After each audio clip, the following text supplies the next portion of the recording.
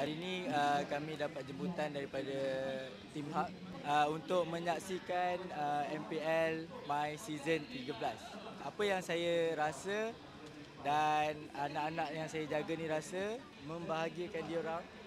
Dalam masa yang sama, diorang sangat excited untuk tengok game-game MPL ni sebab selalunya kita tengok kat phone kan.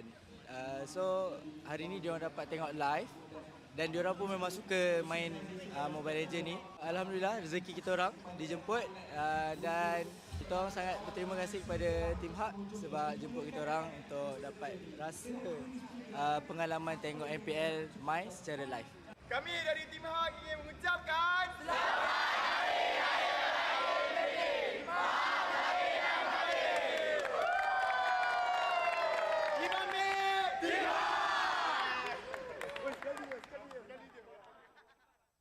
I think even Ducky himself is very vocal about this. They wanted to lose, actually. They wanted to eventually lose against a team because pro players put in so much time that I've seen videos that Keyboy's hand is shaking and everything like that. Like he's moving his head like very frantically, you know, that kind of motion. You know, like I think sometimes we get very caught up in the, Indonesian pride, Malaysian pride, North America pride, Philippines pride, when the reality is like the org just wants to win. You know, that's like the org. It's more of like Team Hawk pride, RSG pride. You know, that's where the management is coming from. It's like I think last year we saw the rise of just MLBB globally. Oh yeah. We saw the downfall of NA. No, don't put it that way. My bad. Yeah. We're just on equal terms with Malaysia now.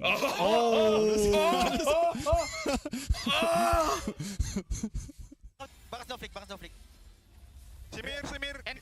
Masuk. Simi. Alpha. Ay, ulti. Nice. Chase. No. Tower, guys. Simi. Go. I taunt. Tower lock. Nice one, guys. Nice. Just like Siri. Barak first, guys. Nice, Gary. Nice. Barak. Nice. Bagito. Tahan. Dai. Nice. I can send. Oh. I'm on the way, same. Man daw yan. Amen, same. Nice. Dapat galingan niyo. Tower. Tower fest, guys. Nice. I got two. Nice. He hit me. Wala. Back. Can step back. Nice. Just go back. Push them back first. Nice. Tower. Just tower. Nice. Guys. Let's get it. Ulti. Ay, stand mati. Nice one. Nice. LT. Pure. Frontline. Can fight. Takisa. I'm left. Nice one, done. It's okay, don't force. Cannot. Yeah, it's okay. You want to tower lock? No. Hey, tower. I cannot. You want to just force? Tower. Force.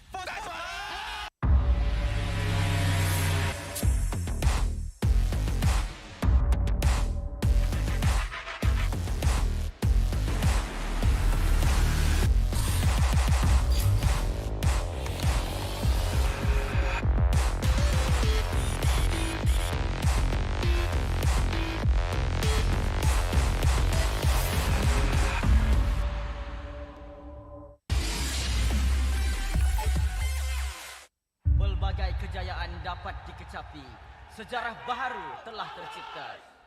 Namun, setakat itu sahajakah kemampuan kita? Setiap kali ke pentas dunia, pasti kecewa. Sampai bila kita nak kalah? Ditundukkan serendah-rendahnya. Sampai bila kita nak dihina? Tiap musim harapan peminat gugur. Sampai bila nak kalah? Sampai bila nak kecewa? Setiap rakyat pasti akan melaungkan semangat, ingin mempertahankan rumah mereka. Jika patah sayap Raja Wali, bertongkat jua kita kemari. Tahun ini pastinya kemenangan semakin dicita demi menjulang nama Malaysia di pesada dunia. Di mana bumi dipijak, di situ itulah langit dijunjung. Stadium MBSJ Serdang Jaya secara rasminya menjadi rumah MPL MY pada tahun ini. Seterusnya, melangkah ke arena besar di Timur Tengah, di Riyadh, Arab Saudi. Juara kita bangkit menghadapi cabaran, bersedia mencipta sejarah. Utara, Timur, Barat dan Selatan, kita semua MPL MY Playoff musim ke-14 akan berhijrah ke Johor, mendekatkan lagi silaturahim MPL MY bersama. Hasrat kita semua bersatu dan bangkit dengan satu tujuan yang sama. Naikkan martabat negara, kecari juara dunia, kemuncaknya di M6. Pastikan kemenangan dan kebanggaan dikecap di rumah kita.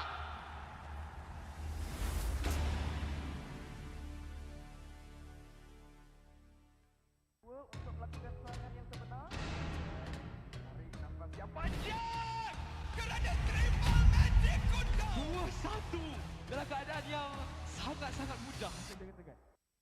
Selamat datang ke MPL Malaysia musim ke-13, di mana yang terbaik akan berentap dalam pertempuran sengit dan penuh strategi. Seperti pada musim yang lepas, 10 pasukan profesional akan bersaing selama 6 minggu dalam arena yang penuh aksi di regular season.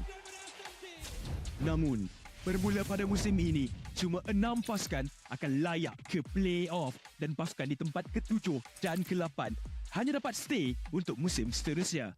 Tapi sayang sekali, tiada slot ke play-off buat mereka pada musim ini. Bagi pasukan di tempat ke-10, slot musim ke-14 mereka akan diganti oleh tempat pertama MAL Conference Group. Mereka akan di-reset dan harus merebut kembali peluang melalui MAL musim kedua. Dan apa itu MAL? Mobile Legends Bang Bang Academy League adalah liga amatur di mana terlahirnya bintang-bintang baharu. 15 pasukan akan bersaing untuk meraih kejuaraan dan 2 pasukan MPL Conference Group teratas akan berpeluang merebut slot ke MPL Malaysia musim seterusnya. Okey, kembali ke MPL. Pasukan MPL Malaysia tempat ke-9 akan berentap dengan pasukan tempat kedua dari MAL Conference Group dalam pusingan MPL Malaysia Challenger Stage bersama format Best of 5 semasa Grand Final MPL musim yang pertama, di mana pemenang akan menentukan slot terakhir MPL Malaysia musim ke-14. 6 pasukan yang layak ke play-off akan berentap untuk meneruskan jalan ke Grand Final MPL Malaysia musim ke-13 dan merebut peluang untuk ke MSC 2024. Jadi, bersiap sedia. Persiapkan strategi anda. Bersedia untuk aksi profesional di pentas MPL Malaysia musim ke-13.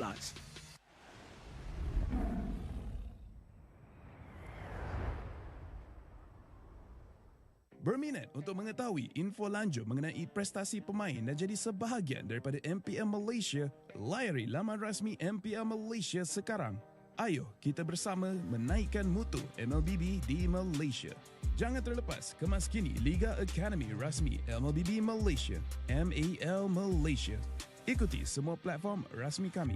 Ayo sokong MAL Malaysia musim pertama. Ikuti semua platform rasmi. Semua peminat dan penyokong dijemput ke arena MPL Malaysia musim ke-13 di Serdang. Anda berpeluang berjumpa dengan pemain kegemaran anda, kumpul tanda tangan eksklusif dan sertai kempen Fan of the Season. Musim baru, line-up baru, jersey baru. Jersey telah menjadi topik hangat sejak hari pertama MPL Malaysia musim ke-13 bermula. Namun, apakah pendapat pemain dan penonton tentang jersey musim ini? You rasa jersey mana yang paling lawa? JP Niners lah. Jersey rempit, JP Niners. Macam Mun je, saya rempit. Paling lawa Barracuda. Tahu kan dia punya yang buat baju ni Choi. Choi ni baju dia memang lawa. Sejujurnya Todak. SRG. Bagi saya KGE lah. Judgement dia lain daripada lain. Apa least favourite jersey? Paling bawah sekali, I rasa I letak King Empire. Dia nampak e-sport. Tapi e-sport tu maybe 3 tahun lepas punya design. KGE paling kurang. Oh, King Empire. Orangnya handsome, jersey-nya kurang sikit. Barracuda. Saya rasa Bountee kot. Dia design macam 90-an.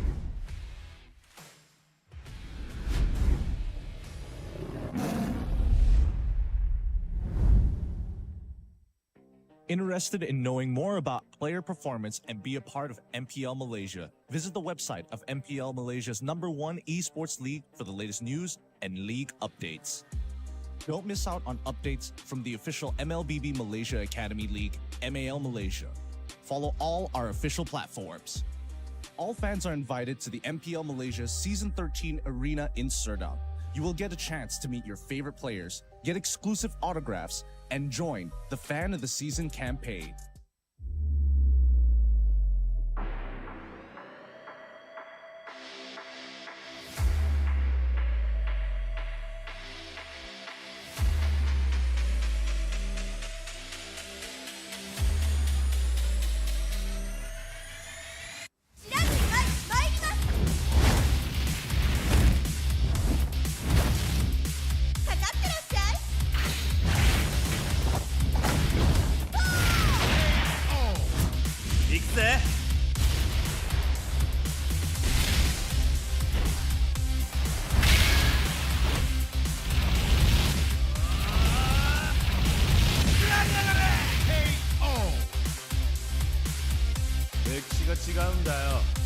Hey, come on.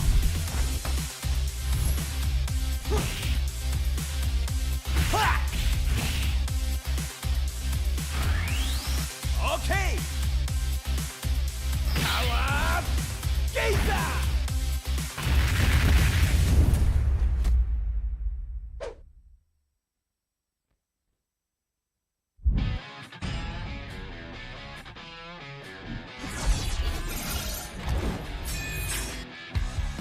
Satu Scalar can you do it? Dan Albert di sana ternyata harus hilang.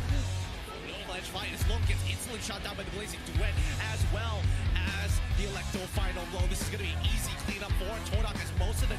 Apat yun, pero nasipa din siya yung ninakaw na sipa. Buhay pa rin ang 41! Backline already, and they're running for the lives, gunning it. David trying to drag the members of RG right underneath the turret. It's not enough though. Gray coming all the way in, he cleats it all the way up. Just nowhere for him to run. Just... Kita akan ada satu buah reward point yang membuat pergerakan dari Liga terlalu benar-benar slow. Rafanya sudah tumbang.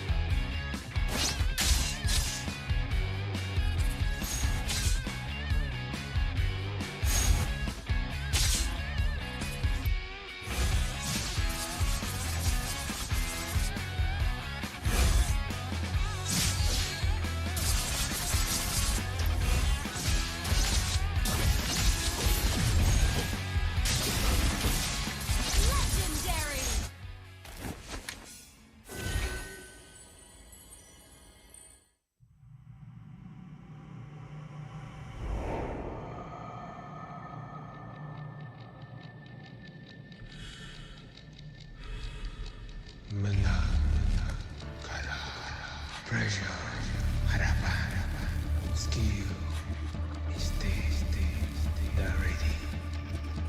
Kalah, dihentak, dituntut semua untuk peminat. Spotlight melambangkan satu sosok tumpuan.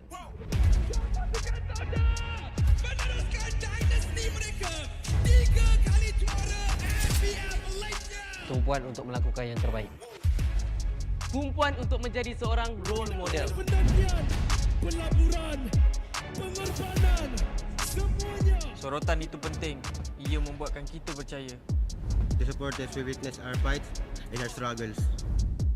Memikul harapan untuk mempertahankan kemenangan. menjadi cabaran terbesar untuk mencapai matlamat kami. Pastikan kemenangan dan kebanggaan dikecam di rumah kita. Harapan masih terpahat di hati untuk menjadi juara. Meneruskan legasi kami. Di bawah cahaya, semuanya menjadi lebih jelas. Underdog, kuda hitam? No, kami adalah Monster Vicious. Cahaya impian telah menerangi pentas ini. Kejayaan bukan lagi dongeng. Not just a dream. Ia arti harapan yang sebenar. Mungkin ada yang sangka bahawa harapan ini akan hilang. Tapi bukan kami.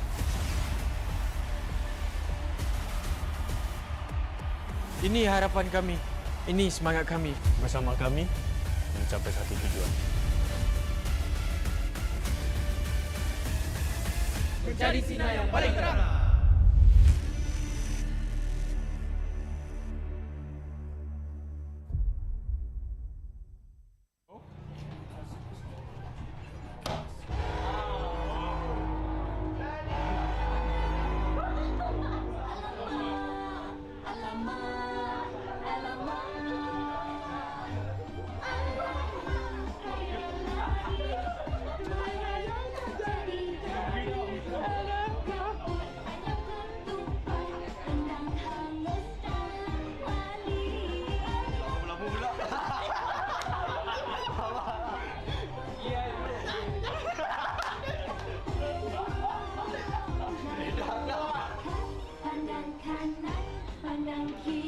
Ready posing Right. Okay. Nikmati jaguh 5G untuk gaming sepantas kilat dengan Hotlink Prepaid 5G. Internet 5G tanpa had dengan kelajuan 5G tanpa batas untuk layan gaming tanpa gangguan. Nikmati latensi rangkaian 5G terunggul dan gameplay termantap sepanjang malam. Semuanya hanya RM32 sebulan dengan 20% cashback. Dapatkan sekarang.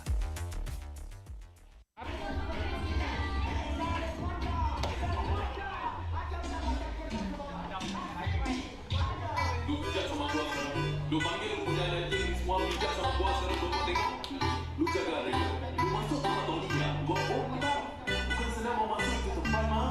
Syah, lu mau saya masuk ke bangsa di baca. Nanti buat ke sini mau.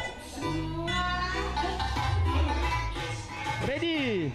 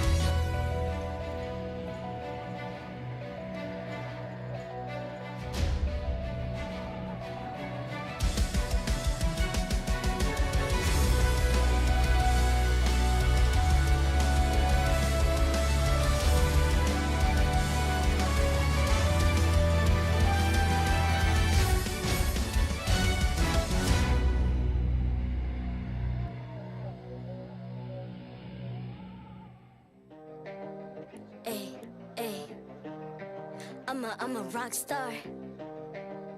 Yeah, rock star. Hey, hey, hey.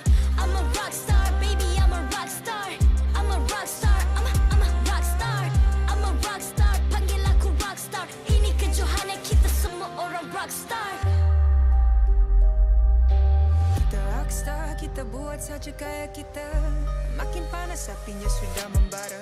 Macam mana pun ku menempuh segala. Demi negara ku buat semua bangga. Step into my world, you know I'm always in my zone. You know I got my team, no I'm never alone. Bring out my best, buat yang terbaik. Jadi juara perlahan kita naik. Aku nak push, naik-naik jadi lebih bagus. Jadi hero, ku ada skill. Berapa banyak musuh aku dah kill. Ramai cuba mencapai, cause they envy me. Tiap game aku pasti jadi MVP. I'm a rock star, baby, I'm a rock star. I'm a rock star, I'm a rock star. I'm a rock star, panggil aku rock star. Ini kejohanan kita semua orang rock star. I'm a rock star, baby, I'm a rock star. I'm a rock star, I'm a rock star. I'm a rock star, panggil aku rock star. Ini kejohanan kita semua orang rock star. Tengok nanti siapa yang juara. Ni peluang kita bawa pulang piala. This is my game, this is my time. Menang semua, everything will be mine. Kalau jatuh kau pasti kembali. Bangun balik ku tegak berdiri. Kuatkanlah tenaga, ganjaran diperoleh. Ni kejohanan kita, Malaysia memang boleh. Rise up to the top, kita buat bersama. Semangat kita kuat di bawah satu bendera. Hey. I'ma go hard for the win.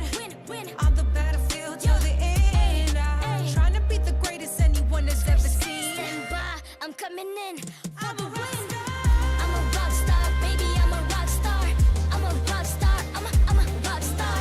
I'm a rock star, panggil aku rock star. Ini kejohanan kita semua orang rock star.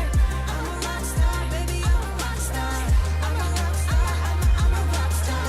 I'm a rock star, panggil aku rock star. Ini kejohanan kita semua orang rock star.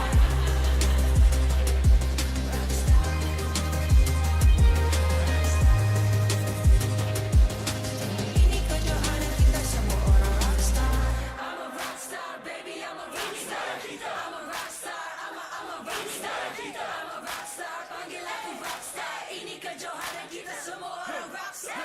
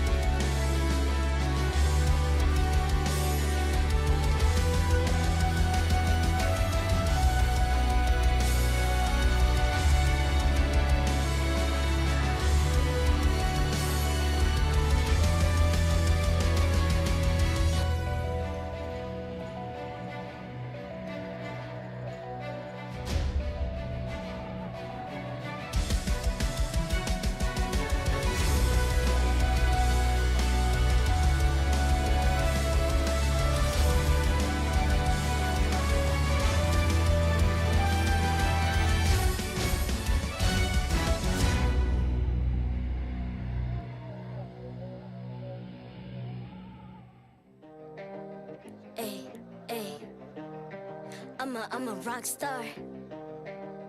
Yeah, Rock star. Hey, hey, hey. I'm a rock star, baby. I'm a rock star. I'm a rock star. I'm a rock star. I'm a rock star. Panggil aku rock star. Ini kejohanan kita semua orang rock star. Kita rock star, kita buat saja gaya kita. Makin panas apinya sudah membara. Macam mana pun ku menempuh segala. Demi negara ku buat semua bangga. Step into my world, you know I'm always in my zone. You know I got my team, no I'm never alone. Bring out my best, buat yang terbaik. Jadi juara perlahan kita naik. Aku nak push, naik-naik jadi lebih bagus. Jadi hero, ku ada skill. Berapa banyak musuh aku dah kill. Ramai cuba mencapai, cause they envy aku pasti jadi MVP. Easy. I'm a rockstar, baby, I'm a rockstar. I'm a rockstar, I'm a rockstar.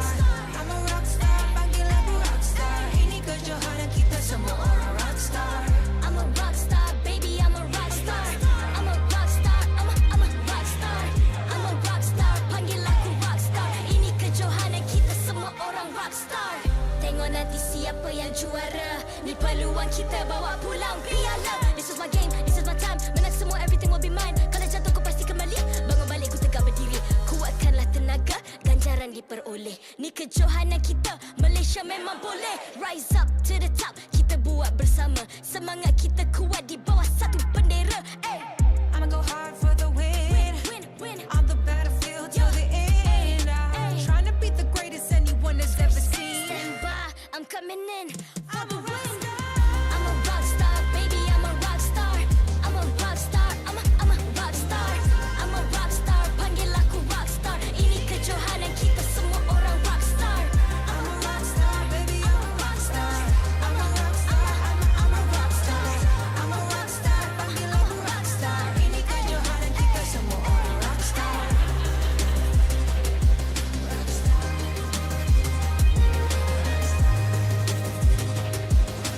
Ini kejohanan kita semua orang rockstar. I'm a rockstar, baby, I'm a rockstar. I'm a rockstar, I'm a rockstar. I'm a rockstar, panggil aku rockstar. Ini kejohanan kita semua orang rockstar.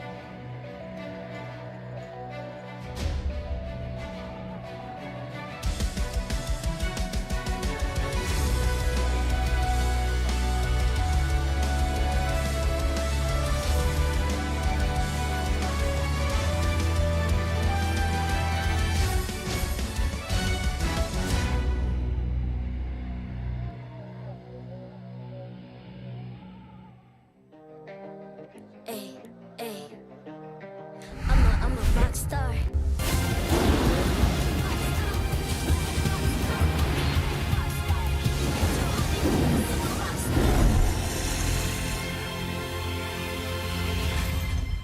MPL Malaysia Season 13 is powered by Bountee. Enjoy a superior 5G network and lightning-fast gaming experience only with our official mobile internet hotlink. A big shout out to ROG Phone 8, the official gaming phone, for keeping our players at the top of their game. Grind on with Nescafe to keep your gaming spirit going. Thank you to all of our sponsors and partners for your support in MPL Malaysia Season 13. Selamat datang ke MPL Malaysia musim ke-13 bersiaran langsung dari Stadium MBSJ Serdang Jaya. Nama saya Rose, host anda sepanjang musim ini. Dan sekarang kita sudah nak masuk ke hari terakhir minggu ke-5.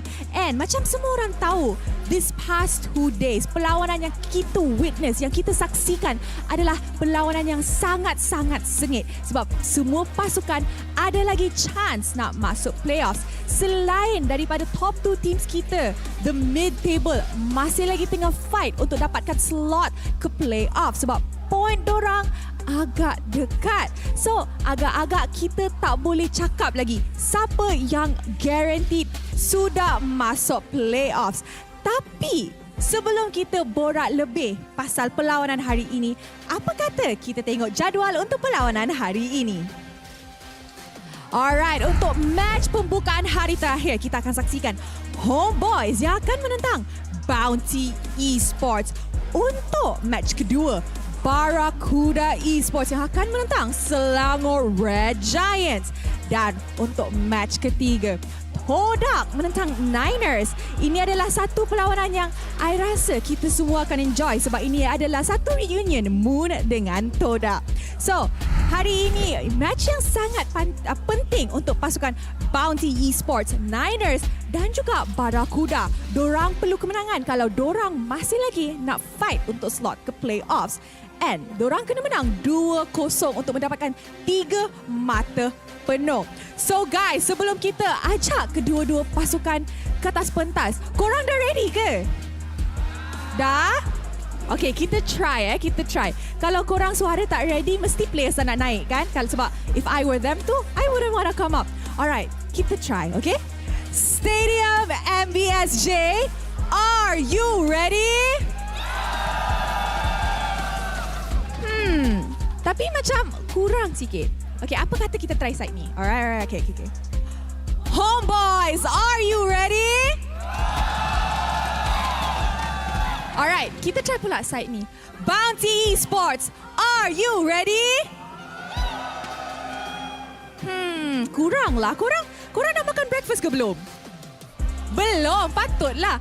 I pun belum makan breakfast. Tapi tengok, I pun ada energi atas pentas. Apa kata semua? Ni masuk live tau. Semua kita try tau. Boleh? Setuju?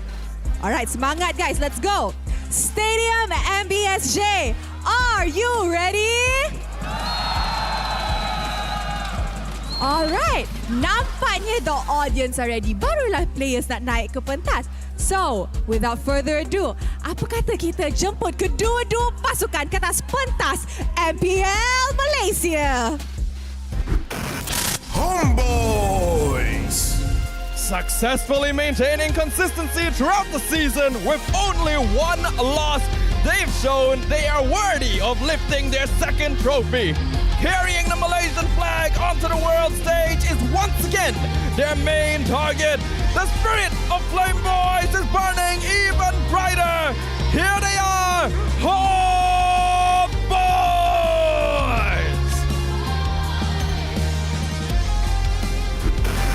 Bountee Esports. Defeated by the Red Giants without any retaliation last week, they return today with a mission to escape the danger zone. Led by a team of young players with great potential, can the Hunters stage an upset today? Bountee Esports! Marilah kita menjemput jurulatih dan analis bersama Head of League Ops Cedric yang akan mengalas tugas untuk memastikan perlawanan sentiasa berjalan dengan adil dan lancar.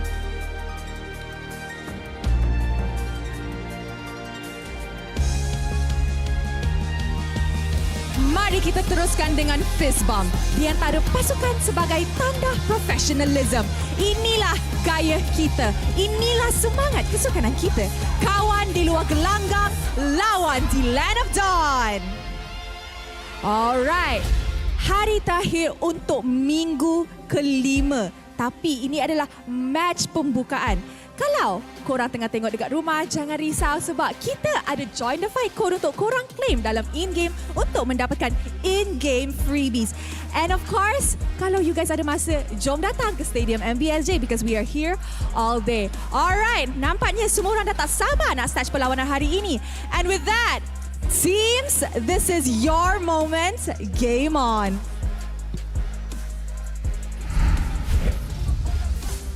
On a beautiful Sunday, we welcome all of you watching from home to the penultimate chapter of the MPL Malaysia Season 13 regular season.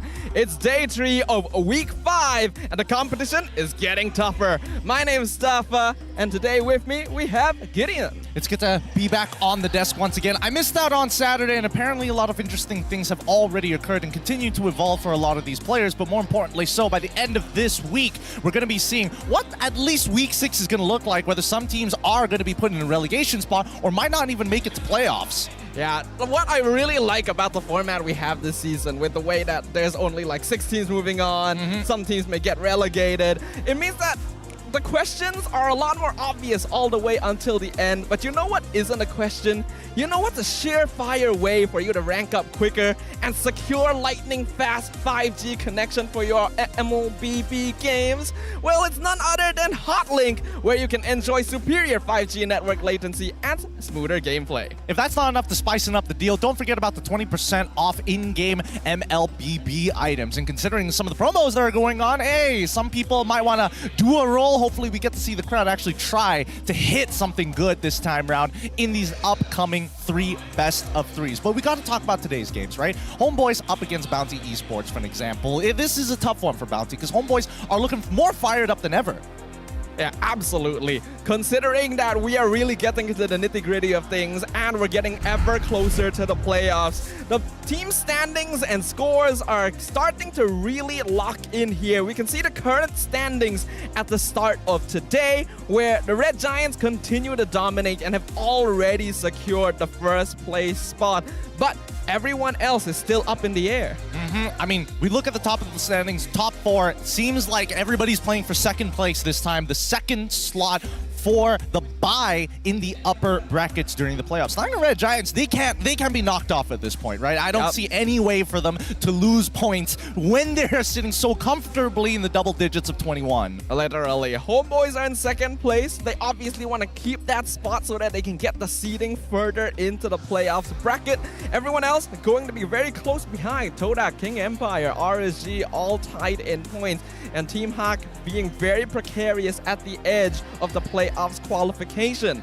The bottom 4 teams are going to be the ones that are really eyeing to make it out of this danger zone, with Bountee Esports, the first team playing today, currently in danger of relegation. If they get a 2-0 against Homebois, that's 3 points for them to shoot back up and maybe contest for the 6th place spot and might even qualify for playoffs in their following game. So keep in mind, every single one of these points are going to matter, whether it's a 2-1 or a 2-0. 2-0 being the more, well, hopeful option for Bountee.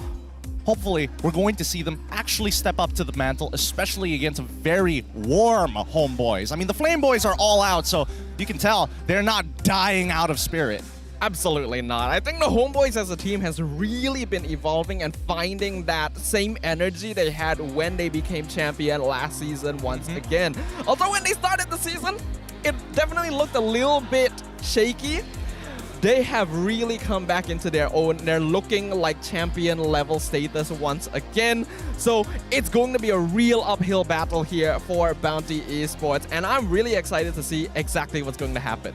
I mean, there's so much to actually worry about. Now, keep in mind, this is a reminder for everybody, but the 10th place will be relegated to the MAL, our version of the MDL for our international viewers. And 9th place will have to take on the 2nd place of the MAL challengers for the season 14 slot. So even for the MAL, right, they're very eager to see how some of these matches are actually going to go, because at least it gives them an idea of who they could potentially fight up against. What this basically means as well is that, unlike previous seasons where if you are a bottom 2 team, there's really nothing you can do, you are out of the MPL. At least in this case, if your scores are not looking all that good, you can still compete for 9th place to make sure you still have a fighting chance, because you're gonna basically be dueling for a place in MPL MY Season 14. So gotta keep that flame burning hot and the spirits burning strong here, because anything is still possible when you are up on that MPL stage.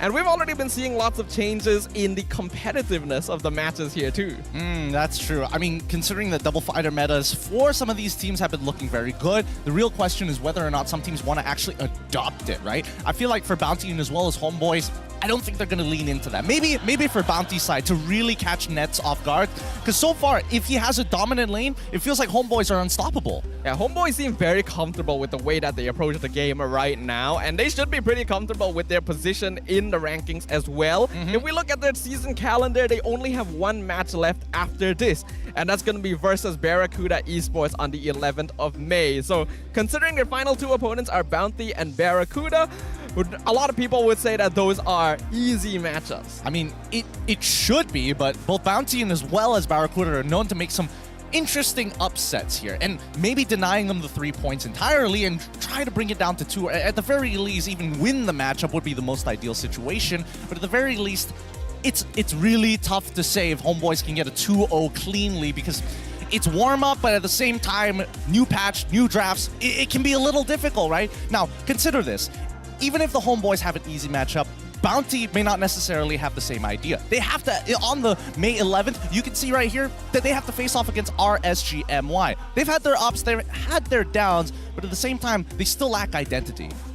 Yeah, but it's still going to be a tough team to face up against regardless. We already saw RSGMY get a victory previously. I believe it was against Todak. So they are starting to look a little bit better as well. So considering that Homebois are up against Bountee and Barracuda, and Bountee are up against Homebois and RSG, there is quite a world of difference in the difficulty level of their remaining matchups. Meaning that since Bountee currently not looking too good on their points, really need some wins under their belt. It really goes to show that the regular season is about consistency and accumulating those points steadily over the week. So, I mean, I mentioned this before. I would have liked to see both the Homebois and as well as even for Bountee Esports to get to their current level right now during week 2, week 3. Yeah.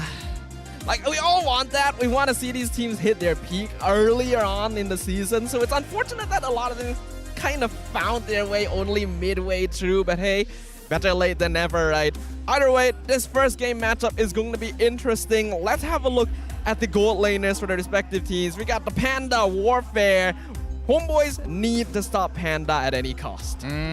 This is going to be interesting because at least for Bountee, they're very reliant on Panda to eventually either clean up or hard carry the game with something that scales towards the later stages, 11 to 12 minutes. Nets, on the other hand, we've seen him. He's got the versatility of a traditional marksman. Both of these players have not picked up fighters just yet, but if we're looking at the stats, I feel like if they continue on with the same traditional marksman meta that we've known over the earlier seasons, Nets overall has winning stats, 6.3 KDA overall from this past matches. He doesn't even need to participate in all of the fights in the game to make a difference. Yeah, Nets is definitely the more consistent player by far, and just in terms of matchup, I really like the background graphic as well, than using Nets to catch the Panda. Like, we literally talked about this during the preparation, where our production actually looked it up, and yes, Nets are legitimately a tool used to capture wild pandas IRL. Therefore, it's already a pretty bad sort of like rock, paper, scissors matchup. I mean, it's not looking good unless Panda is able to change things up. Maybe sharper teeth, maybe a new way of evolution. It's really difficult to say, especially against the Homebois as warm as they are right now, right? Because even if we're looking outside of the gold lane, I think they have plenty of problems to really deal with, right? Number one, Chibi up against Yuna. Let's look at the Homebois lineup and I can explain even further. Because if you're worried about just Nets and fighting up against Panda, they got to worry about Zorn, Chibi, Subpot, and even Udil. This is a team that has really started to mesh together well. We talked about how Chibi has always been one of the more consistent junglers we have, but Zorn as the in-game leader makes some insane calls around the map and is able to affect the map to an astonishing degree. Easily the player you want to be the most worried about when leaving things like the chip open. Udil as well has been very comfortable bringing in his classic Farsa and doing pretty well with it. I think Udil doesn't really have to sacrifice much in lane considering the threats that everybody else poses in the drafting phase alone, right? And I think overall, what's keeping it together is Subpot, because no matter what, his lane never really goes too far underneath the waters. I think he's able to breathe most of the time, and the teams who have found success against the Homebois usually affect 2 out of these 5 players. It's going to be difficult to do so, though, if we look on the side of Bountee Esports. These are all players with a good amount of potential, but have definitely not been able to achieve the same sort of peaks we've been seeing from the top teams this season.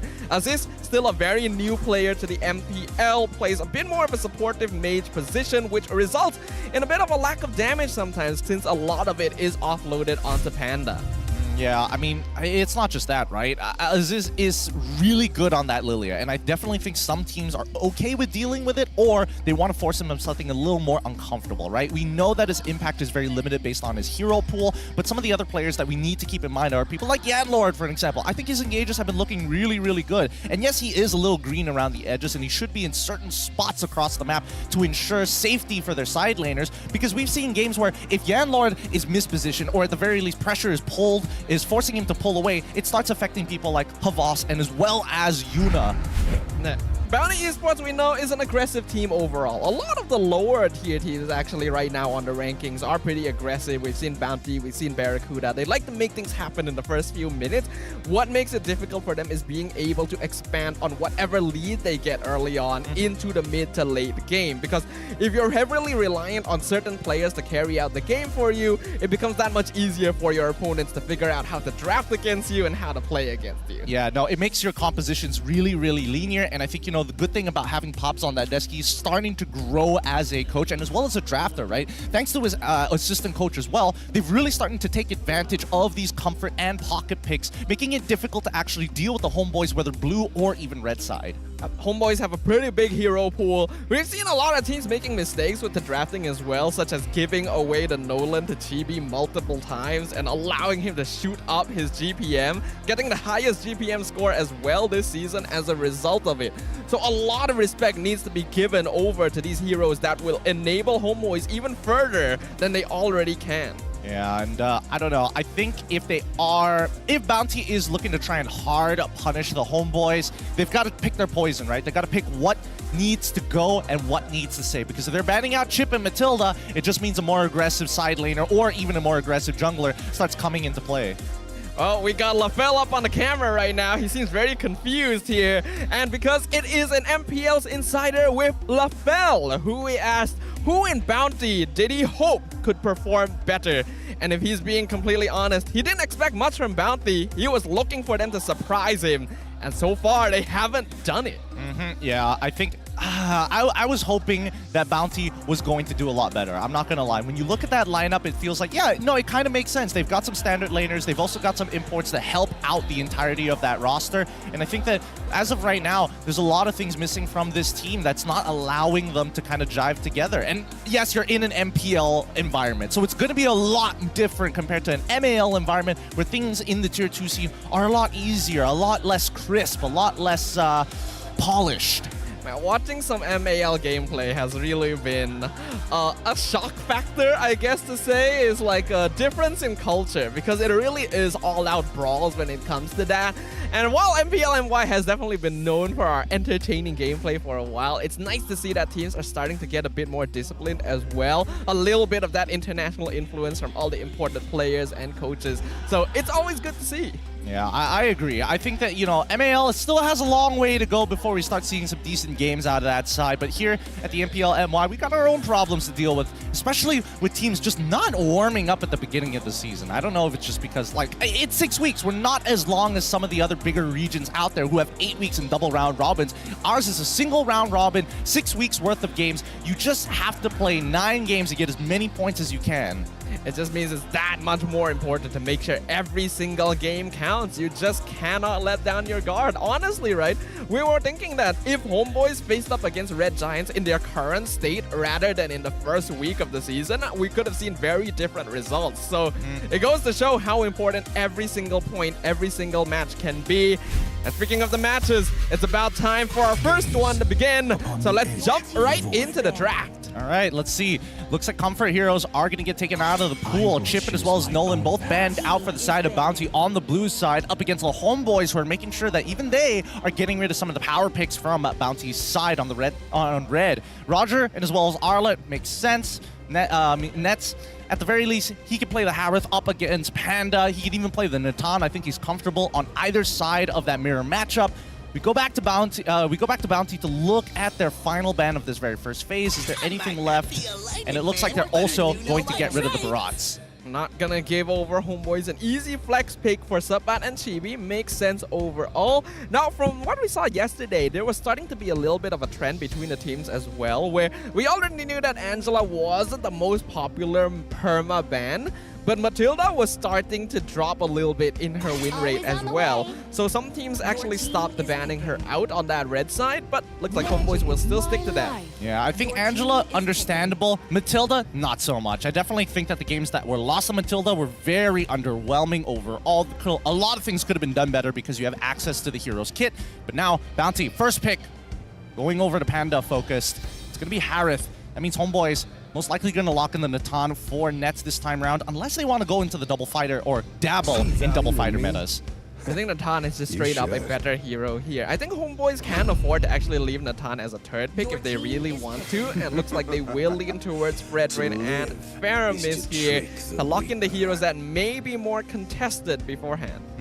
Seems like Homebois want Bountee to pick up Valentina and force Aziz into a matchup which may not necessarily be beneficial for him. We haven't seen Aziz really pop off on that Valentina just yet. I could be wrong in this matchup for all I know, but I'm just trying to figure out where the heads are at with the Homebois. Wow! And they prioritize the Angela and as well as the Baxia, the counter pick to the Angela, and more importantly, they still think Angela is going to be good in the earlier stages of the game. This is a style of composition we saw very commonly towards week 2 and 3 and then fell off after the break, where you basically draft Angela and then you lock in as many heroes that combo well with Angela as you can. Things like the Baxia, like the CC, like the Harith.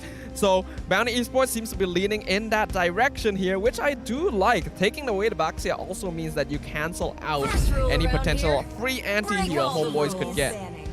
Carry gets locked in for the side of the Homebois. Interesting. It looks like Pops is going to make a hard read on Bountee to say, hey, most likely, Havas and Havas and as well as Yandler are going to pick up a tank of some sort. I'm thinking along the lines of Grok. So now, Homebois, they don't need to worry about those types of bans, right? I think now they need to start worrying about EXP bans. What can they get rid of? CC comes to mind. Valentina also comes to mind because they don't have a mid laner as well.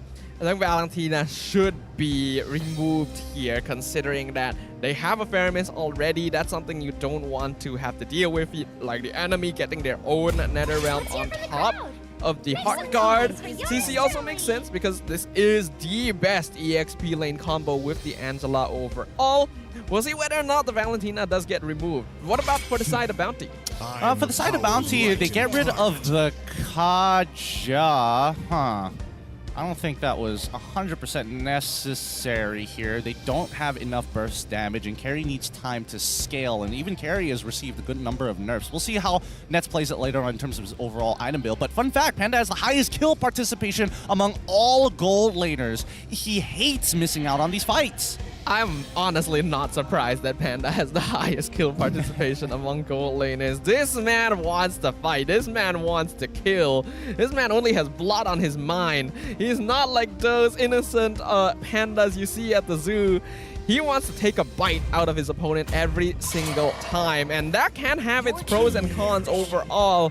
We do see that Homebois decide to ban the Terizla instead, as well as some stats here for Sepakito, who instantly gets banned too. Yeah, no, smart options coming in from both Bountee and as well as the Homebois, right? Bountee is worried.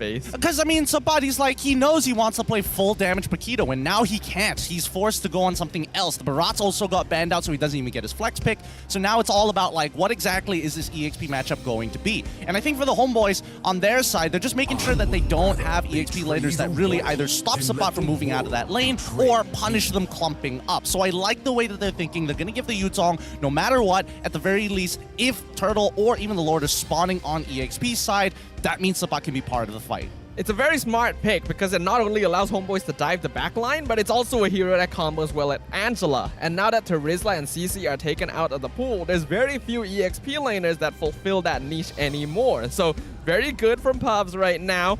Havos, we see his stats on the Arlet. He's able to set things up, but unfortunately, 20% win rate, not the best. It's not the best, but at the very least, you can see his impact in the game. When they're behind, that's when you're a little nervous that Havos might have something in store. It looks like the Xborg is going to get locked in. I would have much preferred to see the Benedetta, but they need enablers, right? Valentina gets locked in as expected from the side of Bountee. The Homebois let it through, and they're totally okay with them having not only the Heart Guard, but also the Nether Realm. So what is the plan now? They very specifically saved Zorn's hero until the very end here. And with the Valentina, it means that Bountee will have access to both Netherrealm and Heartguard as well. So it's going to be very dangerous here, considering if you combo all of that with Havos on the Xborg, it's going to be very difficult for Chibi on the Fredrin to really make space for the rest of his team. This last pick needs some good setup. Ooh, the Guinevere. I like this. I like this a lot more because at the very least I was thinking along the lines of maybe Cho is worthwhile, but I don't think there's enough CC overall to really justify it. So I think Guinevere's the next best bet. It has the lockdown that we're looking for. It has extra mobility, enough to get out of the range of Puppet on a String. So nicely done from Pops here. Both compositions generally want a team fight, but Bountee is looking for a spearhead, somebody to get an advantage in lane so that Yanlord has a free target to put that Heart God on. I imagine there's going to be a lot of focus being put onto Panda's lane here specifically because both Angela and Valentina are going to be able to rotate quite a lot. And with 3 Purifies, they're making sure that Zorn won't be able to get free catches. We'll find out whether or not the Bounty Hunters will be able to take down the defending champions.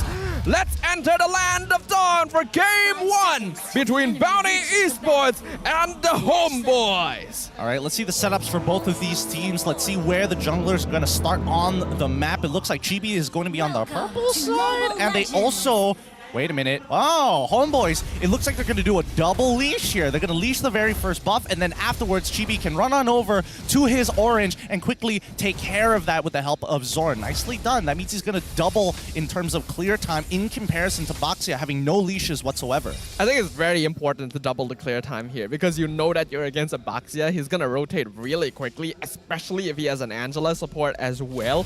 So making sure that Chibi has some EXP lead and can expand pressure over the map earlier is going to be crucial.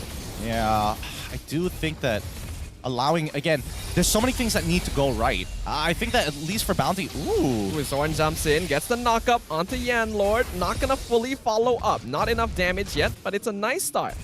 Nice start indeed. And let's look at the emblem setups, right? Ooh, a common emblem coming in from Nets this time around. And it's full defensive. He knows he's going to lose this matchup, so it's all about scaling and surviving.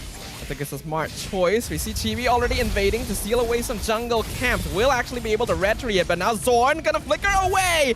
Not gonna be able to escape from Yuna. Rolls him down for that first blood. And now Nets probably should get out of here. Yep, Nets doesn't want to interact with this lane as much as he can. He needs to zone out Panda, but this is just the losing matchup, right? Panda is able to keep him out of range comfortably without taking too much back. We go into a game pause. At the very least, we can start discussing about these important topics because right now, with Yuna having that first blood, I think for Bountee, it's very clear that the side lanes, they need to be influenced somehow. And I think with Bountee, if they're able to keep playing around at the very least one of their side lanes, whether it be gold, most likely, I would hope in this case, they should be able to invade the Homebois' purple side. Yeah, Bountee absolutely should play around the gold lane here because not only does Panda have a winning matchup, now that your jungler has gotten first blood, it's going to be a lot easier for a hero like the Baxia to just roam around and make Net's life a living hell. So it's already a great start for Bountee Esports. Homebois tried to be a little greedy here to try and invade against the Baxia to stop his early aggression, but you gotta be wary of that early game damage. Yeah, it's all gonna come down to how Aziz and as well as Yanlord actually manage the mid wave, right? Because you can't just expect, oh, 2 people plus a global ultimate should be enough for us to actually make this invade work. But 2 people, especially if we're talking about one of them getting hit by, getting touched with the Heart Guard and Zorn knocks them up with the Magic Thumb, you're basically getting a free 2-for-1. Yeah, that's the goal when you go for something like the Guinevere, right? And why Bountee Esports banned out heroes like the Kaja as well. You don't want to give them the free 2-for-1 catches. I thought that Homebois might go for the signature Cho here, but they did go with the Guinevere instead.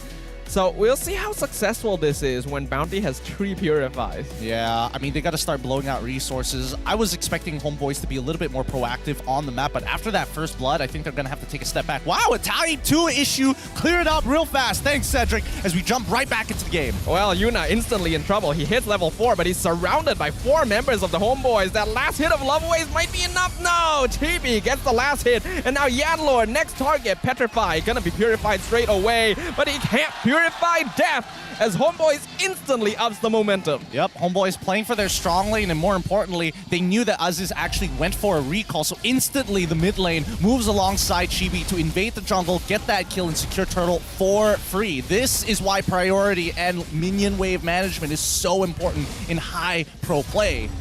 We literally said it was a great start from the Homebois here, and they're gonna continue the momentum. Chibi invading onto the purple buff, 2.5 minutes in. Havos has to be pulled over to try and defend this. It's a 3v4 situation, and the catch from Zorn, he jumps onto the back tier, catches out Yuna. NetherRealm gonna keep him alive as the last Insanity gonna be cancelled out by the NetherRealm from the Homebois instead. Bountee Esports still zoned out from their own purple buff. Retribution available on both sides, but it's Chibi who secures it. Unfortunate, committing so many resources from the side of Bountee. At least they were smart about it, right? They didn't commit the Heart Guard at all. They didn't want so much tempo being given over to the side of the Homebois. Losing your purple buff, not the biggest deal in the world. Oh, and with the catch in the mid lane, forces out another Purify as Aziz dashes away. Yeah, they are finding everything right now. They have nobody who can reliably open up the map, and the only person who can technically do that is Havas, but he's locked in the EXP.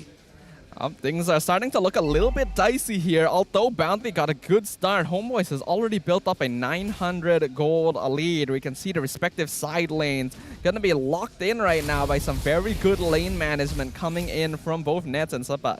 Chibi now 2 full levels ahead of Yuna. Yuna should be able to catch up with 1 level, but he's still gonna be a full level down. Opens up the map to see Zorn. Oh! The flicker catch onto Aziz! Heart Guard! Is it gonna be enough? He dashes away. He's gonna be safe. Yuna gonna provide a little bit of backup to make sure he gets out safely. And this is what I was talking about, right? Just blow the resources from Bountee. That's what Zorn is. His main objective is to make sure that these Purifies go down so he can look for a repeat punish later down the line. Now that he doesn't have Flicker, at the very least, he knows for a fact that they don't have the Heart Guard. They can start getting aggressive. Look, even Chibi is helping Nets to get priority to make this invade work.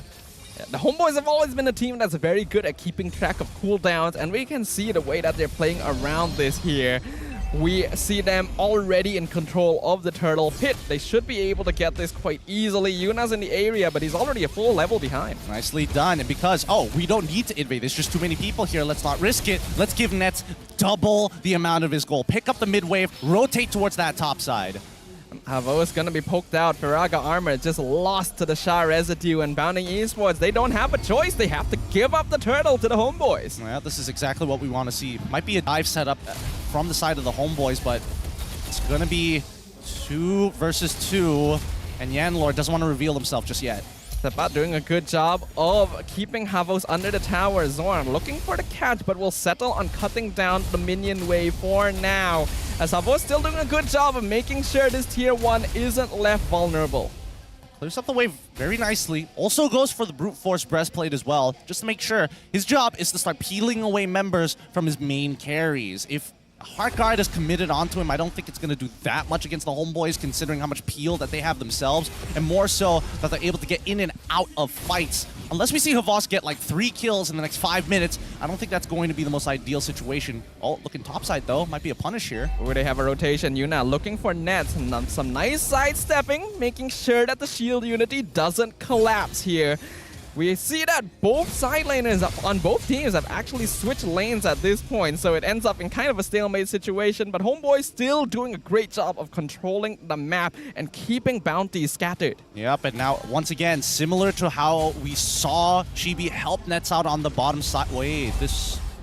Are they going to send mid lane as well? I don't think they're sending mid lane. They have vision over their orange buff. You can see Supat's trying to take it right now, but they should be sending their carry down bottom side real soon, right? Because I don't think she wants to participate for the upcoming turtle fight.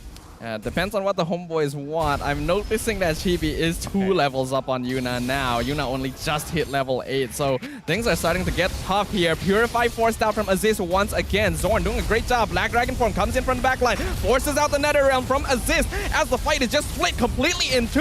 Last Insanity comes out, picks off. Aziz gonna be blasted down in the backline. Udil gonna be the next target from the Heart Guard on top of Panda, but he's now being wailed on by the entire Homeboys team. That's gonna be 2 more pickups with absolutely no retaliation. Yep, 3 Purifies already blown. Every ultimate under the sun. Aziz getting punished super early on all of this because Zorn was able to blow that one Purify before the fight even began, allowing Sepat to have a free engage onto Aziz.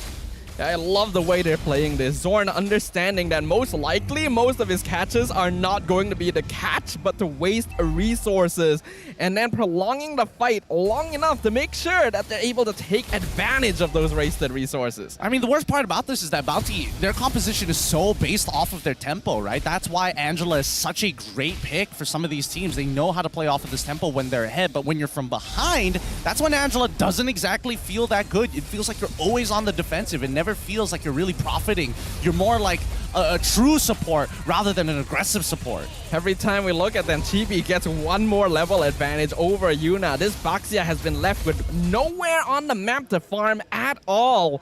And the net worth lead for Homebois is now 5k in only 8 minutes. This is snowballing out of control. Bountee Esports, they really can't do much here, right? Playing from behind is one of their weakest attributes, right? And look at this. They're even bleeding into Havas's lane as well. Havas, his Varaga armor pops straight away, forced to flicker out. Homebois won't even bother chasing. They know their job is done. They've already gotten the tier 1. On every single lane. Top, mid, and as well as bot side, lanes have opened up and have unlocked the Homebois to have free reign over enemy jungle. And that's why we're seeing Yuna falling even further behind. Zorn gets another catch. Panda doesn't force out the Purify this time, so that's a resource that's preserved. But Chibi still secures the purple buff. Bountee Esports, no control over their map at all at this stage of the game. This is why lane priority is so important. Bountee should have been playing very aggressively towards Panda's lane. He was doing very well against Nets, and now he's 2 levels down.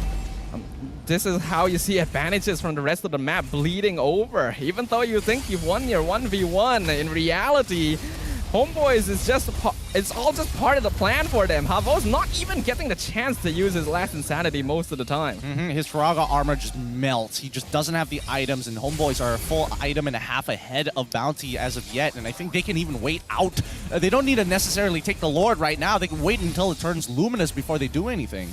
The question here is, what does Bountee Esports need to do, right? They're 7k behind. Like, can they still come back in any way? I think that's up to the Homebois, right? We expect to see if Homebois make the mistake Bountee needs to punish, and I think the only person who can relatively do that safely is Panda.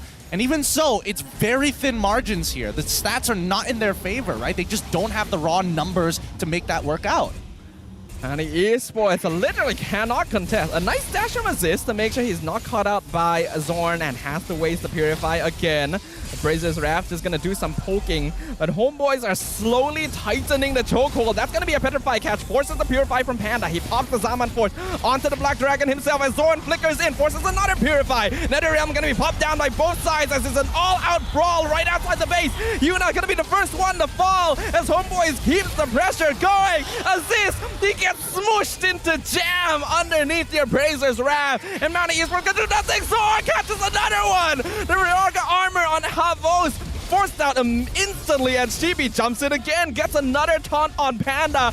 Homebois are just toying with their opponents. Yeah, it looks like Aziz, he loses focus as soon as the fight gets really messy. As soon as there's multiple people, he kind of forgets where Zorn is, and once again, getting punished pretty significantly. That's already 2 inhibitors, maybe even 3 inhibitors, might be falling into the hands of the Homebois. It just all depends on how long the Homebois intend to stay here. The Lord will fall only the first of the game, so Bountee Esports are able to clear it up, but that's in exchange for most of the health on the top inhibitor, and there's still waves pushing in. Bountee Esports forced into a very defensive stance, which is leaving Havos completely exposed. He gets caught up once again. Heartguard comes out onto the exploring, but is it going to be enough for Brazer's Raft? Going to be doing a lot of damage. Yuna, the first victim to fall as Sepat jumps in. Nets with the double kill. NetherRealm to keep the fight going. Mega kill for GB as Panda falls to his blade.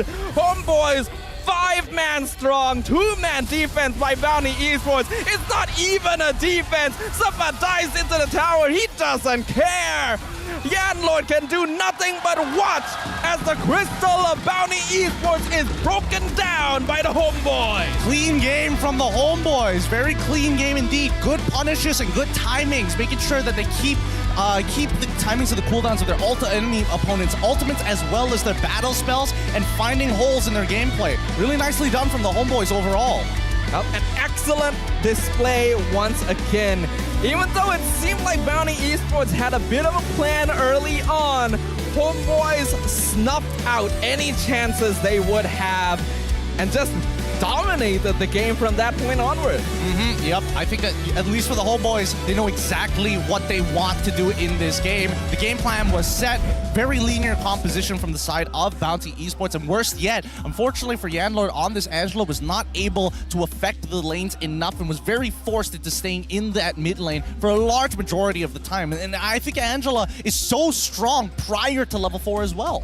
Now, that is a big weakness of the Angela roam, right? That's why we're seeing a lot of teams lean away towards it and even using it as a way to bait the blue side on the draft. Because while she has a lot of pressure early on, you gotta make sure you keep tempo with that pressure. Because once you fall behind, that hard guard actually doesn't do all that much other than put the Angela in a risky spot too. And I think, you know, at least for Bountee, they need to just... I think they need to give up on this Angela. There's a reason why a majority of the top teams have decided Angela's just not worth the time, effort to really invest in, because it puts you not only on a timer, but it also makes sure that like pick-off compositions are just that much more valuable. Yeah, and we saw that from the Homebois as well. They played it slow, they played it steady early on because they knew that their gold lane would probably have a little bit of trouble. Brethren ordinarily should lose in pressure early on against a Baxia jungle, especially with an Angela. But Homebois just reverses the script. They decide, no, we're going to be the aggressors instead by leashing and invading. And because of that, our MVP for Game 1 will go over to Chibi. Nicely done from Chibi, right? Just constant pressure against Yuna. We've talked about this when we saw the lineups and their stats. He is just a really nasty jungler through and through. Whether behind or ahead, he seems to have it all. It's a clear example of the impact that even utility junglers can have on the game, right? A lot of people think, oh, these really high mechanic players can't really carry anymore now that they have to play tanks in the jungle. Nope, we can still see that. Chibi is still doing it, Skies is still doing it, 4, 0, and 6. 3,000 damage per minute on a tank jungler shows you are still very capable of doing exactly what you need to do. And worse yet, even Chibi is starting to take out of the greedy book of SRG, going for first item, brute force breastplate into Oracle, and then eventually to a Sky Guardian's help. He's not even thinking about getting more max HP. He's just thinking about how else am I able to keep up with Yuna so that I can keep his levels down. Like a really greedy build, but it works if you're ahead. It can really bite you in the butt if you end up losing fights and throwing away that lead. Then the itemization starts to become a lot less efficient. But because Homebois never lost that lead, it just allows them to snowball their way through even further. Yeah, I mean, so far, this game was a complete landslide from Homebois, despite Panda trying to win out his lane against Nets, and he was doing a very good job against Nets, but after that first rotation, Nets just increased his net worth so much, caught up with the mid wave, went to the top side, was able to catch 2 waves and even proxy a wave off of that, was able to find a couple of kills during the turtle fight against Bountee, and I think that's what really really put their what do they call it? The headstones? No, it's not called a headstone, right? I think it's called a headstone, yeah. right? Their headstones were engraved very clearly that Bountee had no means of coming back. And I think we have to give a shout out to Zorn as well. Like when you're on the Guinevere, there's 3 Purifies on the enemy team. You should basically have no impact. But no, he had so much impact. He was forcing out Purifies left and right. And the timings from Homebois, the collapses were great. Sepat on the Yuzong cutting off the backlines were great, forcing out Purifies himself. It was excellent. The coordination, you can really see that defending champ energy. That's Homebois with tempo. And I think Bountee, the only way for them to actually flip tempo is to make a hard read on the Homebois. But I don't know. From the draft to the gameplay, it felt like Homebois were being very reactive to how Bountee plays the game. It's not like... It didn't feel like Homebois was in a position where they wanted to play their own game, right? It was always based off of, hey, this person doesn't have a cooldown, let's respond to it. This person had an early recall, we can respond. The thing is, Bountee has always had this sort of problem, right? As a team, they're very reliant on getting that snowball, especially on Panda, to close out their games. We've seen exactly how they respond when they're put in a situation where they're behind. They basically don't do anything. Like in this draft especially, it's really bad because Baxia, Angela, you need that snowball. But there was no plan, there was no attempt to try and open up the map.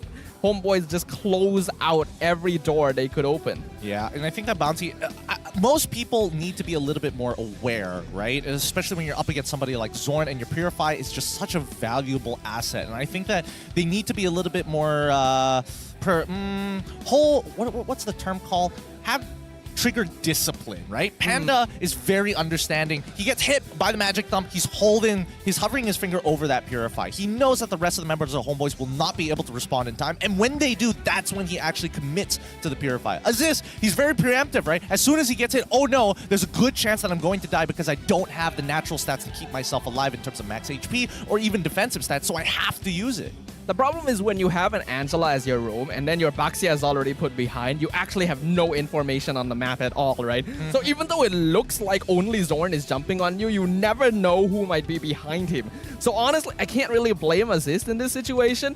Every single time he gets caught out, there's a possibility that there's 3 or 4 members of Homebois waiting in the bush because there's just no way for them to gain any info on the map. It's a little bit of game sense as well. I think that Aziz is still a little green overall. Still a little fresh to the overall MPL environment because you can tell that the more experienced players like Panda, he's a lot more patient on his trigger finger in comparison to Aziz. I would say even Havas as well, when he considers going in for these flickers, he really times it to the very last second to be able to get out of these tough spots. And unfortunately for Yuna, he's always the sacrificial lamb. He has no means of escape. He's not exactly in a position to actually take advantage of the heart guard at the same time. So it's better that Yuna goes down in comparison to their scaling gold laner and as well as maybe even Havas sometimes.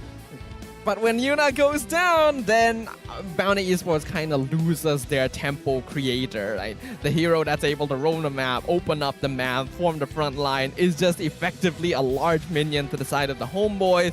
We can see they did no turret damage at all. As a result of this, the healing actually still favoring the Homebois despite having Yanlord on that Angela too.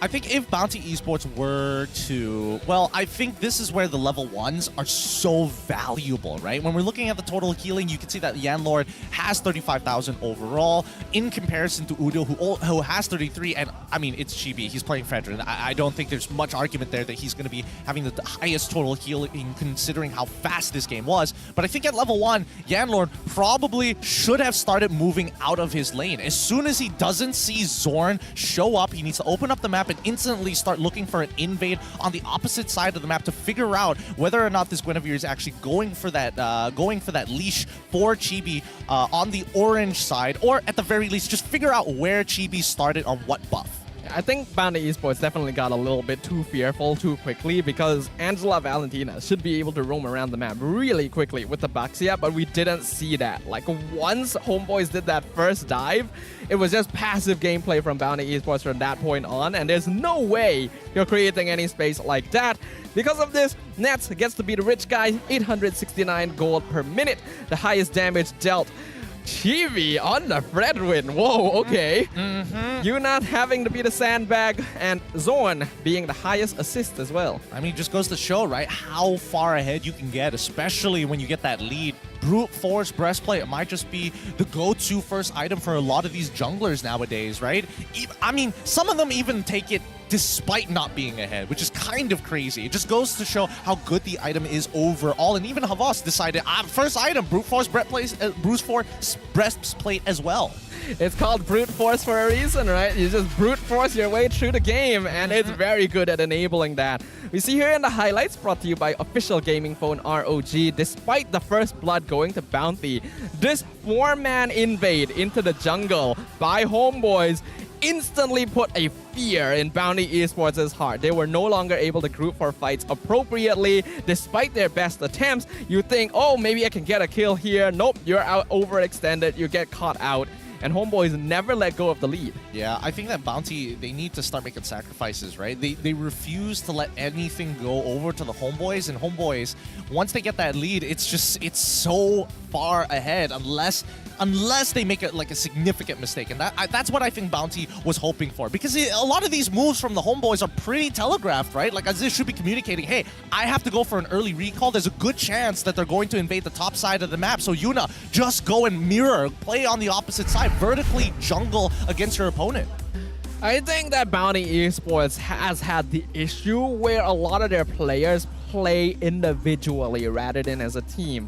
And sometimes it works out for them because they do have strong micro mechanics, and if you get a snowball, then it's very easy to turn those individual plays into team play because you're all ahead anyway.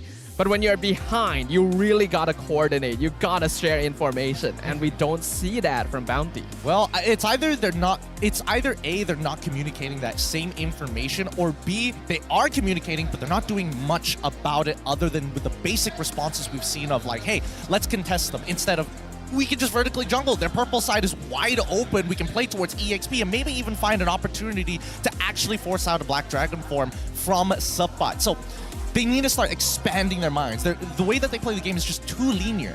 Yeah, you gotta expand your mind. You gotta explore more opportunities. Just like this opportunity you guys can see at the bottom of the screen right now. What is this, you might ask? Well, it's the MLBB Women's Invitational, or MWI 2024, which is now having open qualifiers for MYSG. So, ladies, if you're confident with your skills, you guys can scan the QR code here to sign up. You can sign on as a team or even register under the solo quest if you don't have one. Of course, we do have some conditions. All players need to be age 16 and above, and this is only open to Malaysian and Singaporean female citizens. So, what are you waiting for? We know that there's plenty of ladies out there who love their MLBB, so make sure you guys join now and tell your sisters, your girlfriend, or any female MLB players you know to register. MWI is once-in-a-lifetime opportunity, and if you think you have what it takes, take a gander at it. See how far you can go in such a prestigious tournament. Speaking of which, I think that if we're talking about like world level series here, I think that Homebois, one of their biggest issues is that a lot of their movements are very telegraphed, right? Every single time you see something happen, you know exactly what the response is going to roughly look like. You don't know exactly how it's going to look like, but you know that they're going to be on that side of the map. Bountee need to take full advantage of this, but more importantly, in the draft, I think it's more beneficial for them to actually be on the red side than it is the blue side, which is, again, I've been a very big advocate for blue side, but after this patch, I think it is really shaking things up. Okay, that's an interesting observation here. For now, before we move on to game 2, we got an interview with Chibi, so make sure you guys check that out. Dapat pecahkan rekod sendiri, mana you dapat average gold per minit 1130 masa game pertama. Dah lah tu game 11 minit je. Lepas tu you setiap kali dapat MVP. Sebagai jungler ataupun satu pro player, apa tips-tips yang you boleh bagi dekat orang yang main rank ataupun aspiring pro players? Alright, kalau bagi saya lah, actually yang pertama doa ibu bapa lah. Wow. Yang tu paling penting, dan yang nombor 2 ni sangat penting. Saya rasa motivation lah. Sebab kalau korang tak ada motivation, korang tak ada semangat untuk main. Motivation dari siapa? Dari kawan-kawan terdekat lah. Contoh teammate korang ke, apa ke, sebagai semangat korang. Walaupun korang sakit ke apa ke, tetap semangat lah. Kita tahu ramai yang cakap, oh sudah meta assassin, sudah patch assassin, tapi jarang lagi kita nampak actually assassin dekat MPL, and the only assassin so far kita nampak is Nolan Chibi. So, adakah kita akan nampak assassin yang lain starting from today onwards? InsyaAllah mungkin dah ada assassin baru, contoh Link, Haya. Kalau kita tengok dekat MPL Indo pun akan ada meta baru. So tengah practice lagi sebab tak adapt lagi dengan patch baru. Alright, terima kasih Chibi. Alright. Thank you very much to Chibi for the interview and for the insightful answers here. I think we all do want to see a little bit of that Assassin Chibi again. Like, his Nolan was excellent. 1,100 GPM is insane. But what about the Lings, the Hayabusas?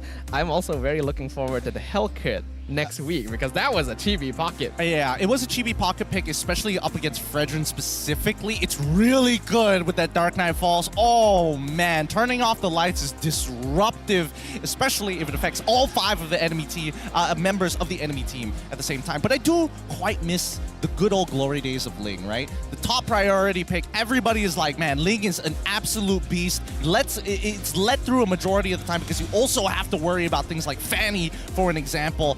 These Ling players, I'm just waiting for them to start coming out, right? I don't think the patch necessarily benefits specifically Ling players. I think Hayabusa just slightly more overall, but let's have a look at what Pobs has to think about this matchup first. We're gonna ask, will we see more cheese strats from Pobs? We've already seen Chip, we've seen Belleric. What else is there? And he says, you guys have to always be ready for cheese strats from Homebois, because their hero pool is big. So just be aware. And I think that's a good piece of advice. You never know what they're gonna bring out. Yeah, it's tough. And I think that Bountee, the first toughest decision is choosing blue or red side, right? I think this time around, as much as I would like them to be on the red side, considering their hero pool, unless they have a very clear plan of what they want to do on red side, I think it might be I think their coach is going to feel like it's safer to stick on the blue side and actually get a priority hero for Havas early on within first rotation. Well, we'll see what happens. We're entering the draft phase for game number 2, where we do see that the teams have switched sides. Homebois banning out Roger, Arlet, and Yu Zong, and Bountee getting rid of the Matilda and Nolan, and now the Harith as well. All right. So Roger and as well as Harith are both out, so Nets is going to start leaning back at some of the other picks. I was already surprised that he decided to go, I want to play carry instead of the traditional Natans, and even coming up with a common emblem build. Very traditional, but this allows, as you can see, Zorn, both fists clenched. He's happy. Chip gets let through. Oh boy, they let this through. All right, they'd better be ready because Zorn is going to be coming out of their ears at the rate he plays this hero. Especially with the recent buffs as well, making it so that his 4th skill now has a way reduced cooldown. He's going to be moving around the map heavily. Bountee lock in Natan and as well as Fredrin very early on against the Homebois. They want some form of peel, and they want a scaling gold laner, both of which they are able to achieve. Now, if we think about chip counters, right, 2 prominent ones come to mind, both of which Homebois actually have pulled off very well. The Odette and as well as the Belleric. Well, I don't know whether or not Bountee Esports is able to play these types of heroes. I think Aziz could have the potential to play on the Odette, but Belleric may be a little bit far-reaching based on what we've seen from Bountee so far. Homebois lock in the Barats, and they will still stick with the carry. Oh, interesting. I mean, it doesn't really matter, right? It's up to the gold laner what they want to do. If they want to play Claude, sure, there's nothing wrong here. I don't think there's like a proper solution to Natan just yet. It's just how fast can you scale in comparison to your opponent, right? We see Bountee lock in, as you called it, right? Aziz will have an opportunity to play the Odette this time round. Oh, Odette, now that she is immune to most crowd control during that ultimate, will be able to dish out a lot of damage if Aziz is able to pop down the Swan Song right in the middle of the chip portal. But there are, of course, certain heroes with easy access to get rid of this, because things like Knockup do actually count to cancel as well. Yep, and that's why Bountee is banning out the Vexana. Very, very smart options here. Looks like they are fairly prepared to deal with this chip. Homebois getting rid of the Minotaur. I think that's pretty smart as well. I think the only other thing that they need to get rid of is probably Grok. Getting rid of Grok makes sense to me. Someone that's able to open up the map and at least make sure that Zorn isn't hiding in some random bush somewhere. Information gonna be very important, because that's something Bountee Esports was sorely lacking in Game 1. Lilia banned from Bountee, making sure that they don't have a similar issue like they did in game number 1. They just had no control and no priority over that mid lane, and Lilia is just really great at pushing, even if she doesn't get the most amazing trades. I'm suspecting Homebois will want to go towards the Farsa in this case, a hero that can do damage from outside the Swan Song radius and punish Aziz from standing in place as well. Homebois, they get rid of the CC, so the Grok would be a potential choice. Getting rid of the CC. I mean, Havas's hero pool is really not that affected. Paquito, Benedetta, both still up in the air, both of which not that bad. I think Paquito is a lot more punishable in these types of situations. Benedetta with the eye for an eye. Even if Chip decides to go for a gank, you do at least have some form of counterplay. Paquito would actually be very valuable for the Homebois, because if I'm not wrong, Knockout Strike would be a knockout, right? It would be able to cancel that Swan Song. Ooh, but the Tigreal, another hero that can punish the portal plays coming out of the Homebois. So I am really liking what Bountee Esports is bringing here, but they have to be careful, because this locks them into a very team fight lineup. Yeah. Now the question for the Homebois is how exactly are they going to take control over this mid lane, right? If Chip is going to be all over the place, therefore it means that Udil is going to be a little bit slower on that rotate until Chip hits 4.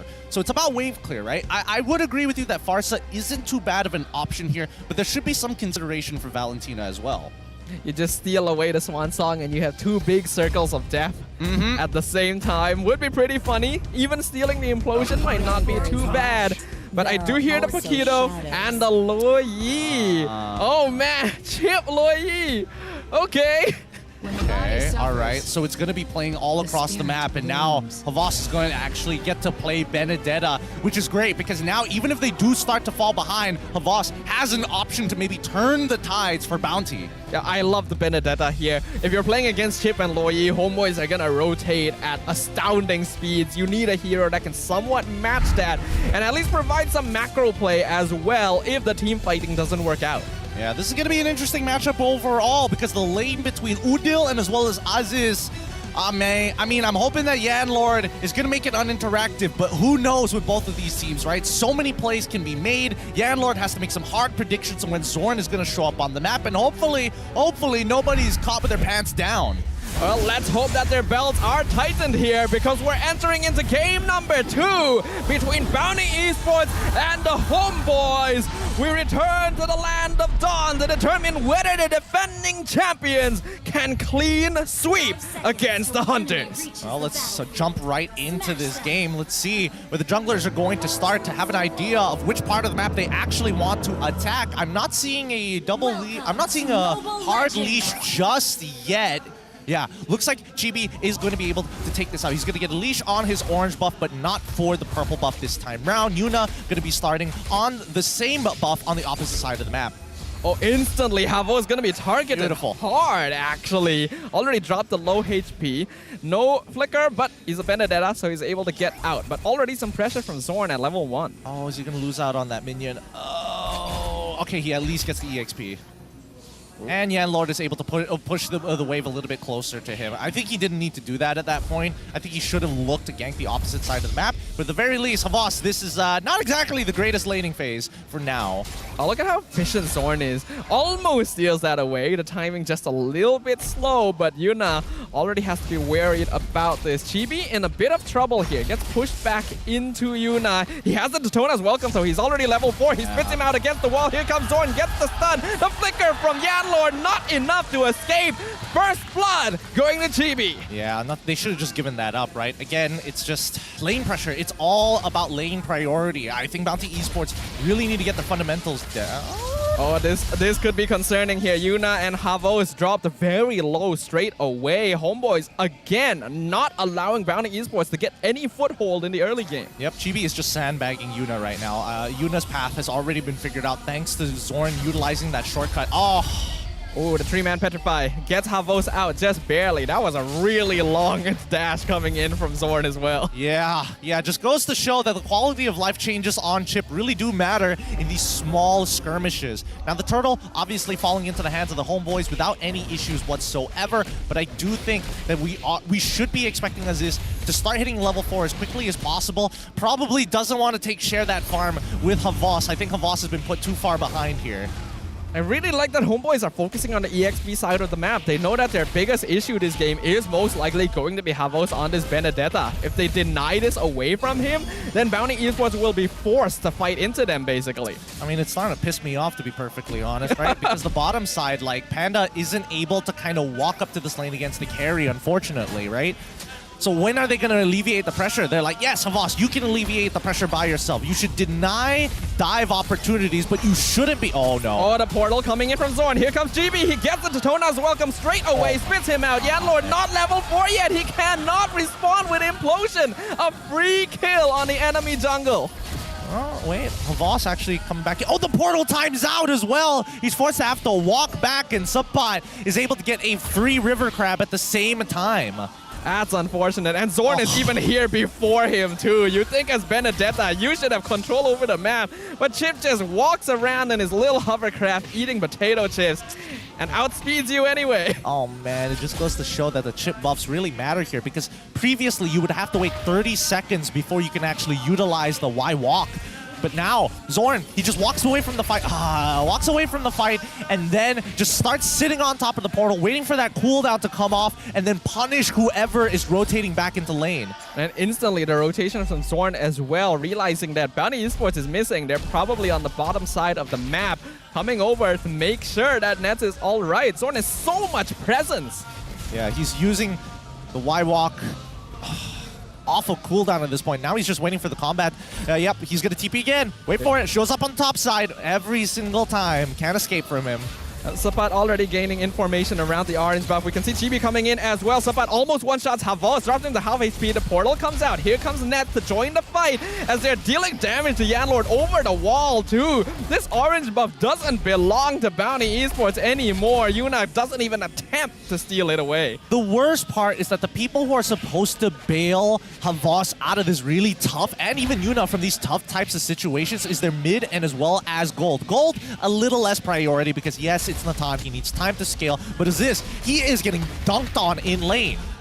It's definitely starting to look like a mismatch once again here. Homebois just seems a little bit too experienced, too skilled in comparison to Bountee. Oh, we have a diversion play coming in straight away. Panda doesn't know what hit him. He ends up exploding inside the belly of the beast. Yanlord will follow. Swan Song doing actually quite a lot of damage as the double kill comes in from Assist. Their Brazos Raft dropping Chibi real low as Havos misses out his dashes, not able to finish things off, but it's a 2-for-2 trade. Why didn't they start looking to run their opponents down? I think they were nervous about Udil specifically, especially when you have more than one member. Havas hadn't even finished his first item during that fight. That could have been the turnaround, but it just goes to show, right? Homebois, their timings of these fights are really, really good. But they definitely overextended just a little bit there. The fact that they traded evenly 2-for-2 in a situation where they should have caught Bountee Esports off guard shows that there are still some mistakes that could be cleaned up.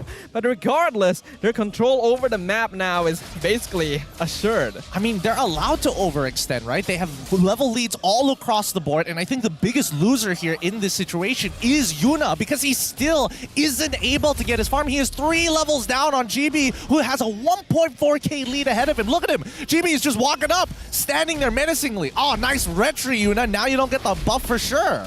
There's nothing he can do. It's a repeat of game 1 again. A 3-level difference between Chibi and Yuna, and this one seems even more dominating than previous. A conceal from Yanlord just to try and connect in the mid lane. Sapat actually in trouble here. Gets knocked up by Yanlord. Oh, it's not going to be enough though.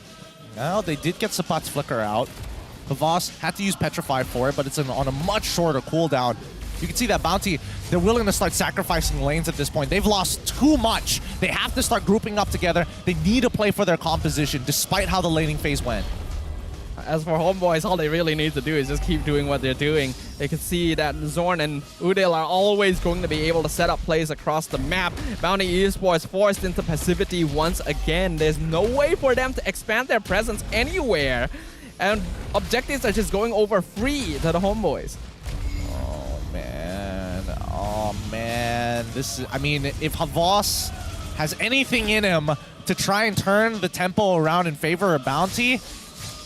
Speaking of, here comes the diversion once again. Can Havos escape? He gets stunned, he gets pulled back, he gets moved every which way, and not by his own intention. Instantly ganked and taken out. No choice. Even the Homebois recognize that the only person who can really turn this around is Havas. Everybody else has basically been neutered. Aziz needs to be able to have a enabler, somebody to set him up for bigger things, and it's both down to Yanlord and Havas to find that. But Yanlord, he has to babysit too many lanes at once, right? He needs some kind of independency.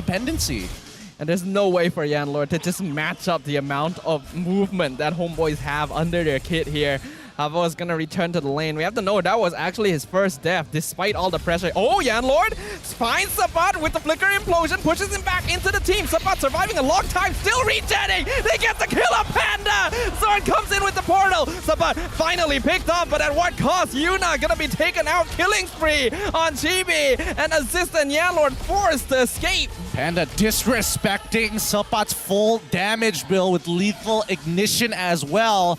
I mean, he was so surprised at how much damage he did. He didn't even bother to flicker, right? He had the edge spree, and all of a sudden it was already too late. You gotta be more on the ball there. I feel like Panda, his positioning continues to be a bit too over-aggressive most of the time.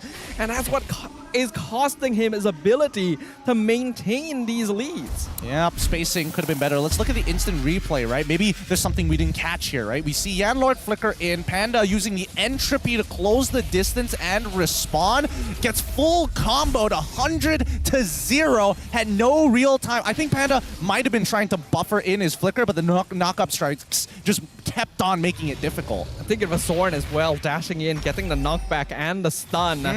Oh, here comes Sabat. They're focusing on him once again, but here comes Zorn again with the Y wall, comes in, flips forward, gets the stun on Yuna, drops the portal, but is it enough to catch it? Oh, the damage from Udil takes out Panda from miles away. Yanlord tries to provide a buffer, tries to stop the advance, but it's not enough. Aziz still has to flicker back into her own base, and now the inhibitor will just fall to the Homebois with no contest. 9 minutes without a Lord as well. Bountee, this game is over already. 9K golden lead from the side of the Homebois. Havas is too far behind to make the big tempo shifting play, and I think even for Yanlord as well, no matter what setup he has, I don't think he has enough items to actually sustain in these fights against Subpot or even, I mean, especially Nets.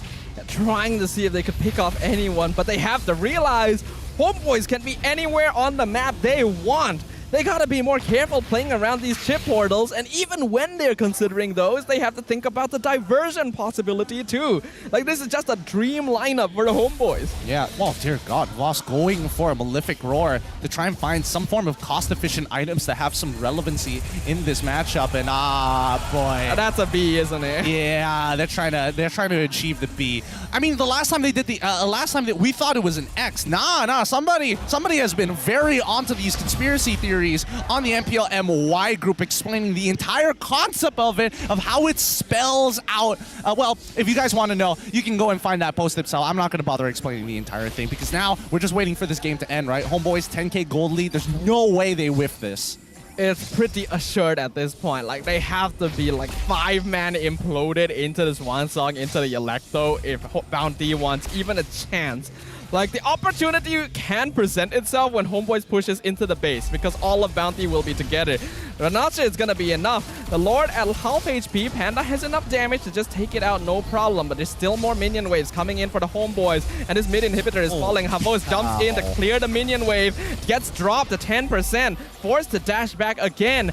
And Homebois, they're just taking this slow. Another tower will fall. Udil is so strong, right? He's staying so far back. He can allow the rest of his boys to go and start running it down, and they will have something to fall back to, something that Bountee Esports cannot get rid of. Speaking of, Udil just got Holy Crystal too, so if you thought he wasn't doing enough damage before, he sure is now. The Conceal comes out, Homebois looking for the endgame push. Yuna trying to form a front line, but his health is just all gone straight away. Oh, the implosion catches 4! 2 purifies comes out, but here's no does the portal. Swansong gonna be doing a lot of damage as Chibi and Subpot are instantly picked off in exchange for Yanlord. Bountee Esports actually defends successfully. Nicely done by Yanlord. Sees that Chibi has already used the Daytona's welcome, finds the opportunity to catch 2. Let's look at the instant replay brought to you by Nescafe. One more time, look at this. As soon as he sees it, instant punish. And GB, it looks like he didn't even have time to react. You saw him use the Daytona's welcome after the fact, so not even trying to pick up Yuna. But man, nicely done by Yanlord. We need a couple more of those before we see them come back into this game. That really saved them there. 4-man implosion. If Nets and Udil didn't have their Purify for one reason or another, that could have swung the entire game. It's managed to reduce the net worth lead by a little bit, but 9K means it's still overwhelmingly Homebois' favorite. Now I'm looking for who has magic resist. Looks like Chibi has already completed his radiant armor. I see an Athena's shield on chip. Here comes the portal on top of Havos instantly. Well, we know what's about to happen here. Havos, he almost escapes, but that lethal ignition burn finishes the job, and they just portal right back to the Lord Pit. Oh my goodness. I mean, you can see the decisions being made. Zorn sees that, oh, Havas just used the Electro Final Blow on the wave. All right, I'm just going to punish it. Like, what else can you do to get yourself out of that after the eye for an eye? You just don't have the resources to run away. Chip has been getting banned every single game so far, and somehow Bountee Esports decides it's a good idea to give it to the original pioneers of the chip meta. Like, really getting punished here. Well, all right. Keep your eyes on Yanlord. His flicker's coming up in about 6 seconds. Yeah, Petrify onto Suppa. They try to jump onto Udil, but Havos is just gone. The Swan Song gets cancelled out straight away. Implosion doesn't do anything. Sword flickers in, stuns the backline. Homebois doesn't give Bountee a second chance. They end the game. They end the series. It's a clean sweep for the defending champs. Now the defending champs increasing their points, and more importantly, trying to fight for a bye in the upper brackets of playoffs. Homebois are looking poised to be able to hold it up strong. They're looking good, they're looking comfortable, but honestly, Bountee Esports, how do you give Zorn chip? That has to be a mistake. I mean, look at their draft. Their draft was prepared to handle it. However, they forgot one single fundamental. No priority, not going to be able to group as easily as you think. The map just being controlled from start to finish meant that even with AoE, there was no way for them to respond. They brought the chair out. They're taunting straight away. Let's just throw it over the Rose for the interview with the Homebois. Kemenangan 2 berbalas kosong untuk pasukan Homebois. 3 mata penuh dan agak-agaknya sudah secure upper bracket untuk regular seasons musim ini. Alright, Flame Boys sebelum Papa, round of applause kepada Homebois. Alright, Zorn. First, kejap, apa yang tengah menjadi ni? Alright, so sebelum Papa, Zorn, dengan kemenangan ni 3 mata penuh you guys dapat dan lebih kurang you guys sudah secure upper bracket ataupun top 2. Adakah Homebois akan test strat ataupun test hero ataupun line up dengan last match korang menentang Barracuda? Yes, kemungkinan besar kita orang akan turunkan Mal kot untuk game melawan Barracuda kan. Oh, kemungkinan besar. So, fans Homebois stay tune lah kan. Okay, tadi mendapatkan chip sekali lagi. Dan diorang cakap, casters cakap, your chip is technically Zorn Express. Okay, adakah you rasa kalau you dapat hero chip ni masa playoffs, dia akan jadi easy win? Express ke Grand Finals ke? Rasanya tak ada tim yang berani lepas kot dekat playoff nanti sebab tak tahu, bila main chip rasa semua senang. So, senang. Entire team, like bila dapat chip tu dah entire team cakap, auto win lah, tak payah main lah. Betul? Kalau boleh AFK je semua. Wow. Alright, can we please pass it to Sepat? Alright, Hello, hi Sepat. Okay, Sepat. So, Zorn cakap kemungkinan besar Mal akan turun untuk match menentang Barracuda. So, Sepat, kalau benda ni jadi, you suka tak kalau Mal yang main? Dan you rasa apa hero yang Mal akan keluarkan? So, saya suka sangat-sangat sebab Mal adalah secret weapon kita orang untuk kita orang keluarkan kat Barracuda. Sebab Barracuda nak pergi playoff kan? Yes. So, kita orang akan hentikan diorang punya dengan Mal lah. Wow, Barracuda dekat sana. Barracuda. Hati-hati dengan Mal next week. Wow. Okay guys, so rasanya MVP kita dah ready. Tapi mari kita tanya audience, MVP untuk perlawanan ni siapa?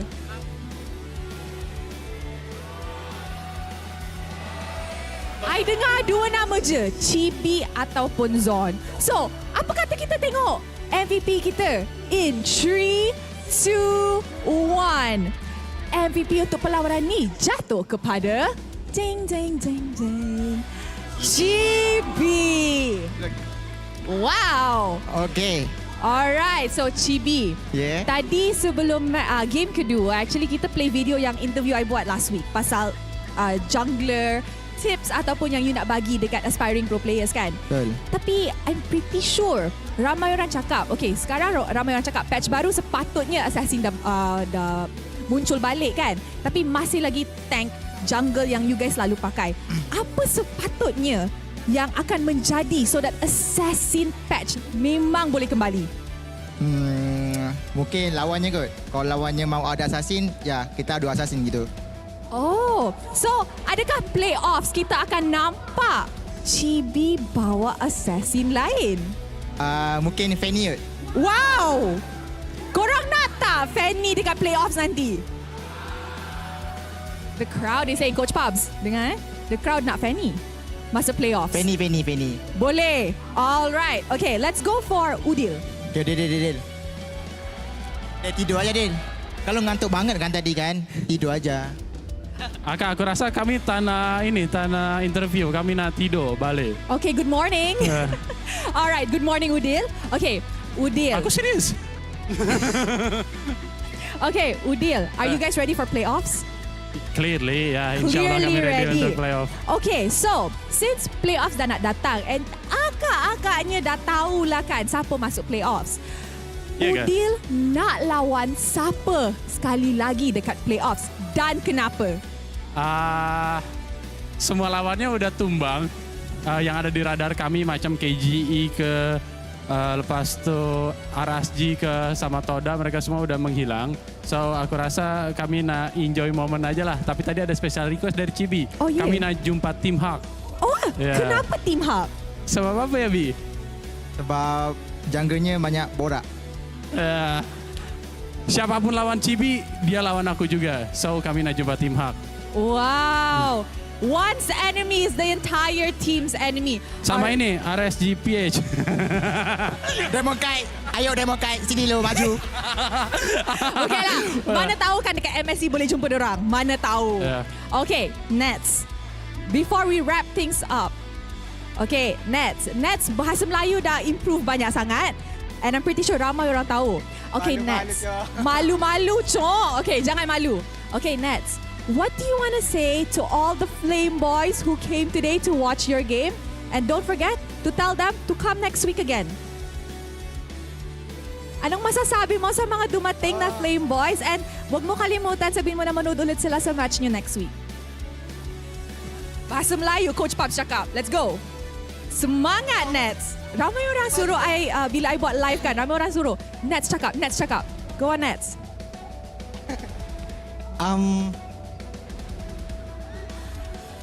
You can do this, Nets.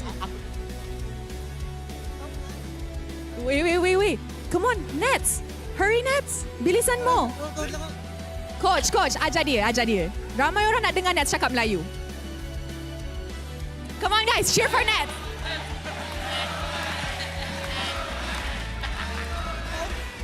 Okay lah, Coach Pops je lah. Nets tak nak. Nets malu. Coach Pops je. Untuk Flame Boys, terima kasih sebab sentiasa support kita orang. Untuk yang datang, terima kasih. Untuk fans Bountee ke Homebois ke, tak kisah mana-mana yang sudi datang game hari ni, terima kasih sangat sebab sudi datang. And jangan lupa untuk terus support kita orang. Terima kasih. Alright, terima kasih dan congratulations to Homebois. Jangan campak mic. Dah tahu dah diorang nak buat apa. Jangan campak. Alright guys, ini dia perlawanan pembukaan untuk minggu kelima hari terakhir.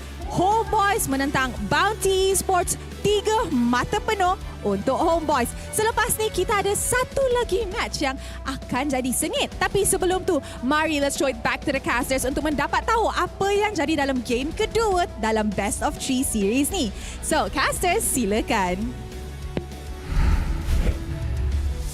I would certainly be very excited to find out what kind of unique strategies and picks the Homebois will bring now that they're basically guaranteed a spot in the upper bracket. And how well Maul will play as well, considering it's been so long since we've seen him. Hey, I don't know. If they ended up losing their bye in the upper brackets just because they decided to play a Maul against Barracudas, that would be very upsetting. But so far, the Homebois, it looks like everything is in tip-top shape, right? Communications is good, the responses are good, the game sense is through the roof, and they also have some solid answers, especially when we're talking about anything involving chip. Absolutely. The chip is just like Rose mentioned, right? Zorn Express. It's a little bit too much. It's a fast track to victory for the Homebois. And even more so when you have Chibi performing like this. 7-1 and 14 total KDA on 2 jungle tanks. That is impressive.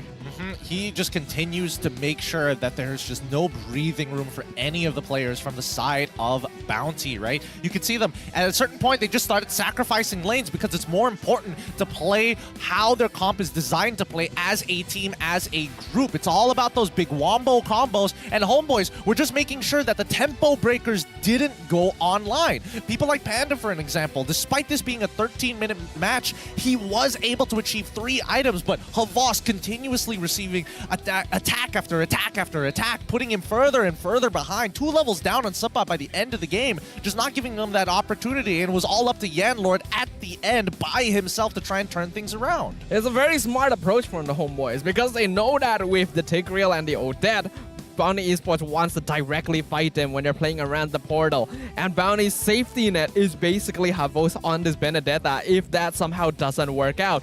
So what's the best way to do it? Make sure they don't have a backup. Deny the EXP lane right off the bat. And although Havos did a good job of making sure he didn't get picked off, he wasn't able to exert any pressure, which meant that Bountee had no control over the map, which meant that they couldn't respond to Zorn and Udil teleporting everywhere. Yeah, they needed to have better team play, right? Because some people need to be bailed out of their lanes. People like Aziz, for an example. Yuna definitely should have rotated through the mid lane to actually break the freeze, or at the very least, allow Aziz to actually rotate so he never comes late to these fights. Like, Udil is not only trading extremely well, he is diffing Aziz in the lane, and it's a 1v1 lane because Zorn is basically nowhere near the mid lane the majority of the game.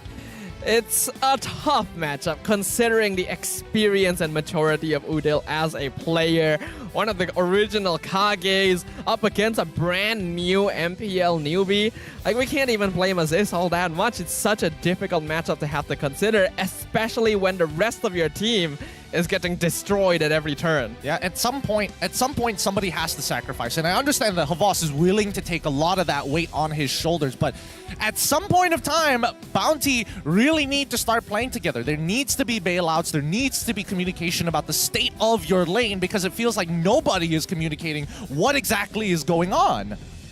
Experience playing a big factor, as well as the trust and coordination among teammates here. We could see that Homebois has built up a very strong bond and synergy in the way that they approach a lot of these fights. You may say that, yes, they're a little bit orchestrated at sometimes, like very one-dimensional with the way they approach things, but they play a textbook. They do exactly what they need to do, and oftentimes that's going to be enough, especially against more inexperienced teams. I think they're just abusing their game sense here, right? Once Zorn has all the information he needs, he makes sure that the tempo is always on their side, and he's using it to pressure Bountee and being able to very easily predict, oh, you've just cleared your entire bot side? No problem. I'm going to just show up on that top side. And he also informs ahead of time, hey, Supat, start pushing your lane right now. The jungler is going to be there at about 10 seconds. If you want to trade against your lane, just call me over. I'll be there.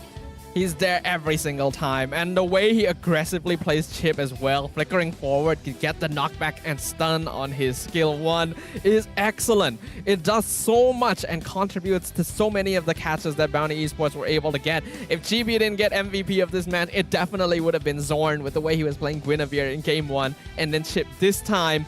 But all Homebois are definitely firing on all cylinders. Previously, when Homebois was running Warlord Warlord before Udil actually joined the organization, Supat had to take a much more sacrificial role, right? He is looking to sandbag, he is looking to stall out, but now he's calling for resources, and Udil is allowed to actually take a step back, knowing his lane matchup, using his game experience, game knowledge as well. And it's great to see that our local players are actually taking advantage of this fact, right? Zorn is able to not only help out Nets, but he's making sure that the right people are getting ahead when they make a call for it. I don't think it's all Zorn just saying, hey, we need to be on this side of the map. Hey, everybody else needs to be on this side of the map. I think that even Chibi and Supa are very helpful in reflecting how they want to play the game and what resources they can actually take advantage of. Homebois have very aggressive personalities when they're playing in-game. They like to fight, they like to look for ganks, And while they have had to adjust that aggressiveness in past metas to adjust to what needed to be done, I think this is a meta that suits them very well, and they found a lineup that suits them very well too. Their approach to the game feels very natural, very comfortable, and they don't feel forced, which helps a lot. It's not forced at all. Just another day in the office for the side of the Homebois. Bountee, they need a lot more time before they can become a well-oiled machine. Because as of right now, it just feels like they're kind of playing very individually, like you mentioned before in game number 1. And more importantly, doesn't feel like anybody really wants to sacrifice much gold or EXP for the good of the rest of the team.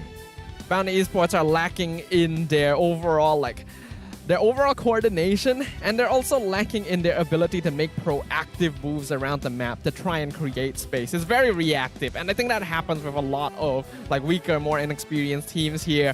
Stronger teams are able to adapt on the fly. That's what separates them from the rest. Nets getting the rich guy once again, 852 GPM. Udil having the highest damage done because that low Yi damage was insane. Yuna again being forced to be the sandbag, and Zorn on the best wingman.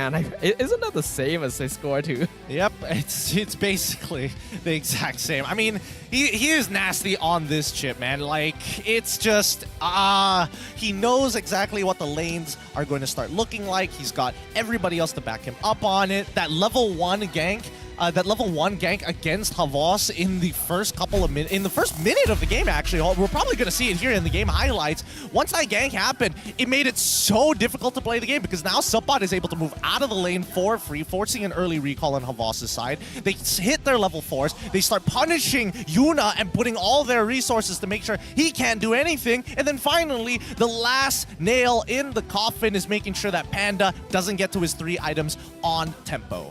Homebois understands that Bountee relies on tempo, relies on snowballing to actually get ahead, so they make sure they're the ones playing quicker from the beginning. And in the late game, although Bountee tried to make things happen, we see Panda back to his old habits of standing way too far in front and underestimating their opponents in desperation to get kills and damage done. Homebois, they're just able to catch up every single time. The portals, the diversions, the Swan Song literally doing nothing at this late stage of the game, and Homebois knows it. Yep, and worse yet, oh man, this catch from Yanlord was incredible. Forcing out both Purifies from both Netson as well as Udil. This is the combo that they've been attempting so often, but they can just never get it online, right? Like even Havas, he tries to go for this exact same engage, and Yanlord is just waiting for his flicker. Why isn't there communication? Why isn't Yanlord saying, just give me a couple more seconds to get this flicker online, and then we can make something happen? It's very individualistic, and that's what we pointed out multiple times, and it becomes clearer the closer you look at it. But now, because of this loss, we can see that Bountee Esports has actually dropped to the bottom of the standings, the last place they want to be.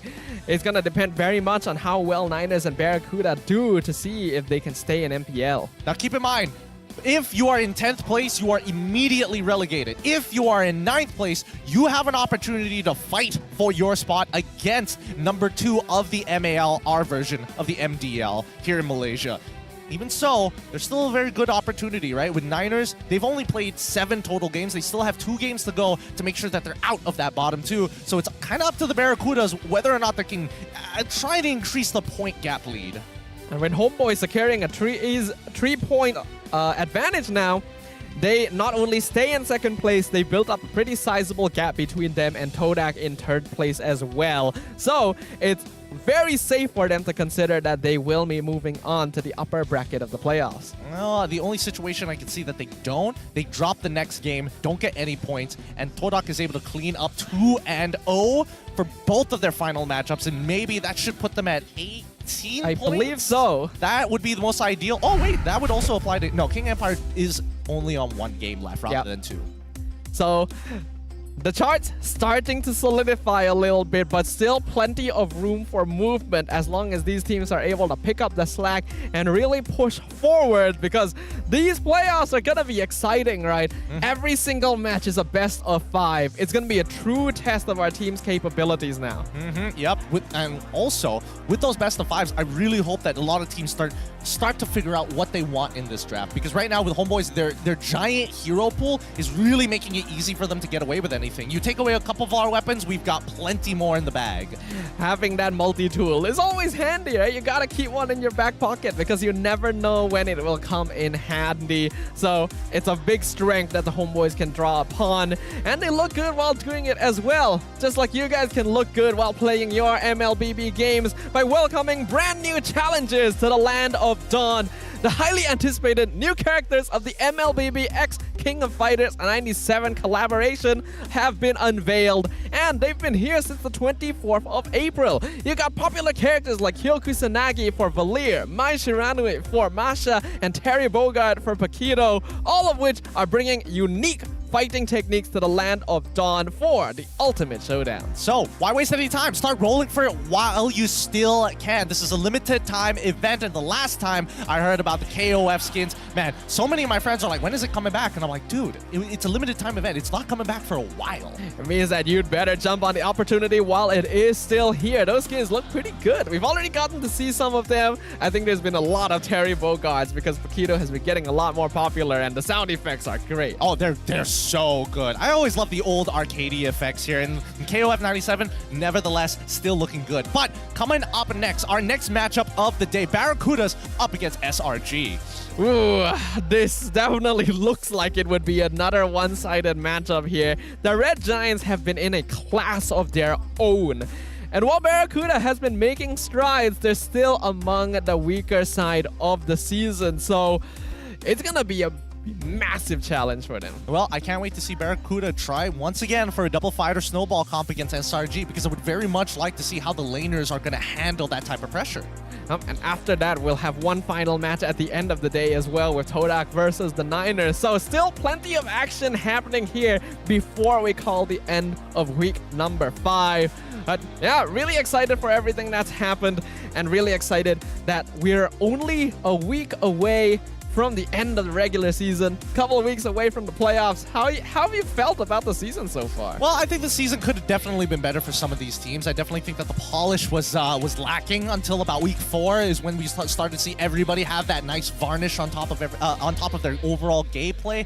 I do hope for playoffs, teams like Todak as well as Team Hawk really start finding their own identity, and I think that's when the playoffs will get spicy. Yep, adaptability, being able to play your unique styles, relying on big hero pools. We're seeing the top teams really eke out advantages in multiple places, not just in their own gameplay. For now, though, we're gonna jump into a bit of a break. You'll have the mic check for you guys to entertain yourselves. When we come back, Red Giants versus Barracuda. We'll see you guys there. Nobody. Nice, guys. Everyone get one. Nice one. Tangan aku 2 second. Woo! Perang! Yeay, perang! Perang! Tengok gua guys. Harit. Kita tengah perang. Perang. Yeay! Jangan mati. Dapat balik.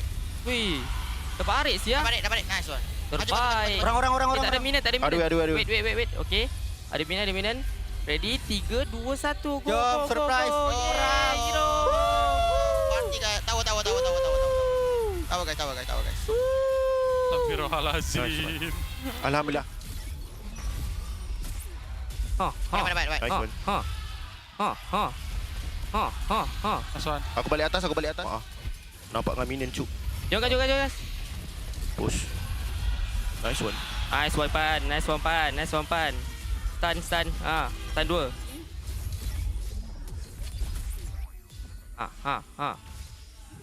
Dah jalan. Uish, main sakit tu. Dapat 3. Nice one. Sendil sakitnya. Nice one.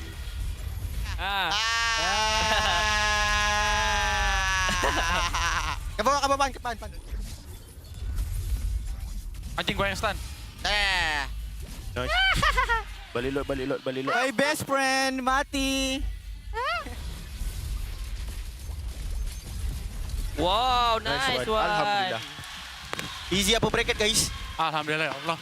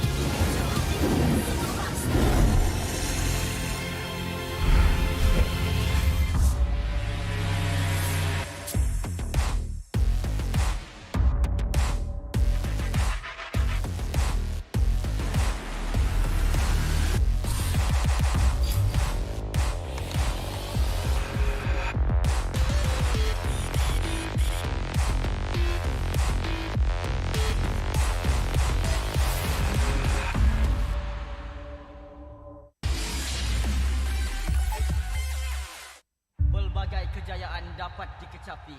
Sejarah baharu telah tercipta. Namun, setakat itu sahajakah kemampuan kita? Setiap kali ke pentas dunia, pasti kecewa. Sampai bila kita nak kalah? Ditundukkan serendah-rendahnya. Sampai bila kita nak dihina? Tiap musim harapan peminat gugur. Sampai bila nak kalah? Sampai bila nak kecewa? Setiap rakyat pasti akan melaungkan semangat, ingin mempertahankan rumah mereka. Jika patah sayap Raja Wali, bertongkat jua kita kemari. Tahun ini pastinya kemenangan semakin dicita demi menjulang nama Malaysia di pesada dunia. Di mana bumi dipijak, disitulah langit dijunjung. Stadium MBSJ Serdang Jaya secara rasminya menjadi rumah MPL MY pada tahun ini. Seterusnya, melangkah ke arena besar di Timur Tengah, di Riyadh, Arab Saudi. Juara kita bangkit menghadapi cabaran, bersedia mencipta sejarah.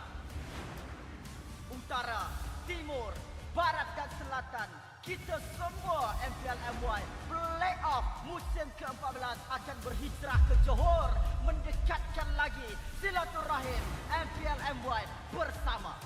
Hasrat kita semua bersatu dan bangkit dengan satu tujuan yang sama. Naikkan martabat negara, kecari juara dunia, kemuncaknya di M6. Pastikan kemenangan dan kebanggaan dikecap di rumah kita.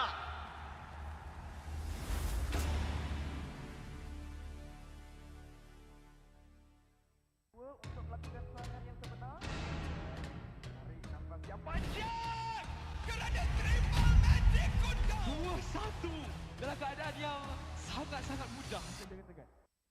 Selamat datang ke MPL Malaysia musim ke-13, di mana yang terbaik akan berentap dalam pertempuran sengit dan penuh strategi. Seperti pada musim yang lepas, 10 pasukan profesional akan bersaing selama 6 minggu dalam arena yang penuh aksi di regular season. Namun, bermula pada musim ini, cuma 6 pasukan akan layak ke play-off dan pasukan di tempat ke-7 dan ke-8 hanya dapat stay untuk musim seterusnya. Tapi sayang sekali, tiada slot ke play-off buat mereka pada musim ini.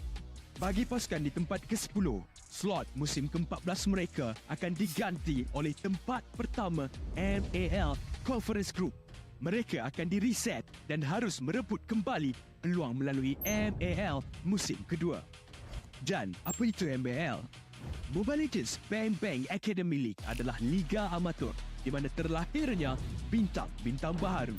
15 pasukan akan bersaing untuk meraih kejuaraan dan 2 pasukan MPL Conference Group teratas akan berpeluang merebut slot ke MPL Malaysia musim seterusnya. Okey, kembali ke MPL. Pasukan MPL Malaysia tempat ke-9 akan berentap dengan pasukan tempat kedua dari MAL Conference Group dalam pusingan MPL Malaysia Challenger Stage bersama format Best of 5 semasa Grand Final MPL musim yang pertama, di mana pemenang akan menentukan slot terakhir MPL Malaysia musim ke-14. 6 pasukan yang layak ke play-off akan berentap untuk meneruskan jalan ke Grand Final MPL Malaysia musim ke-13 dan merebut peluang untuk ke MSC 2024. Jadi, bersiap sedia. Persiapkan strategi anda. Bersedia untuk aksi profesional di pentas MPL Malaysia musim ke-13.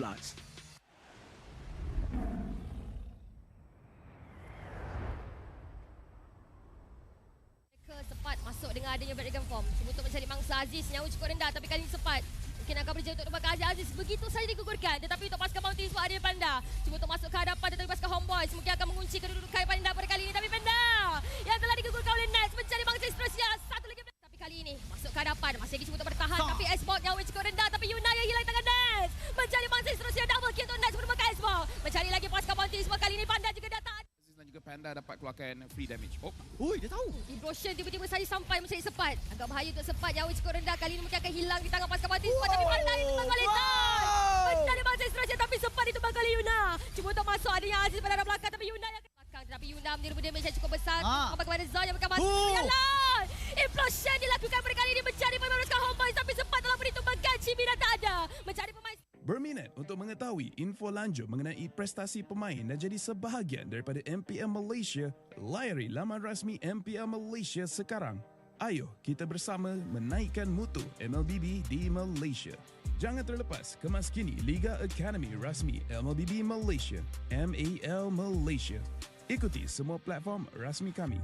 Ayo sokong MAL Malaysia musim pertama. Ikuti semua platform rasmi. Semua peminat dan penyokong dijemput ke arena MPL Malaysia musim ke-13 di Serdang. Anda berpeluang berjumpa dengan pemain kegemaran anda, kumpul tanda tangan eksklusif dan sertai kempen Fan of the Season. Musim baru, line-up baru, jersey baru. Jersey telah menjadi topik hangat sejak hari pertama MPL Malaysia musim ke-13 bermula. Namun, apakah pendapat pemain dan penonton tentang jersey musim ini? You rasa jersey mana yang paling lawan? JP Niners lah. Jersey rempit, JP Niners. Macam Mun je, saya rempit. Paling lawa Barracuda. Tahu kan dia punya yang buat baju ni Choi. Choi ni, baju dia memang lawa. Sejujurnya Todak. SRG. Bagi saya KGE lah. Judgement dia lain daripada lain. Apa least favourite jersey? Paling bawah sekali, I rasa I letak King Empire. Dia nampak e-sport. Tapi e-sport tu maybe 3 tahun lepas punya design. KGE paling kurang. King Empire. Orangnya handsome. Jersey-nya kurang sikit. Barracuda. Saya rasa Bountee kot. Dia design macam 90-an.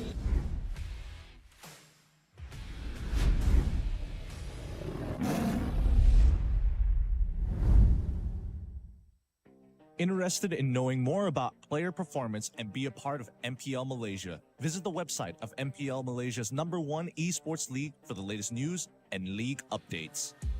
Don't miss out on updates from the official MLBB Malaysia Academy League, MAL Malaysia. Follow all our official platforms. All fans are invited to the MPL Malaysia Season 13 Arena in Serdang. You will get a chance to meet your favorite players, get exclusive autographs, and join the Fan of the Season campaign.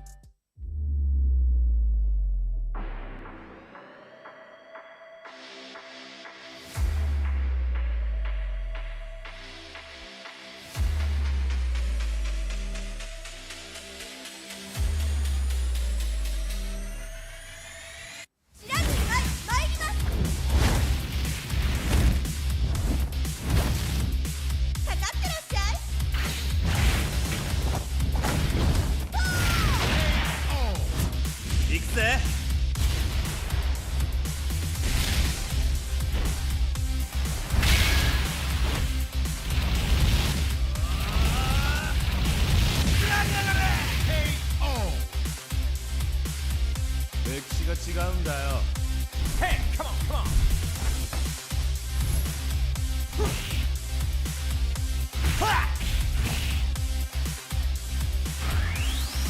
Okay. Power Gazer.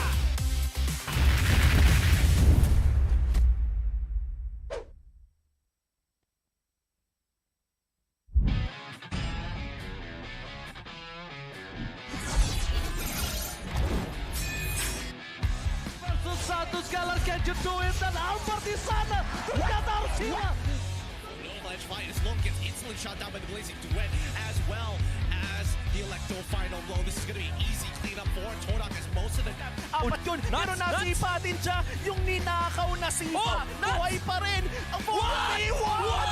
Backline already, and you're running for the lives, cutting it. David trying to drag the members of RG right underneath the turret. It's not enough though. Gray coming all the way in, he cleats it all the way up. Just no way for him to run. Kita kata ada satu buah reward manipulasi yang membuat pergerakan dari Mika itu langsung benar-benar slow. Rafanya sudah tumbang.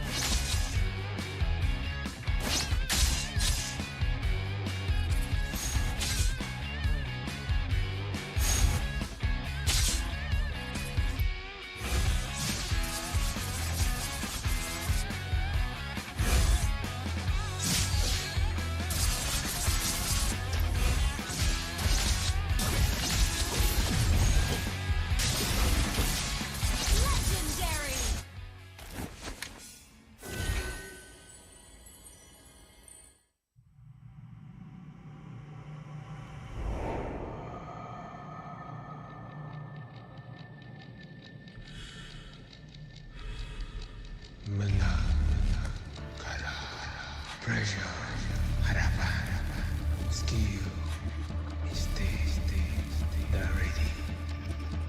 Kala dihentak semua untuk peminat. Spotlight melambangkan satu sosok tumpuan.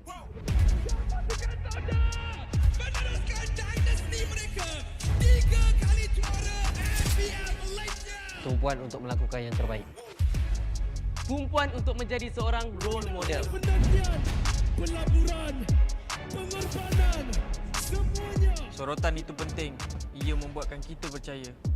The supporters we witness our fights and our struggles.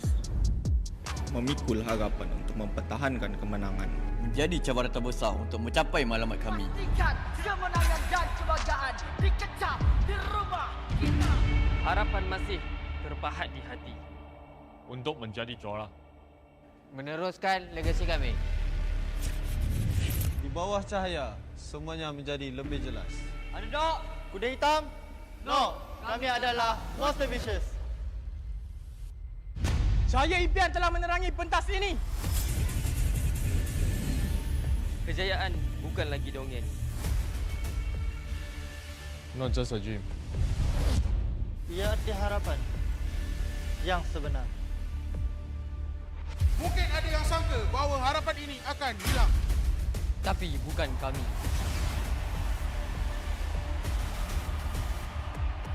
Ini harapan kami. Ini semangat kami. Bersama kami mencapai satu tujuan. Mencari sinar yang paling terang.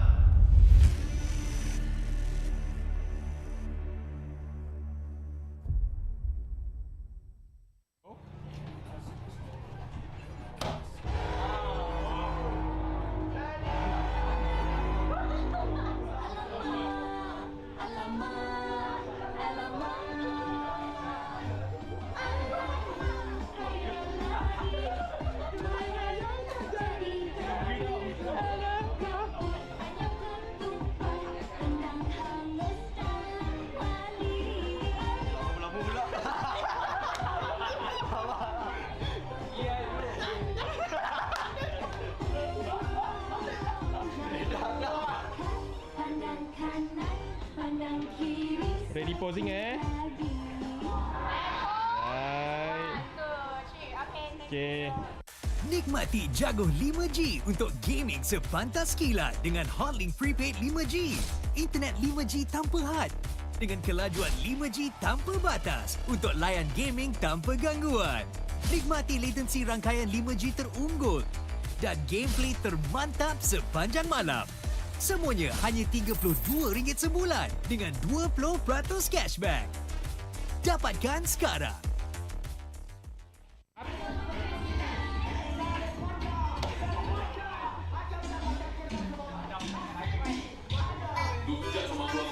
Lu panggil punya landing semua bijak sama gua sekarang gua mau tengok. Lu jaga dia. Lu masuk sama Todak. Gua minta. Bukan senang mau masuk ke tempat mah. Hey, Syah. Lu mau saya masuk ke bangsa yang baca. Nanti gua kasih kena. Ready.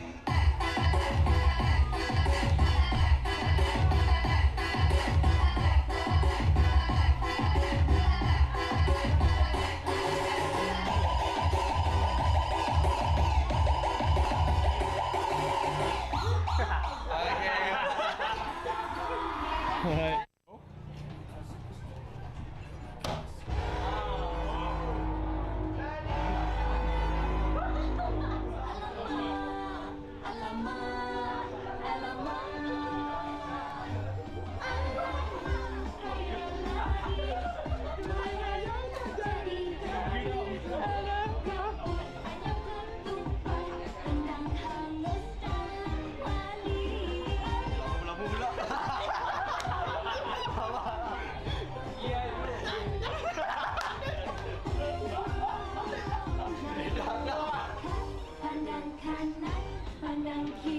Ready posing Right.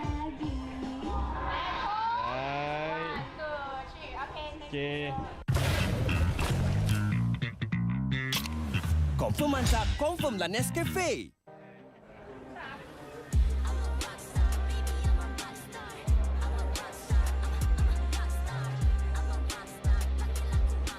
Kami akan bantai Barracuda.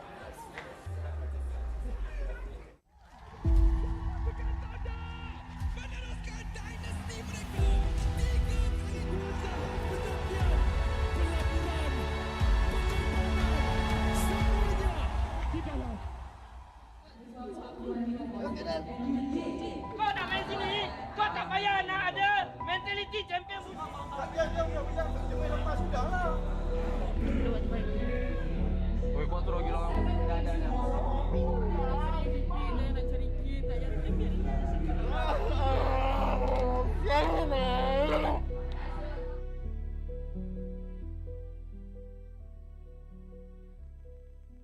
Paling tak lupa time minta maaf. I have no idea with that. Maybe Masih ingat banyak lah. Nak cerita buruk ke nak cerita baik Betul adalah macam conflict sikit, macam saya bergaduh dengan mak saya kan, nak masuk e-sport. Sampaikan saya kenal rumah. Aku ada terbaca lah orang cakap, ni dah rusty teruk lah, dah boleh pergi kerja kilang lah. tapi ya, aku okey je sebenarnya. Yang video aku viral nangis-nangis apa semua tu, itu bukan sebab aku kecewa dengan kecaman orang apa semua, tak ada.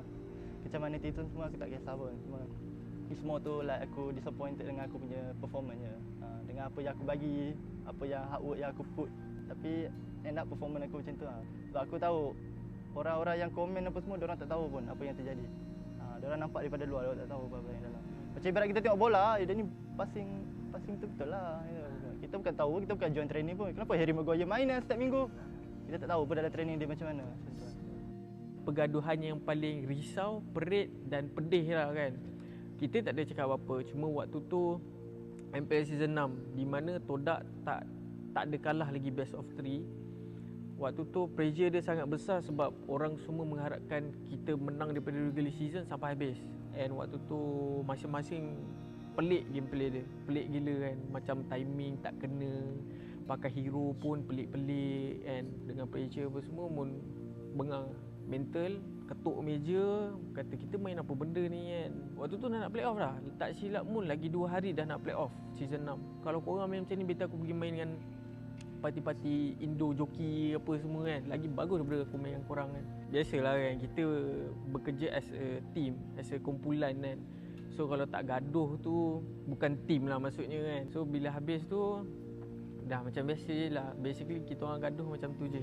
Dia tak ada lebih-lebih sebab try to be professional lah. Try to not take it personal sebab in the end of the day kita nak kena bermain dengan orang tu juga kan. The M3 lah for me seriously is so hard for me. The M3. Until now I still cannot forget about it. Just like we scream, we rustic. I think for the 2 days already, almost 12 game like that. And then I score to Zaim, I score to everyone, and then we almost want to fight like that. But after that, I still think I'm correct like that. But I didn't say sorry to Zaim and semua that I feel so bad.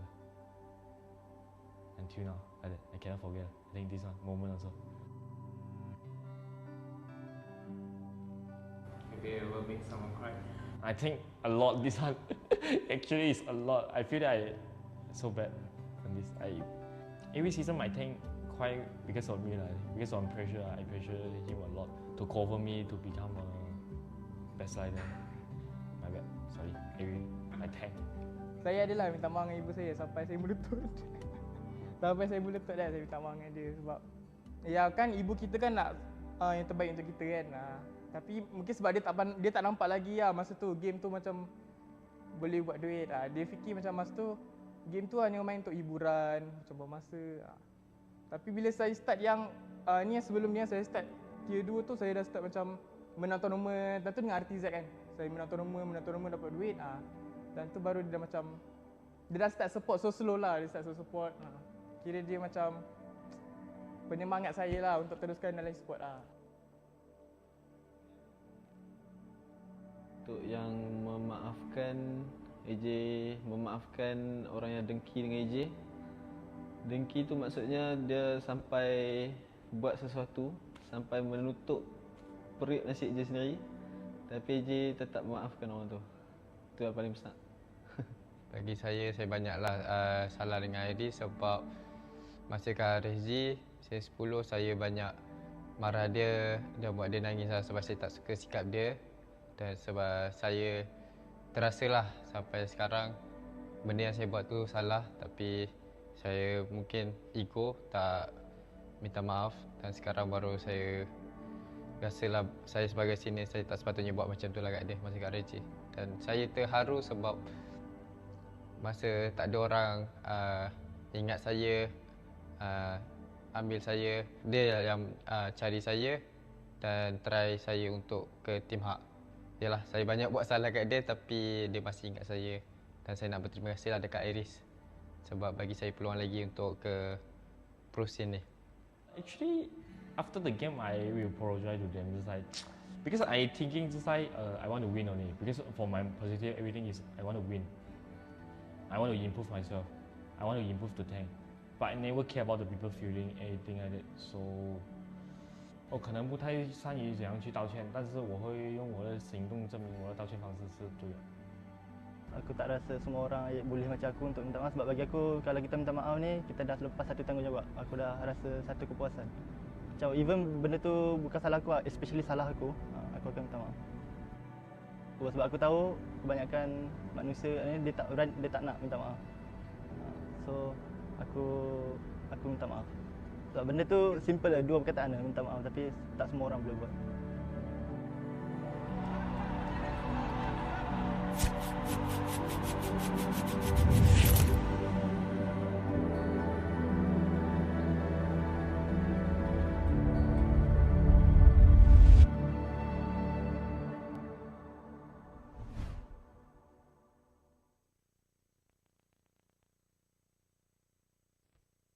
Hari ini kami dapat jemputan daripada tim Hak untuk menyaksikan MPL My Season 13. Apa yang saya rasa dan anak-anak yang saya jaga ni rasa membahagiakan diorang. Dalam masa yang sama diorang sangat excited untuk tengok game-game MPL ni sebab selalunya kita tengok kat phone kan. So hari ni diorang dapat tengok live. Dan diorang pun memang suka main Mobile Legends ni. Alhamdulillah rezeki kita orang dijemput dan kita orang sangat berterima kasih kepada tim Hak sebab jemput kita orang untuk dapat rasa pengalaman tengok MPL main secara live. Kami dari tim Hak ingin mengucapkan selamat hari raya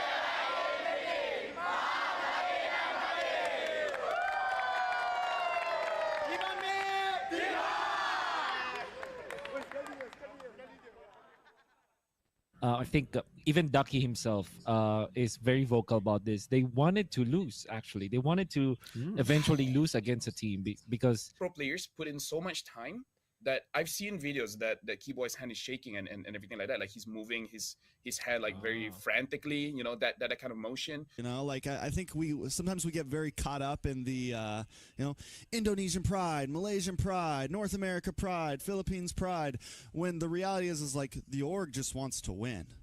You know, that's like the org. It's more of like Team Hawk pride, RSG pride. You know, that's where the management is coming from. It's like I think last year we saw the rise of just MLBB globally. Oh yeah. We saw the downfall of NA. No,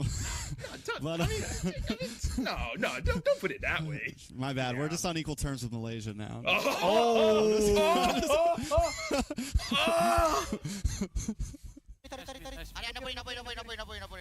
Nice guys. Get one. Nice one. Asyam. Tangan aku 2 second. Woo! Perang!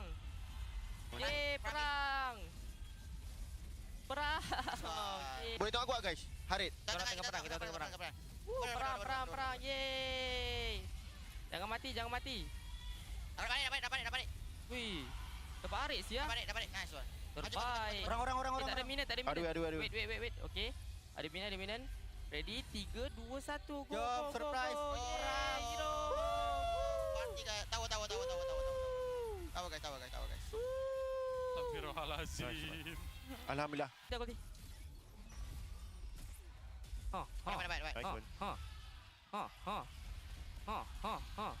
Aku balik atas. Maaf. Nampak dengan minion cuk. Jangan. Push. Nice one. Nice one Pan. Nice one Pan. Nice one Pan. Stun. Stun 2.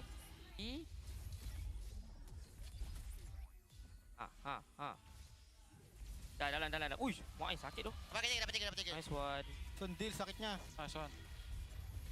Pan.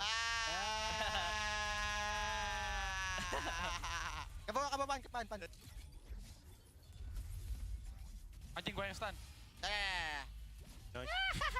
Balik lot. My best friend mati. Wow, nice one. Alhamdulillah. Easy apa bracket guys? Alhamdulillah Allah.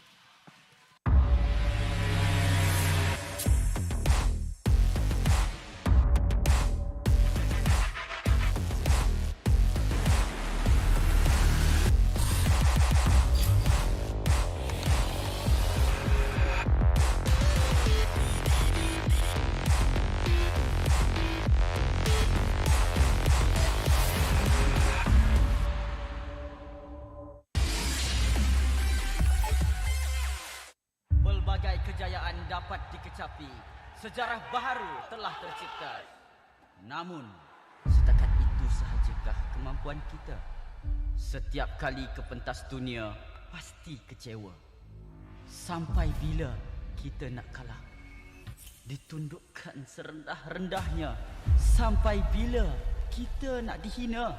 Tiap musim harapan peminat gugur. Sampai bila nak kalah? Sampai bila nak kecewa? Setiap rakyat pasti akan melaungkan semangat, ingin mempertahankan rumah mereka. Jika patah sayap Raja Wali, bertongkat jua kita kemari. Tahun ini pastinya kemenangan semakin dicita demi menjulang nama Malaysia di pesada dunia. Di mana bumi dipijak, disitulah langit dijunjung. Stadium MBSJ Serdang Jaya secara rasminya menjadi rumah MPL MY pada tahun ini. Seterusnya, melangkah ke arena besar di Timur Tengah, di Riyadh, Arab Saudi. Juara kita bangkit menghadapi cabaran, bersedia mencipta sejarah. Utara, Timur, Barat dan Selatan, kita semua MPL MY Playoff musim ke-14 akan berhijrah ke Johor, mendekatkan lagi silaturahim MPL MY bersama. Hasrat kita semua bersatu dan bangkit dengan satu tujuan yang sama. Naikkan martabat negara, kecari juara dunia, kemuncaknya di M6. Pastikan kemenangan dan kebanggaan dikecap di rumah kita.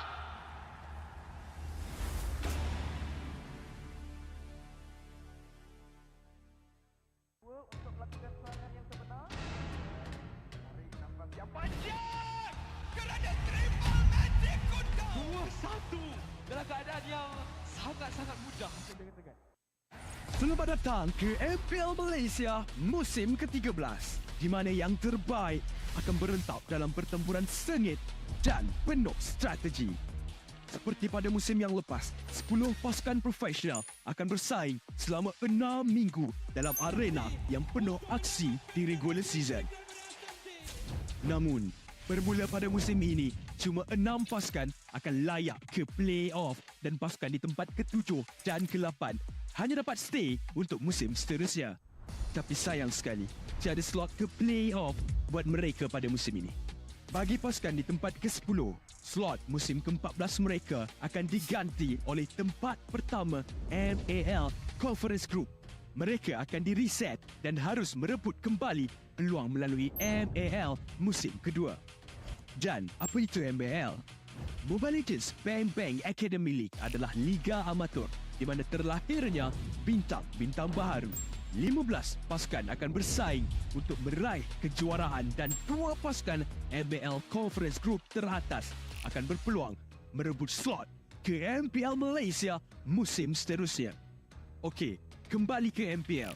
Pasukan MPL Malaysia tempat ke-9 akan berentap dengan pasukan tempat kedua dari MAL Conference Group dalam pusingan MPL Malaysia Challenger Stage bersama format Best of 5 semasa Grand Final MPL musim yang pertama, di mana pemenang akan menentukan slot terakhir MPL Malaysia musim ke-14. 6 pasukan yang layak ke playoff akan berentap untuk meneruskan jalan ke Grand Final MPL Malaysia musim ke-13 dan merebut peluang untuk ke MSC 2024. Jadi, bersiap sedia, persiapkan strategi anda, bersedia untuk aksi profesional di pentas MPL Malaysia musim ke-13.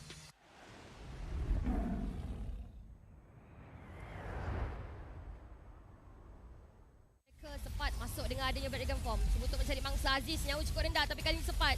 Mungkin akan berjaya untuk membakar Aziz. Begitu saja digugurkan. Tetapi untuk pasukan Bountee sebab ada Panda. Cuba untuk masuk ke hadapan tetapi pasukan Homebois mungkin akan mengunci kedudukan Panda pada kali ini. Tapi Panda yang telah digugurkan oleh Nets mencari mangsa seterusnya. Satu lagi. Tapi kali ini masuk ke hadapan. Masih lagi cuba untuk bertahan. Tapi Icebox yang cukup rendah. Tapi Yuna yang hilang tangan Nets. Mencari mangsa seterusnya. Double kill untuk Nets membakar Icebox. Mencari lagi pasukan Bountee sebab kali ini Panda juga datang. Dan juga Panda dapat keluarkan free damage. Oh, ui, dia tahu. Implosion tiba-tiba saja sampai mencari Sepat. Agak bahaya untuk Sepat yang cukup rendah. Kali ini mungkin akan hilang di tangan pasukan Bountee. Tapi Panda ini tembak oleh Tan. Mencari mangsa seterusnya tapi Sepat ditembak oleh Yuna. Cuba untuk masuk adanya Aziz pada arah belakang tapi Yuna yang ke belakang. Tapi Yuna meniru damage yang cukup besar. Sampai kepada Zah yang bukan masuk. Yalah. Implosion dilakukan pada kali ini mencari pemain pasukan Homebois tapi Sepat telah ditumbalkan. Cimina tak ada. Mencari pemain. Berminat untuk mengetahui info lanjut mengenai prestasi pemain dan jadi sebahagian daripada MPL Malaysia, layari laman rasmi MPL Malaysia sekarang. Ayo kita bersama menaikkan mutu MLBB di Malaysia. Jangan terlepas kemas kini Liga Academy rasmi MLBB Malaysia, MAL Malaysia. Ikuti semua platform rasmi kami. Ayo sokong MAL Malaysia musim pertama. Ikuti semua platform rasmi. Semua peminat dan penyokong dijemput ke arena MPL Malaysia musim ke-13 di Serdang. Anda berpeluang berjumpa dengan pemain kegemaran anda, kumpul tanda tangan eksklusif dan sertai kempen Fan of the Season. Musim baru, line-up baru, jersey baru. Jersey telah menjadi topik hangat sejak hari pertama MPL Malaysia musim ke-13 bermula. Namun, apakah pendapat pemain dan penonton tentang jersey musim ini? You rasa jersey mana yang paling lawa? JP Niners lah. Jersey rempit, JP Niners. Macam Mun, saya rempit. Paling lawa Barracuda. Tahu kan dia punya yang buat baju ni Choi. Choi ni, baju dia memang lawa. Sejujurnya Todak. SRG. Bagi saya KGE lah. Judgement dia lain daripada lain. Apa least favourite jersey? Paling bawah sekali, I rasa I letak King Empire. Dia nampak Esports. Tapi Esports tu maybe 3 tahun lepas punya design. KGE paling kurang. Oh, King Empire. Orangnya handsome, jersey-nya kurang sikit. Barracuda. Saya rasa Bountee kot. Dia design macam 90-an.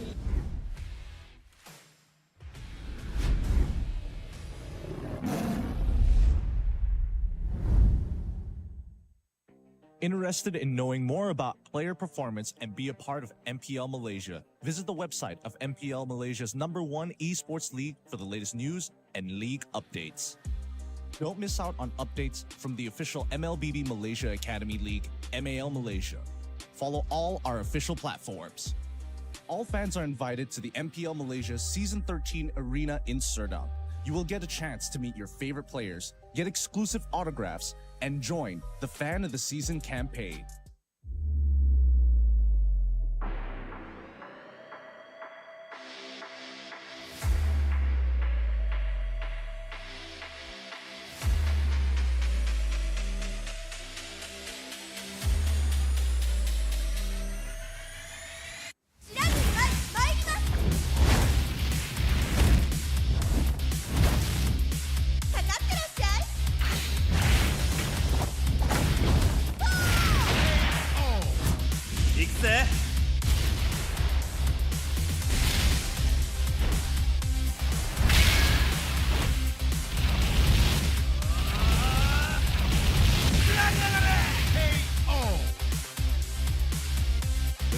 지가운다요.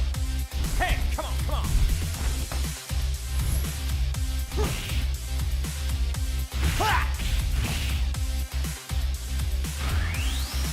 Okay. Power.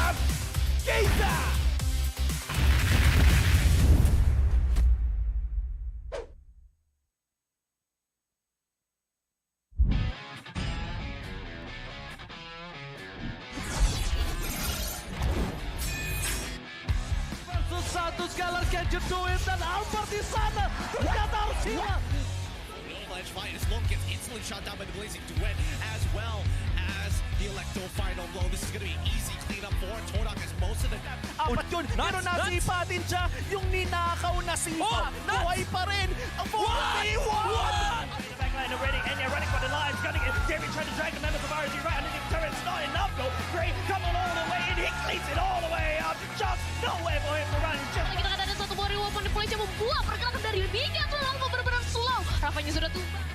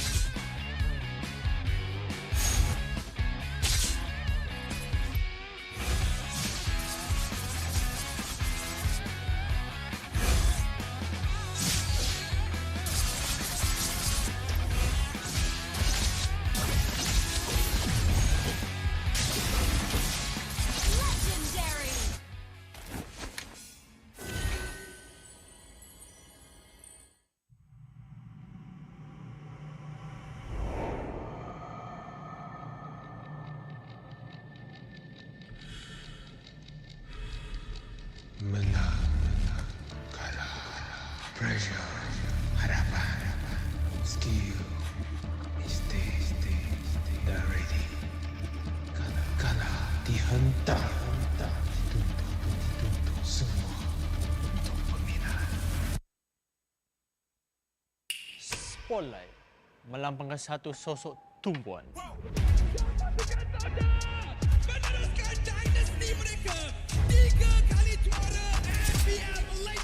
Tumpuan untuk melakukan yang terbaik.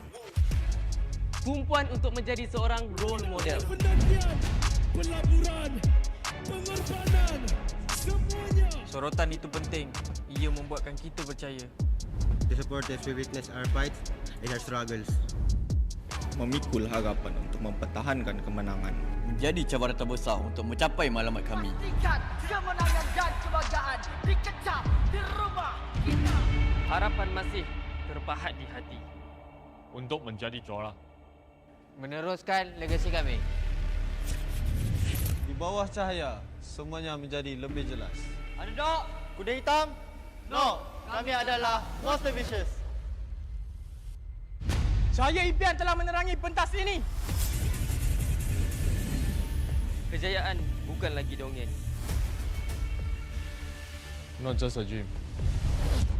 Ia arti harapan yang sebenar. Mungkin ada yang sangka bahawa harapan ini akan hilang. Tapi bukan kami.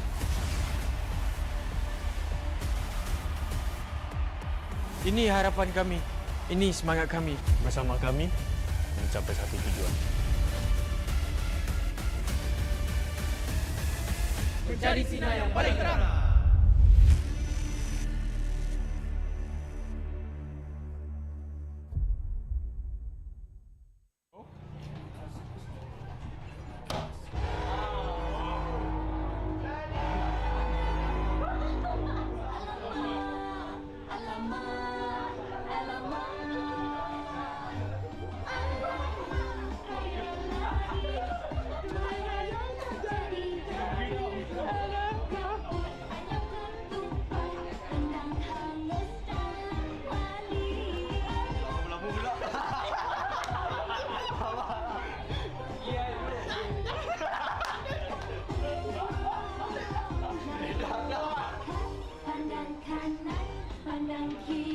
Ready posing Right.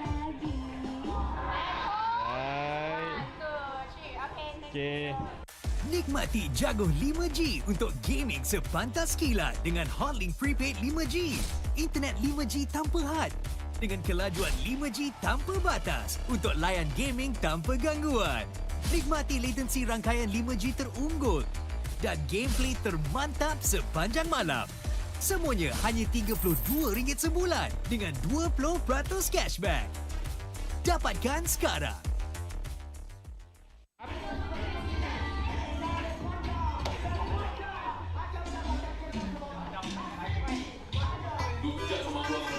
Lu panggil lu punya anjing semua bijak sama gua sekarang gua tengok. Lu jaga dia. Lu masuk sama Tony-nya. Gua tak. Bukan senang mau masuk ke tempat mah. Syah, lu mau saya masuk ke bangsat lu macam lu juga kena buat. Nanti buat ke sini mau. Ready.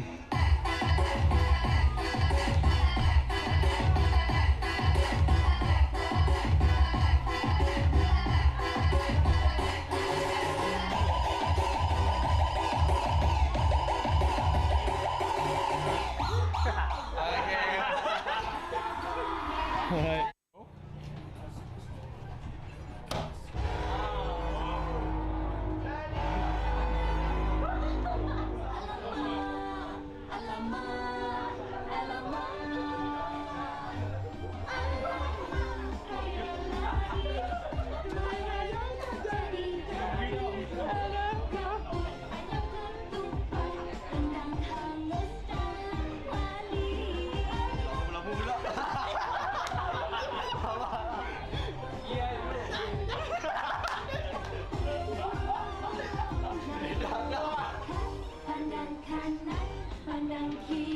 Ready posing Right. Okay. Confirm mantap, confirm lah Nescafe.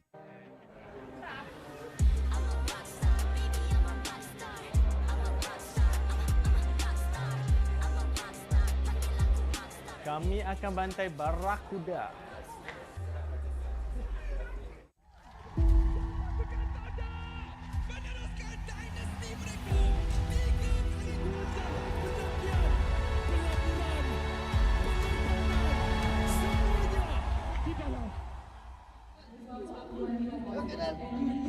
Kau nak main sini, kau tak payah nak ada mentality champion. Diam. Jangan lepas sudah lah. Oi, kontrol lagi lah. Dah. Nak cari kit, tak payah.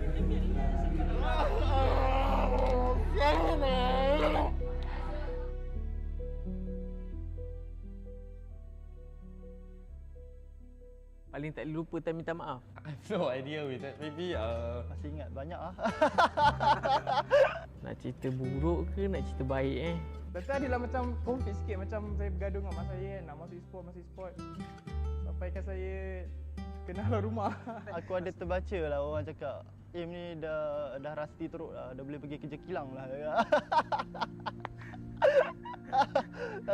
tapi ya, aku okey je sebenarnya. Yang video aku viral nangis-nangis apa semua tu, itu bukan sebab aku kecewa dengan kecaman orang apa semua, tak ada.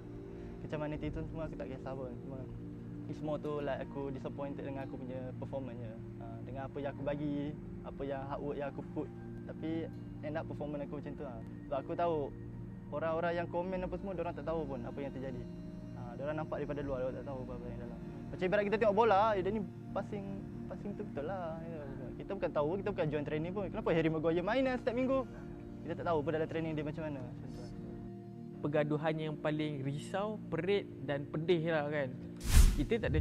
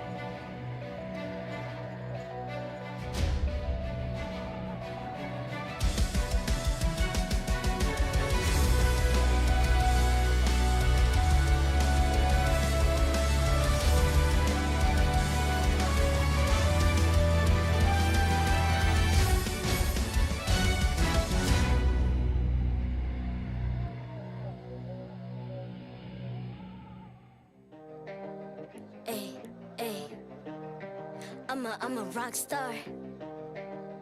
Yeah, rock star. Hey, hey, hey. I'm a rock star, baby. I'm a rock star. I'm a rock star. I'm a rock star. I'm a rock star. Panggil aku rock star. Ini kejohanan kita semua orang rock star. Kita rock star, kita buat saja gaya kita. Makin panas apinya sudah membara. Macam mana pun kau menempuh segala. Demi negara kau buat semua bangga. Step into my world, you know I'm always in my zone. You know I got my team, no I'm never alone. Bring out my best, buat yang terbaik. Jadi juara perlahan kita naik. Aku nak push, naik-naik jadi lebih bagus. Jadi hero, ku ada skill. Berapa banyak musuh aku dah kill. Ramai cuba mencapai, cause they envy me. Tiap game aku pasti jadi MVP. I'm a rock star, baby, I'm a rock star. I'm a rock star, I'm a rock star. I'm a rock star, panggil aku rock star. Ini kejohanan kita semua orang rock star. I'm a rock star, baby, I'm a rock star. I'm a rock star, I'm a rock star. I'm a rock star, panggil aku rock star. Ini kejohanan kita semua orang rock star. Tengok nanti siapa yang juara. Ni peluang kita bawa pulang piala. This is my game, this is my time. Menang semua, everything will be mine. Kalau jatuh kau pasti kembali. Bangun balik ku tegak berdiri. Kuatkanlah tenaga, ganjaran diperoleh. Ni kejohanan kita, Malaysia memang boleh. Rise up to the top, kita buat bersama. Semangat kita kuat di bawah satu bendera. Hey. I'ma go hard for the win. Win. On the battlefield till the end. I'm trying to beat the greatest anyone has ever seen. Stand by, I'm coming in for the win. I'm a rock star, baby, I'm a rock star. I'm a rock star, I'm a rock star. I'm a rock star, panggil aku rock star. Ini kejohanan kita semua orang rock star. I'm a rock star, baby, I'm a rock star. I'm a rock star, I'm a rock star. I'm a rock star, panggil aku rock star. Ini kejohanan kita semua orang rock star.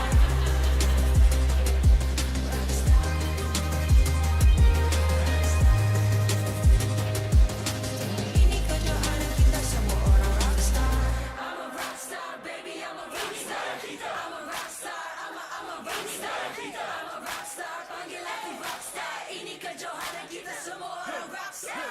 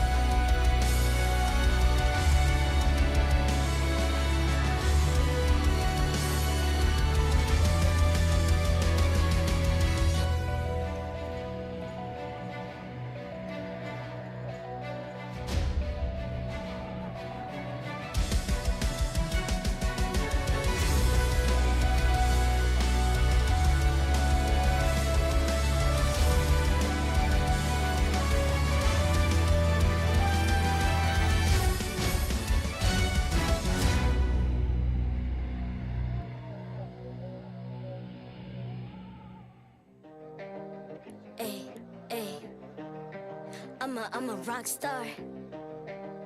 Yeah, rock star. Hey, hey, hey. I'm a rock star, baby. I'm a rock star. I'm a rock star. I'm a rock star. I'm a rock star. Panggil aku rock star. Ini kejohanan kita semua orang rock star. Kita rock star, kita buat saja gaya kita. Makin panas apinya sudah membara. Macam mana pun kau menempuh segala. Demi negara kau buat semua bangga. Step into my world, you know I'm always in my zone. You know I got my team, no I'm never alone. Bring out my best, buat yang terbaik. Jadi juara perlahan kita naik. Aku nak push, naik-naik jadi lebih bagus. Jadi hero, ku ada skill. Berapa banyak musuh aku dah kill. Ramai cuba mencapai, cause they envy aku pasti jadi MVP. Easy. I'm a rockstar, baby, I'm a rockstar. I'm a rockstar, I'm a rockstar. I'm a rockstar, panggil aku rockstar. Ini kejohanan kita semua orang rockstar. I'm a rockstar, baby, I'm a rockstar. I'm a rockstar, I'm a rockstar. I'm a rockstar, panggil aku rockstar. Ini kejohanan kita semua orang rockstar. Tengok nanti siapa yang juara. Ni peluang kita bawa pulang piala. This is my game, this is my time. Menang semua, everything will be mine. Kalau jatuh kau pasti kembali. Bangun balik ku tegak berdiri. Kuatkanlah tenaga, ganjaran diperoleh. Ni kejohanan kita, Malaysia memang boleh. Rise up to the top, kita buat bersama. Semangat kita kuat di bawah satu bendera. Ay. I'ma go hard for the win. Win. On the battlefield till the end. I'm trying to beat the greatest anyone has ever seen. Stand by, I'm coming in for the win. I'm a rockstar, baby, I'm a rockstar. I'm a rockstar, I'm a rockstar. I'm a rockstar, panggil aku rockstar. Ini kejohanan kita semua orang rockstar. I'm a rockstar, baby, I'm a rockstar. I'm a rockstar, I'm a rockstar. I'm a rockstar, panggil aku rockstar. Ini kejohanan kita semua orang rockstar.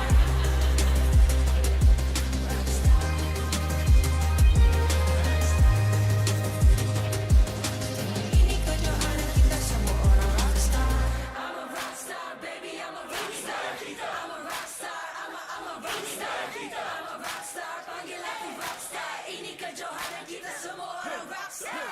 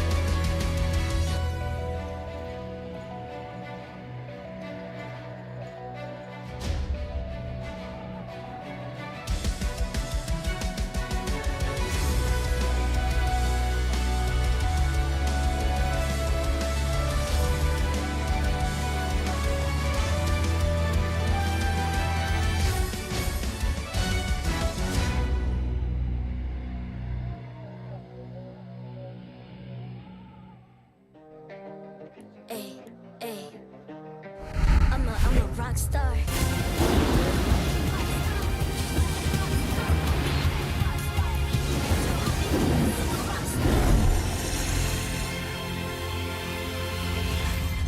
MPL Malaysia Season 13 is powered by Bountee. Enjoy a superior 5G network and lightning-fast gaming experience only with our official mobile internet hotlink. A big shout out to ROG Phone 8, the official gaming phone, for keeping our players at the top of their game. Grind on with Nescafe to keep your gaming spirit going. Thank you to all of our sponsors and partners for your support in MPL Malaysia Season 13. Selamat kembali ke MPL Malaysia musim ke-13. Anda bersama dengan saya Rose, host anda sepanjang musim ini. Dan sekarang kita sudah masuk di match kedua hari terakhir minggu ke-5. Manakala kita akan saksikan perlawanan Barracuda Esports yang akan menentang Selangor Red Giants. Alright, untuk perlawanan ini Barracuda kena menang 2-0 untuk mendapatkan 3 mata penuh to at least sit comfortably sebelum match seterusnya dan ada hopes untuk masuk ke playoffs. Untuk Selangor Red Giants pula, they are at a nothing to lose gameplay dengan mindset. Dorang duduk dekat nombor 1 regular season ni, tak ada pasukan yang boleh potong ataupun ambilkan slot nombor 1 ini? Adakah diorang akan pecahkan rekod tanpa kalah untuk regular season? We're about to find out. Alright guys, and I'm sure ramai orang tak sabar nak start match ni because dengan kemenangan ni, Barracuda will technically be able to say that they've quote-unquote secured playoffs. And Selangor Red Giants, as I've mentioned just now, they will still stay at the top whether they win or they lose. It's all about if they can end the regular season without dropping a single point. Alright, nampaknya the crowd is set. Apa kata kita jemput kedua-dua pasukan ke atas pentas MPL Malaysia? Guys, give it up for Barracuda and Selangor Red Giants. Barracuda Esports. No more room left for errors and losses. A perfect strategy must be devised by Coach Backdoor today. Will they be able to produce the unthinkable and stop the Red Giants? It's time to fight Barracuda Esports!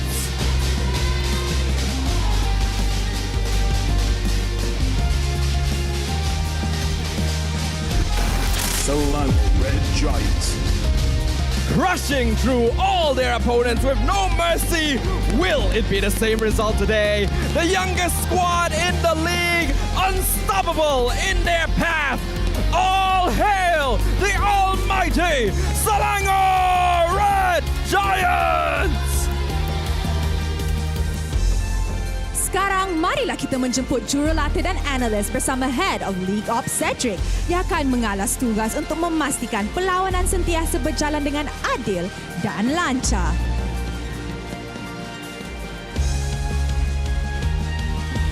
Mari kita teruskan dengan fist bump di antara pasukan sebagai tanda profesionalism. Inilah gaya kita. Inilah semangat kesukanan kita. Kawan di luar gelanggang, lawan di Land of Dawn. Alright guys, as I've mentioned then and then again, Selangor Red Giants nak pecahkan rekod tanpa kalah. Manakala untuk pasukan Barracuda, perlawanan ini adalah satu perlawanan yang sangat-sangat penting untuk dorang. Alright, before I throw it to the casters, untuk semua orang dekat rumah, jangan risau. We got you. Sebab kalau you guys join the fight now by using the code down below, korang boleh dapatkan in-game freebies.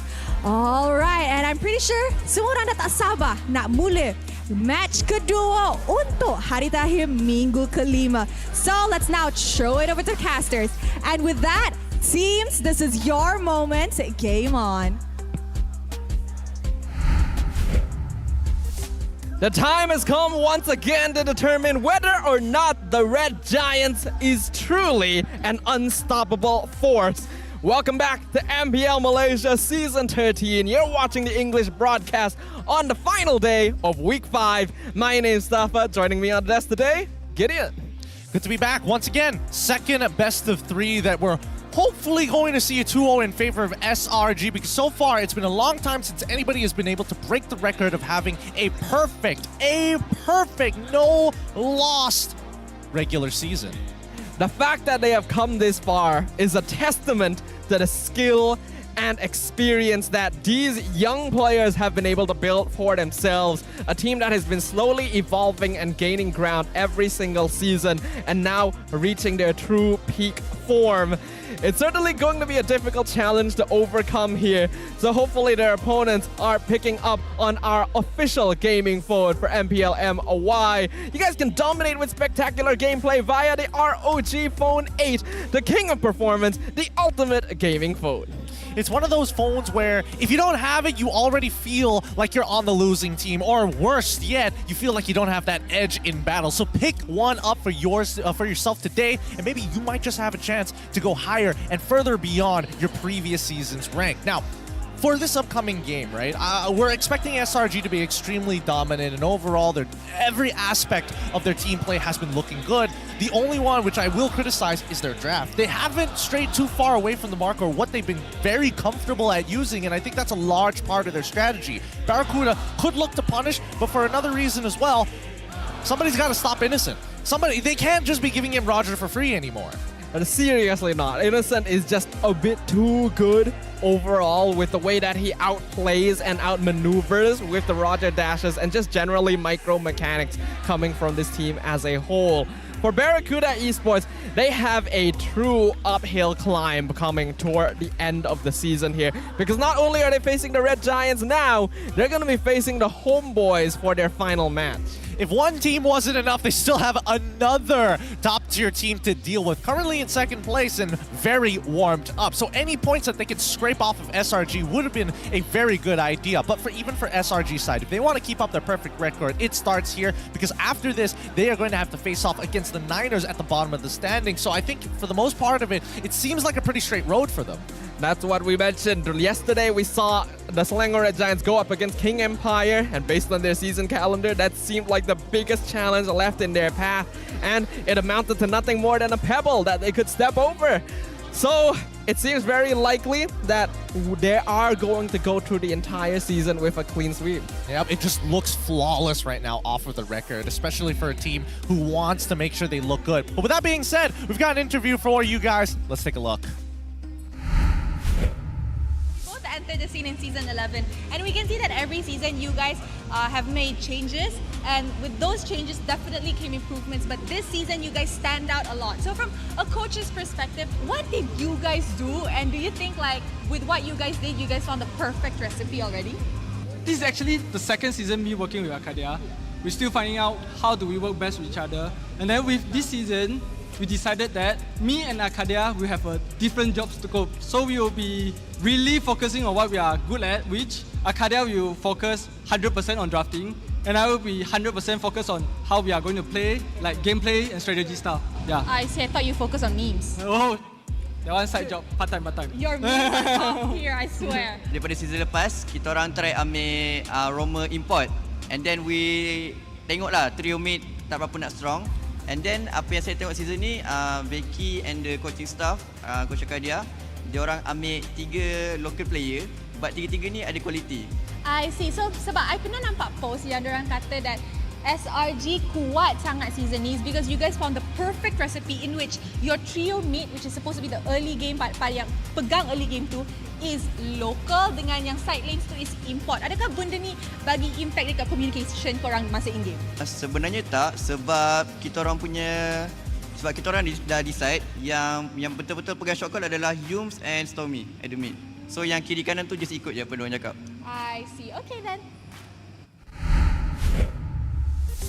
The Red Giants certainly look to have a recipe for success here, and I do like that the shot calling is reliant on Yums and Stormy. They've already shown that they are a power duo. They're both aggressive. They seem to work well together. That really seems to be spreading throughout the team too. No, I think it's been especially good for SRG because I feel like they've cracked the code for import Filipino players, right? Take care of the individual side lanes, let the imports do their work, and the main communication as well as major map rotations are going to be very dependable upon your jungler, your support, and as well as your mid laners. So again, they've kind of cracked the code in that sense. However, I do think in terms of communication, you still need a pretty specific scope of words to know, buzzwords maybe even, for the EXP laner, right? And I think in this short period of time, Cram, it feels like he's got enough experience, enough game sense, communication, or not to know what to do during these neutral fights. I think it's not just even that as well. Like, it's easy to say, oh, because the imports are in the side lanes, they don't need to interact quite as much, and therefore they can be left to their own devices.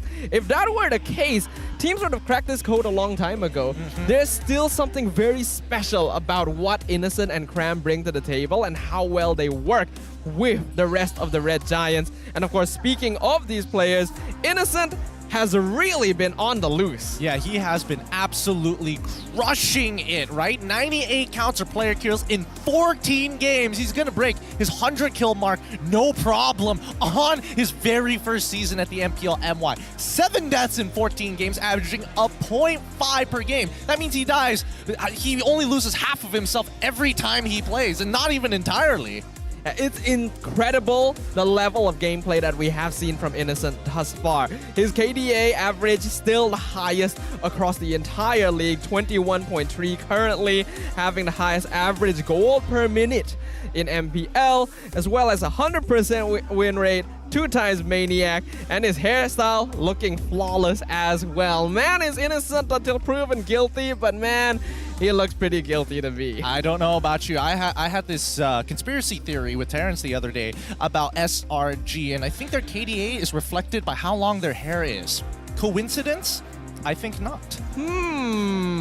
Think about it. Think about it. Yum's one of the best KDAs. Innocent, one of the best KDAs. What do they have in common? I don't think Sky's hair is very long, though. It's getting longer. It's in progress. Fair enough. Okay, let's talk about the players. Let's start off with Barracuda, the challengers for today. We got AJ as the in-game leader alongside Hesu, Trap, Amal, as well as Evie. We know that Barracuda are a pretty aggressive team overall.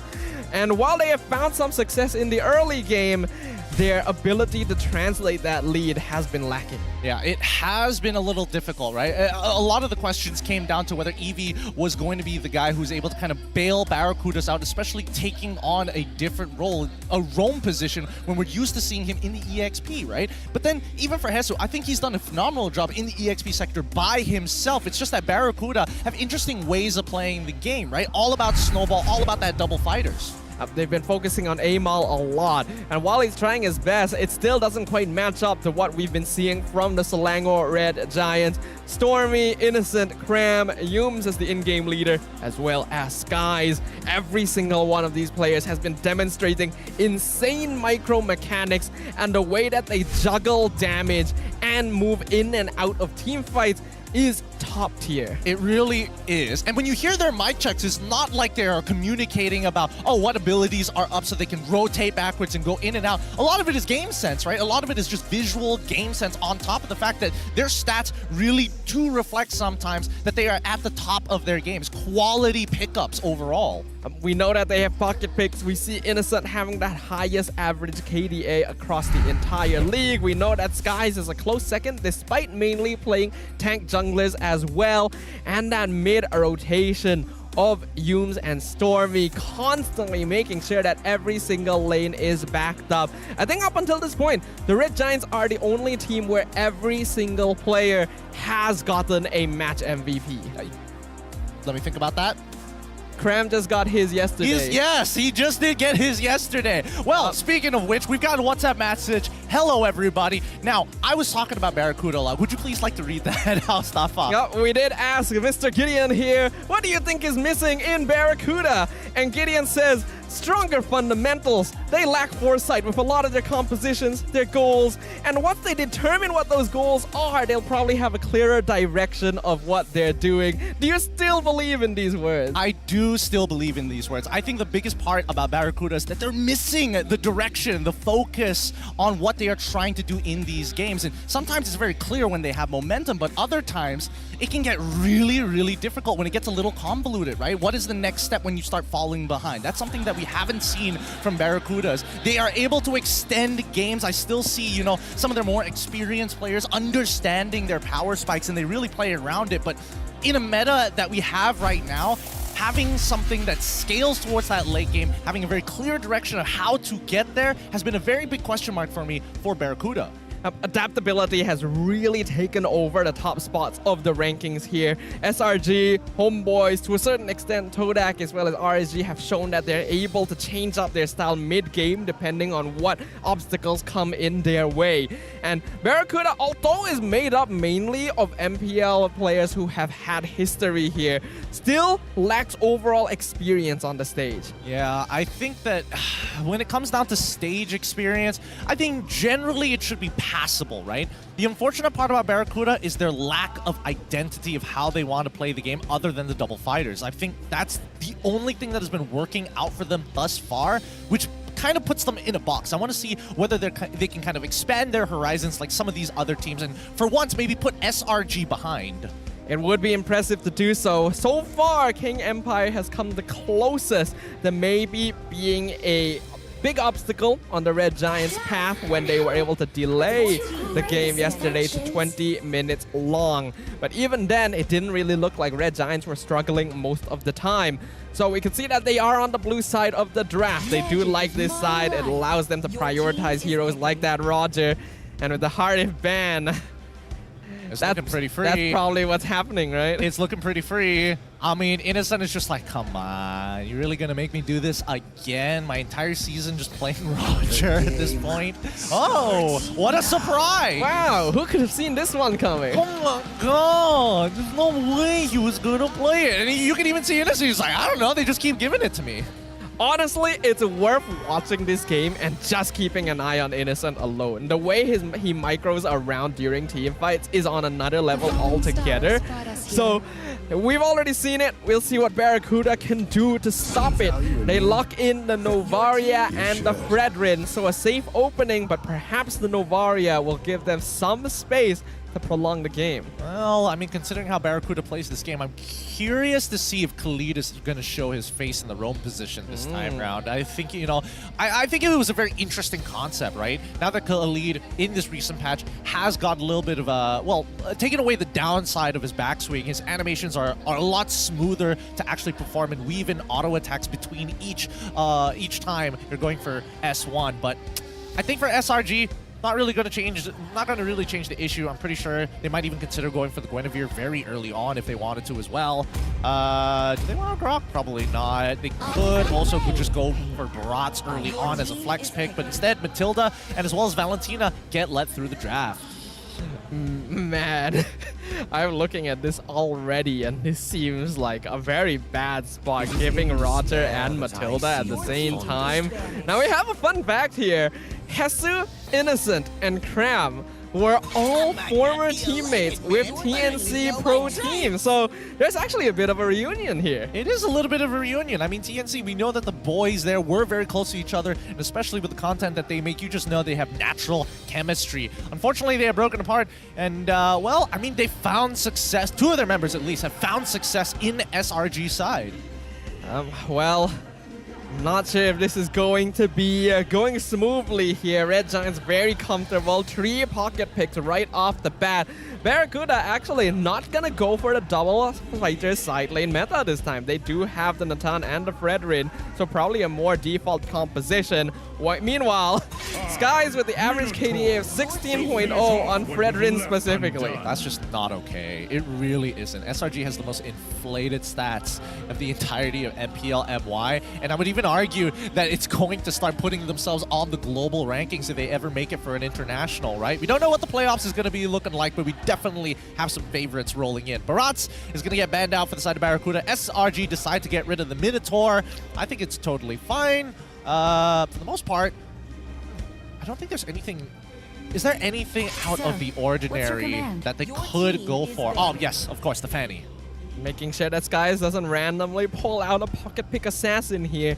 Now, something to note is that typically we don't see Skies going this far in the draft without his hero yet. It's quite common for the Fredrin to get picked up pretty early on in the draft for Red Giants. So considering that Fredrin is gone, Barat is gone, Fanny and Nolan have been banned out. Very curious to see what will be the jungler for Red Giants. I hope that Arcadia is thinking, hey, I'm tired of Innocent playing this Roger. Sakai, it's your turn. You're going to pick up the damage jungler. You're going to pick up a damage jungler, and then afterwards, we'll figure something out for Innocent. Probably the carry, right? If it does boil down to it. The hunt begins. The reason why we do see Roger jungle, though, is because it is enabled by the double fighter side lane. Like, having heroes that will generally win out those side lanes without requiring too much itemization to scale up is very important. We've seen teams try to go double marksman with the Roger jungle and Natan gold lane. Can't quite recall which team it was specifically, but it didn't work out. Yeah, it didn't work out very well. I think it was the... I want to say it was the Niners, but I can't say that with my chest. Arlet gets locked in for the side of Barracuda. At the very least, we know what the roamer is starting to look like, or maybe even an EXP laner for Hesu. I mean, Arlet is just great overall. There's no time where he isn't relevant in the game. Doesn't really fall off. Very impactful kit. But SRG needs to complete their composition, and they decide with the Guinevere and as well as the Yuzal. Keeping things strong here. So, looks like this is going to be Skies on the Guinevere. We've seen him play this hero, I think, once so far this season. So, since a lot of the jungle heroes have been locked down, this should form a pretty good way to jump onto heroes like Natan and Novaria alongside the Yuzong. But Masha has been led through the entirety of the draft. I'm surprised that SRG didn't want to pick it up, but also at the same time, it's just, I don't think they really needed to in the first place. They have enough lockdown. They have a very standard side composition, playing for neutral objectives, and obviously just letting Innocent do his thing. Well, it's about time for us to jump into the land of dawn here, ladies and gentlemen. Will the Red Giants continue their streak of dominance, or will Barracuda show us the biggest upset of Season 13? Well, if they are going to do it, it's all about whether or not Hesu gets strong enough to one-shot Innocent before Yum swoops down to save the day. Let's not forget that he still has a difficult matchup in Cram on that Yuzong, so good luck to both teams. The Land of Dawn beckons, the curtain has opened, and we now enter the second match of Week 5, Day 3. We got the Selangor Red Giants going up against Barracuda Esports. A veritable David versus Goliath situation. Which party shall come out on top? All right, let's jump right into it. Let's see how they're going to start playing this out. I don't see double leashes being pulled out by either side, so it's going to be a standard clear. Both starting on their purple buff, going to end up on opposite sides of the map. I want to see where Yums and Stormy are right now. We know Yums likes to be aggressive early on, but it looks like you're going to focus onto that mid lane matchup first to make sure that AJ is zoned out from as much EXP as possible. Yeah, they do this very, very well. And for now, as long as they isolate the side laners, they have all 3 winning lanes, which is so very good for them in the earlier stages of the game. They always will be able to rotate first. Oh, AJ still hits level 2. AJ legitimately cannot walk up to the lane at all. Beautiful zoning, beautiful wave management. And while all this is happening, Innocent has already forced Trap back home once as well. So that's also the Natan missing out on a wave of minions. Yeah, he hasn't even hit level 2 just yet. He's going to be losing, an entire wave like you mentioned, right? And I think a little bit more here. He also lost the first 2 on the second wave. Even Cram gonna be freezing that lane up, making sure as many. And look, he's even pulling Yums over to make sure that Hesu cannot get EXP from the EXP minions. If not for Amal being here, then Hesu would already be behind. Yeah, I love the way that SRG plays this map, right? We look at the emblem setups, you know that the individual side laners want to get advantages in their lanes. Even for the Yuzong, he's making sure that he has the movement speed. He's not worried about having extra attack. He's got plenty of that. But against someone like Masha, he needs to be able to kind of keep up to make sure that he can fully take advantage of his Shah residue. Cram well aware that Amal is in the area, and he wants this EXP crab to try and hit level 4. So Cram gonna make sure not to give that away, to make sure Red Giants have the best turtle take possibilities they have. Yep, and even Stormy is going to get involved. Ooh, looks like the River Crab going to fall into the hands of Hesu here. Arla going to be the first to reach this turtle before Yums. Amal in the area. We see the Black Dragon form already being popped out, scouting out and zoning out the Fredrin entirely. Astral Echo not going to do too much. Nearly snipes the turtle, actually, but Skies will secure it. Both AJ as well as Hesu haven't hit level 4. Eevee taking a lot of poke damage as well. He hasn't hit level 4 too. The zoning from the duo mid lane has been too much. Yums trying to steal the purple buff, not successful. Yep, forcing the retribution here, but good game sense from Barracuda, right? They were able to actually protect their orange buff, making sure that they can actually scout out using the Astral Echoes, force it guys, rather than just throwing Hesu in to face check the brush. Good responses here. We've always known that Barracuda is a pretty solid early game team, and it definitely seems like they have some game sense, but it has come at a cost as well. 3 minutes in, Eevee still not level 4, so that is Barracuda's roamer without his big playmaking ability. I mean, I think for now, Barracuda, they just need to scale, right? They need to get Trap at 3 items, if not 4 at this point. Hesu as well probably needs 2 items before he can even remotely threaten Innocent, and that's off of the account that he might... Wait, hold on. Yums flies in, circling Eagle. They catch Eevee out, gets the knock-up into the Violet Requiem, and Innocent gets the first blood amidst all the chaos. Great combo. Great combo. This is the interaction that Barracuda have omitted when they decided to give Yums this Matilda, right? With the Circling Eagle, you get a free knock-up, and now even Trap, oh, he's dead.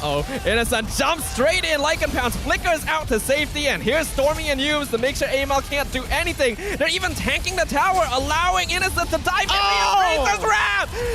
Amal turns it around and slays the wolf. Unlucky. Innocent, not enough movement speed to get out of the way. Ends up getting blasted there, thanks to the help of the Star Shatter coming in from AJ. Just slightly a bit too greedy there from Innocent. I understand Red Giants, they've been able to do this cleanly multiple times, but a slight misposition there, costing Innocent his KDA. Yeah, Hesu should probably cancel Cram out one more time. He does have enough kill pressure, especially since he's got that life lead. And I think that's what's really important in that lane between the EXP laners. How do you manage your life as a resource? Because Cram needs to be able to proc the Shah residue every single time he trades. If not, it's just not worthwhile. Turtle gonna be controlled again. Black Dragon form comes out. Cram beautifully zoning and scouting out the members of Barracuda. There is no contest at all. Another turtle falls to skies. Oh, in the bottom lane, Innocent! Getting ganked Eevee, focusing on the top KDA of the league, taking him down again. Oh, just ruining that KDA score, right? Really great lane gank coming in from Eevee, making sure that he's hiding in that brush, and as soon as he sees the all-in, thinking that Trap is making a mistake, he gets pulled back by the final slash. Really good ideas coming out from Barracuda's side to catch SRG members off guard. Looks like they're going to have a bit of a challenge here 5 minutes into the game. Well, we can see that so far in MPL, Natan has gone up against Roger 11 times and definitely has the better win rate overall. So despite this being Innocent's pocket pickup, it does seem like Barracuda has the right idea. They do.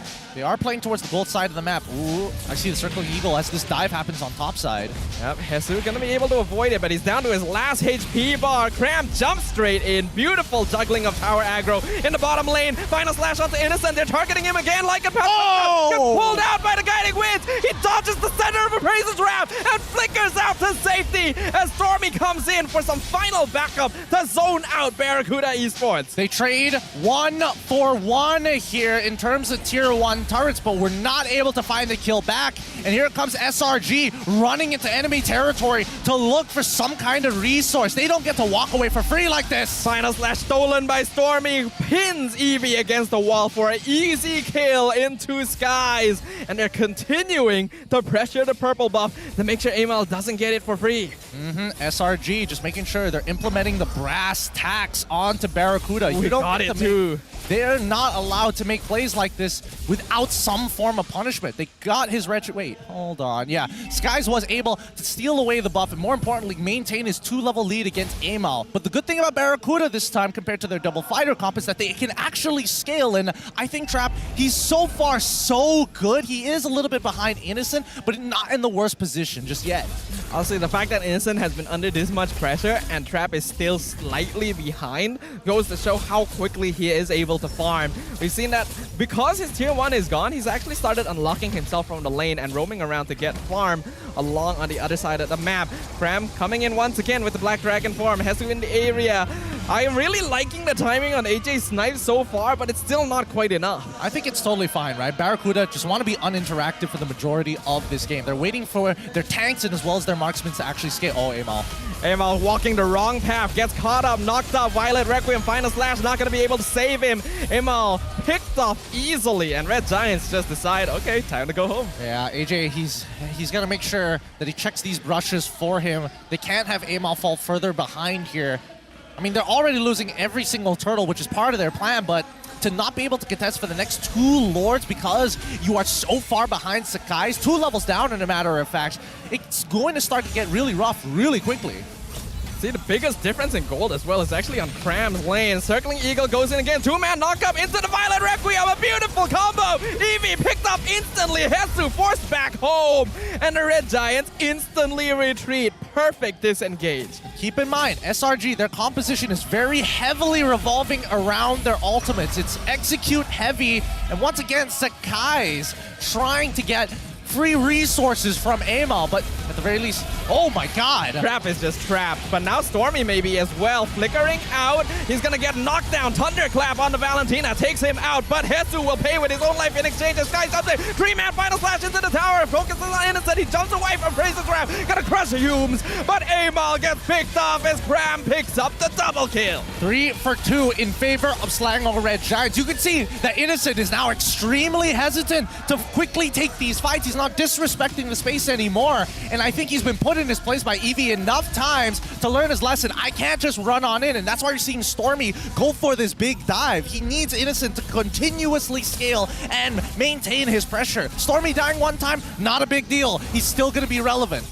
Red Giants are going to be continuing to be relevant as well. Still a 4K lead. Despite the 4 kills that Barracuda have been able to pick up so far, the Red Giants are still in control of the map overall. But with a Novarian on it, oh, hold on, Eevee, he's been found. Final slash onto 3 members, once again circling Eagle, canceling out the backline. Eevee gonna be picked off. That's mega kill going over as Humes gonna nearly get sniped off, but now Barracuda in a lot of trouble. Black Dragon form, Appraiser's Wrath doesn't even get the chance to come out as Innocent gets some vengeance. Yep, just notice how SRG is playing, right? Maintaining these waves, maintaining ways to stay ahead of that curve. They know they want to play towards that Lord side of the map, but they position themselves towards the opposite, knowing that Barracuda just wants to trade turrets and do not, and actually cannot even contest for these neutral objectives, even if Amal was alive.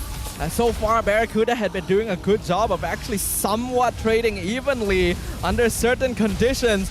But Red Giants have instantly adapted to the situation. They now understand what they were missing in their couple of engages prior, and now are not giving Barracuda anything. Yep. Developing into a 7K, 6.9. It's going to be 7K real soon once they start invading. And here we go. Sakai's once again wants to force out a retribution from Amal. At the very least, just push him out entirely. Oh, right now, looking at the state of the game, we're 10.5 minutes in. First Lord gonna be crashing in the mid tier 2. The question is, how much do Red Giants want to take with this? Story flickers in with the final slash right into the Violet Requiem. Amal drops instantly to Innocent, and in the backline, Cram petrifies 3 people. Black Dragon form to zone himself out. Hesu looking for a flank on the other side, but he's not gonna be able to catch anyone off guard. The Red Giants, they won't be successful in taking this inhibitor just yet. Barracuda still a 4-man strong, but another catch by Skies gonna be cancelled out by the Thunderclap. Eevee though, he's left out in the open. There's no way for him to get back home. He's gone. Killing spree. Going over to Innocent. And now the top inhibitor gonna be targeted yet again. There's not much Barracuda can do about this. Well, they just focus on the wave clearing, which is exactly what they do. They manage to protect their mid-tier 1 for now. But now that they're a man down, let's see. What does Selangor Red Giants actually have? They've got 4 ultimates to work with.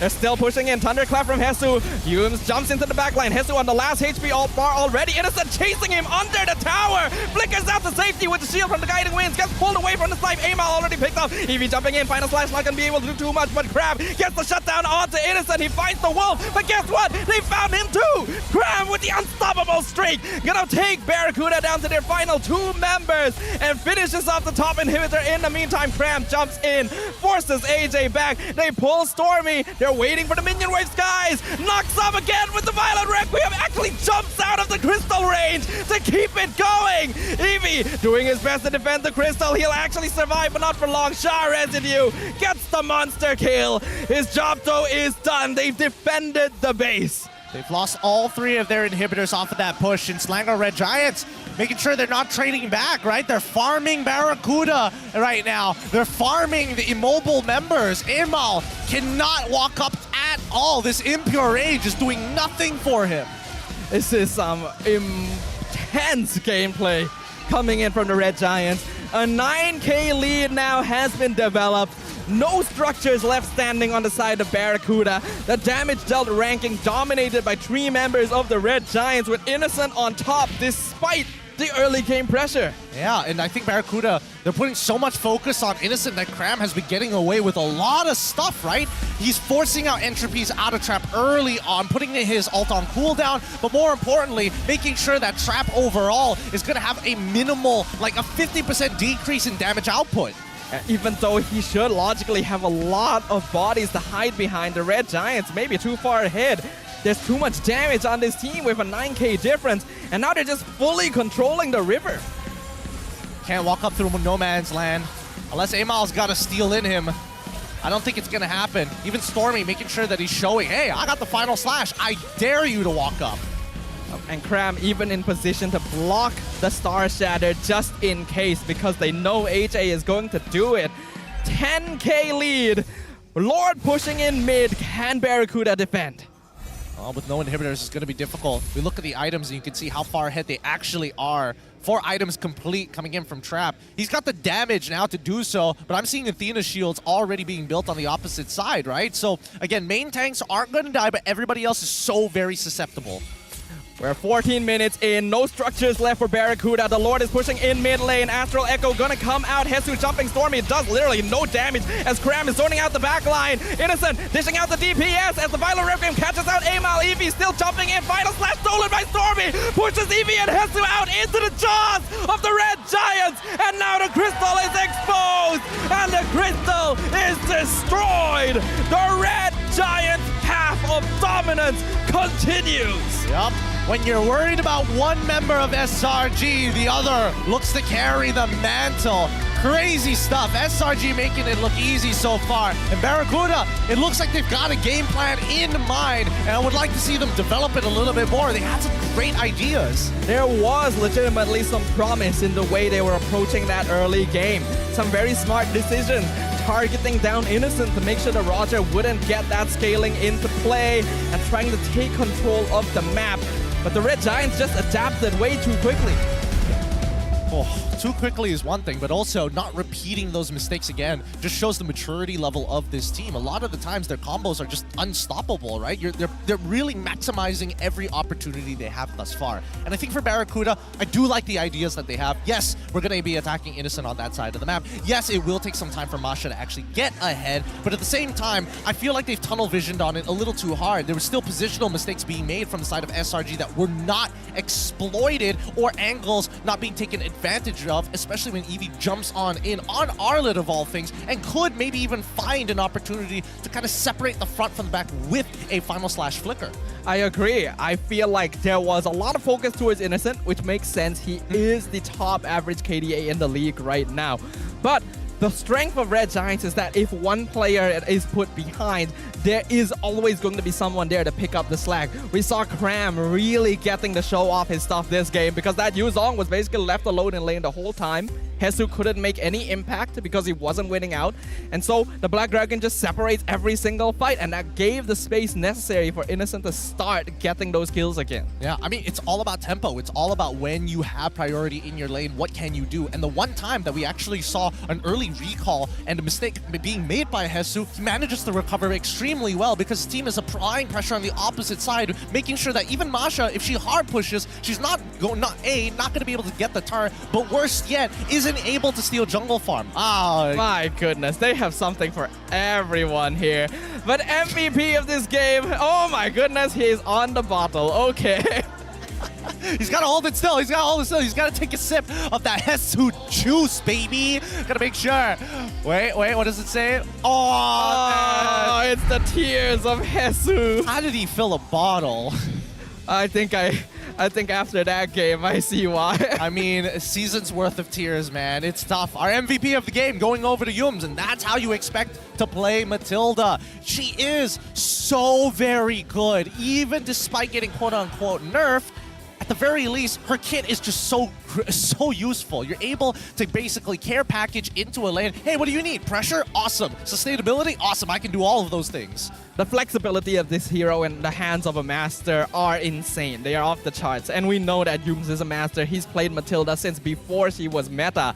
So he understands exactly the timings, the windows, the opportunities. And the Red Giants are very aware of who needs to be prioritized with the guiding winds as well. Yums paired up with Skies on that Guinevere was a deadly combination. It really was a deadly combination. And I think even better yet, SRG really abusing the overall interaction, in-game interactions, right? Because yes, Stormy knows that, hey, the most valuable ultimate I could steal is the Final Slash, but technically Final Slash also works like a knock-up, allowing a free Violent Requiem for the people like Skies. I think that SRG is really on top of their game. It's very niche interactions that you typically will not consider because It's not something you see happen very often, this particular matchup, this particular combination of heroes, and yet Red Giants are playing it as if they've known their entire lives. Looking at the item builds, obviously very one-sided since there is a 12k net worth advantage by the end of a very short 14-minute game. Yeah, I mean, there's nothing Barracuda could really do at that point. It's all based on that early game, right? Eventually, they needed more time to actually scale up into this game to take SRG on when they are at their maximum potential. Unfortunately, SRG doesn't make it easy, right? All the turrets were theirs. Every single one of those turtles fell into the hand of SRG. SRG knows what they wanted to do. They could have kept playing towards Innocent's side of the map, absolutely, but at the same time, if they need to end the game early, well, how are we going to do that? First, we neuter the enemy jungler. We're hoping that Innocent gets to stay longer and live longer in lane, but Sakai's needs to be 2 levels ahead of Amal. If the side laners need some help, we can help them out with the help of Yums or even Stormy, but that's when they split up their forces, right? Early game, we're seeing Skies attack one side of the map and Yums actually rotate down to the bottom side. Other times, we see Stormy actually join Innocent in that battle after helping out Cram with the fast rotations coming in from Yums. What Red Giants does as well at the very first minute of the game, their way of zoning every single lane opponent properly according to their lane matchup already gives them such a huge EXP advantage right from the get-go, right? A lot of teams don't really do a lot in lane before level 4 because it's a very default interaction, right? Everyone's just gonna hit level 4 around the same time, play for the turtle fight, and then after that decide what's going to happen. But Red Giants already has the initiative to decide they're not even going to allow that opportunity to come. And any advantage they can get across the map is a big one. Yeah, exactly. Like, how many river crabs did you see Amal actually achieve? And majority of the time, as soon, like, he was not level 4 for a long period of time. Like, an uncomfortable amount of time, right? He goes to Crab side. The Crab is already gone. I have no neutral to actually contest for it. Even my Beetle is gone because we've seen Sakai's kind of just farm out the side camps before he starts threatening the enemy buffs. It's not completely unusual for a roamer to not be level 4 before the turtle, because sometimes things just happen. Yep. But it's not. It is very uncommon for a mid laner to not be level 4 for the first turtle, and even more so if the roamer is still not level 4 a minute later. Or better yet, both the EXP and the mid laner are both not level 4 for that upcoming fight. Like, that's how much of a lead SRG's individual laners are able to create for themselves. And I think that Barracuda, with a little bit of adjustment, they can definitely go more even against SRG as it transitions into the mid game, because so far, unfortunately, they weren't able to funnel enough gold into Trap at the right time. And Hesu, I think at some point, Barracuda needed to invest some resources into him. I love the adaptation that came out of the Red Giants because Barracuda, like we've highlighted before, had a good plan. Focus Innocent. We saw in the previous page that he actually took the most damage out of anyone in the whole game, like 70,000 damage taken on the Roger. Red Giants, they didn't allow that to stop them, even though this is a pocket pick. A lot of players, a lot of teams would get heavily affected mentally if their key player on a strong pick is shut down like this. But no, they play around Cram, they play around Skies, they create space, they rotate Innocent up from the lane to farm the other side of the map, all while distracting Barracuda by reducing their EXP gain, and then transitioning from there.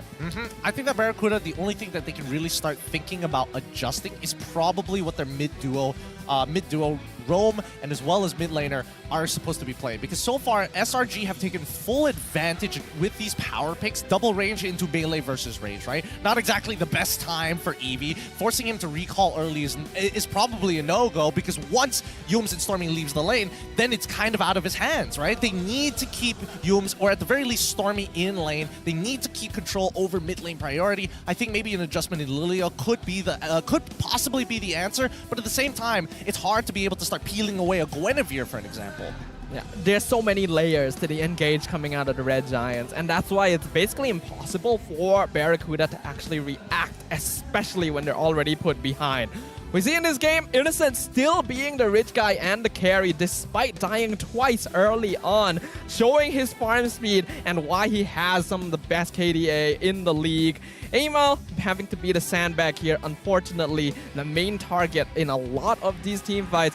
And Yums, 18 assists. That's a lot. Yep. He's participated, in at least 90% of these fights, and the other 2 was probably solo kills happening on the side. Regardless, it was a tough game for the Barracudas. I do think that considering how many stomps we've seen SRG do, this hasn't been the worst one just yet, despite, losing all of their turrets. Let's look at the game highlights and kind of rehash some of the things that we did see, right? Small interactions like this, using the Circling Eagle to allow Skies to get a free Violet Requiem and extending the time somebody's knocked up in the air with a Magic Thumb. I also really love how Skies purposefully delays the Violet Requiem to keep that CC going for as long as possible. Not to mention in the final base push, him knocking someone up, dashing right to the edge of the crystal and keeping the Violet Requiem going so he wouldn't be targeted as well. Like all these micro decisions, deciding whether to stay in the fight or to leave, how to juggle damage, who is frontlining. Red Giants has shown mastery in all of these multiple times. Yeah, they have. And I mean, this endgame scenario when they lost all their inhibitor turrets, I think that was just really rough, right? Because SRG finally unlocked their final win condition here, which is to make sure that they have pressure on all lanes constantly. And with all 3 inhibitors down, these super creeps are just too strong for Barracuda to actually handle 14 minutes into the game. And once the crystal is open, this is a team that doesn't allow opportunities to get away from them. I think we have a lot of MPL MY teams. Crystal is open, we're winning. Let's hold on a little bit here to either play it safe or to get more kills. One or the other. But Red Giants somehow does all of them at once. I think they do a very good balancing act, which is why they are the most polished team by far, right? The calls in game, the adjustments in games are always good. And I think Barracuda, we're seeing some of their strengths actually come through, right? They know how to abuse some of these lanes. They know how to kind of manipulate the way their opponent, and well, not just manipulate, but really condition their opponents a couple of times, right? We did see Masha on the opposite end of the map actually Hesu conditioning his opponent Cram. They are teammates before. Cram is having a significant lead, and he had an opportunity to actually go for a dive if only his team was there to actually capitalize on it. There's just these small decisions that are being made that's really forcing out a lot of the difference, especially in that early game. Because we know that Barracuda is the strongest in the first few minutes of the game. We actually did see that quite clearly. Red Giants actually had to slow down just a little bit at certain points. So if the Barracuda can lock in on this phase and just try to push forward using that strength, they may have better chances. Well, speaking of which, let's compare both Hesun as well as Cram in the power distribution. Obviously, any of SRG players is going to have very skewed data, but we can look at some of the comparable things, like average DTPM, average damage taken per minute, not too far apart for both of these two players. They play very similar roles, right? They're either looking to kind of cut off the backline or at the very least start peeling and soaking pressure for the rest of the team. The average KDA is pretty much out of the question, but even for the average DPM, it's not like Cram has been given high damage EXP laners similar to Hesu. The way that these two EXP laners create space for their team is also a little bit different, because Hesu oftentimes is the playmaker, he's the catcher, he's the secondary source of initiation right behind EV. Oftentimes when he's playing on heroes like that Arlet, he's able to find these big final slashes, whereas Cram plays a slightly more frontline-ish role. He's oftentimes going to be on heroes like the Yuzong, like the Xborg, like the Tamas, soaking up damage, and there's also dishing it out. Yeah, he does. He is a very good laner so far, and I do wish that we do see more damage-oriented laners like Yuzong, maybe even Paquito or even Benedetta be given into the hands of Cram to really see what he can provide for the team. Because again, the team very much plays around their mid-trio to kind of affect and influence the rest of the map, while the solo laners are doing individually performing out of this world. That's the big strength here, which you see over here. We got Uncle Chicanook in the crowd saying that Barracuda are basically on their last legs here. Oh, unfortunate. Unfortunate indeed. And I mean, the SRG fan... oh my goodness. This is just, man, predictions, just ordering just ordering fried chicken because this is going to be a drive-through. Jeez. Levels of the all of the Red Giants fans are learning too much from Azora Vecchi right now. But we've got an MPL MY insider with Cram, the man of the hour, with us asking that people say he's the hidden MVP for Red Giants and what he thinks about that statement. Cram, he doesn't mind. He wants to win. He wants to be the best. But he's also introverted and quiet, so keep that in mind. I mean, that was an unnecessary... I was like, what? No, what does that have to do with anything? That has nothing to do with anything. You want to win, you can either be that man or you can be a supporting act. He's okay with either or. But I think overall, that's why he's playing the more supportive role. I think, who knows? Who knows? Damage-oriented laners, maybe they're more extroverted, you know? Yeah, if they're more extroverted, they're able to exert that energy outwards a little bit more. We did see the sign that the kid was holding. It's like, yeah, if you're hungry, let's have some fish. Let's have some Barracuda right now, because they are just being served up on a silver platter unless they make a big change. Yeah, I mean, I don't think they need the biggest of changes. If we had to repeat that game once more with a slight difference in the draft, I think the mid game could have been a lot more manageable for Barracuda. I still think they still would have lost because I think Barracuda's end game, right, their late game, the way that they play their late game isn't as proficient as SRG. We've seen SRG really go the distance before, right? Especially against KGE. That kind of gives us a bit of a scale as to what to compare them to. But I'm gonna be honest, when they had to go that far with KGE, I do kind of feel some fault of it was because they were taking things a little bit lightly themselves. So if they weren't messing around, it would have been a very different result. But well, we'll see what happens. Barracuda has already shown some interesting plays here, and we'll see whether or not they adjust anything when we go into the draft for game number 2. All right, let's see. Barracuda on the blue side up against SRG on the red side. We see Chip Nolan banned straight away, passing priority over to SRG, banning out instantly, getting rid of the Florent. They just don't like this global anti-heal. The true healing, as some may call it. True healing. Honestly, a good name for it. I think Red Giants, we know how aggressive they are as a team, and they want to play around these like health bar breakpoints. They seem very innately aware of how much damage their heroes do at each stage of the game. So having that bloom around that could mess with that is something they just don't want to have to deal with. I just think that it's funny that Barracuda, like, yes, early game. What works with early game? Florent. That's the #1 early game pick of the century. I do think that their mid games, especially if they are ahead in the early game, is a lot better than most teams. But then again, this is based off of the fact that we're playing double fighters, right? So we see the Angela ban coming out from SRG side. They want to make sure that healing is not an option for the side of Barracuda. And we see Roger, finally, somebody bans it out, which means first pick, Trap is going to get Harith on that first rotation. Most likely. I wonder if Red Giants would be willing to let Matilda through. That's the question, right? Contest the Matilda and the Harith. Because in the hands of a slightly less experienced player, we've already seen that Matilda doesn't have as much impact. I think that SRG probably can. They can bargain with Barracuda by leaving the Matilda open, banning out the Harith, and saying, hey, you could pick Matilda for yourself. If not, we get they get rid of the Barats. Now they've left both of them open. Let's see what Barracuda responds with. I think the Barats is a great ban. Gets rid of a flex pick that Barracuda likes to rely on, and they're pretty ready to deal with either Matilda or Harith regardless. Barracuda gonna lock in the Harith, so it looks like Hume's gonna get to fly around again. Yep, this time around, now that Innocent is gonna have access to both Harith and as well as Roger, I would assume the next fallback would be the Natan once again. It doesn't necessarily have to be. I think it's kind of up to Innocent, right? That's probably what Coach Arcadia is telling him. It's like, this matchup is up to you, but we're definitely taking this Matilda, and we're also going to get the Fredring alongside it. I mean, that's what the Barat ban was indicating. Still going with the comfort picks.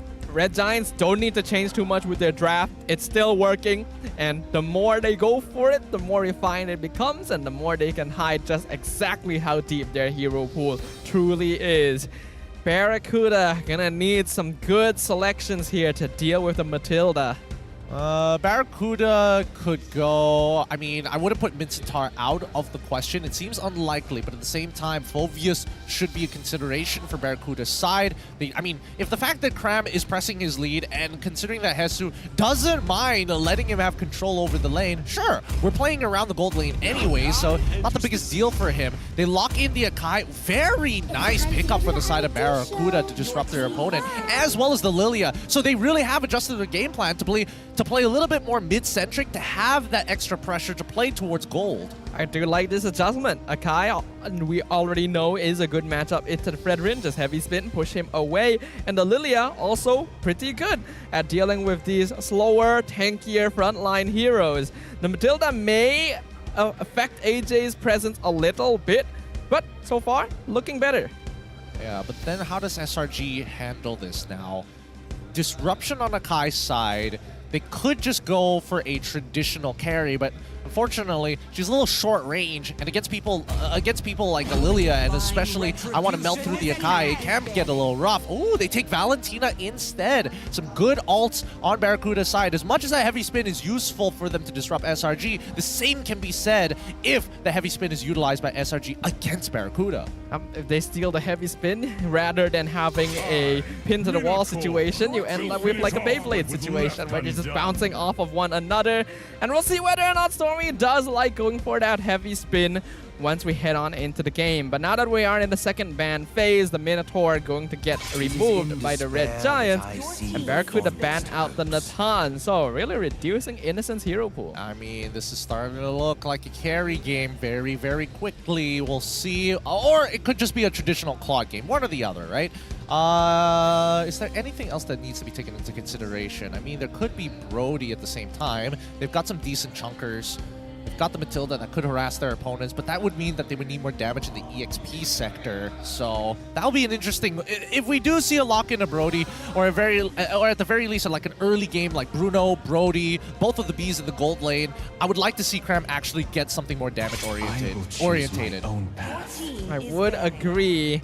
They ban out the Arlet, one of Hesu's comfort picks, as well as something that could combo well with the heavy spin if timed correctly. And Barracuda even further reducing the marksman. You can look at Innocent over there. It's like, seriously, guys? Really? How many? How many do you want to go? How deep in the list do you want to take me? I think it's totally fine, right? He still has plenty of options. The gold lane is particularly difficult to completely squeeze out for a majority of marksmen. Some more comfortable than others. But who are they going to prioritize? EXP or gold this time? And it looks like... Yep. Ah, there we go. Bruno lock in. Makes sense. Since you know the enemy's gold laner, you don't know the enemy's EXP laner. Better to lock in the marksman first. So, with a lot of the usual meta marksman gone, we get to see Bruno in the hands of Innocent for the first time. Yeah, it's been a hot second since we've seen Bruno.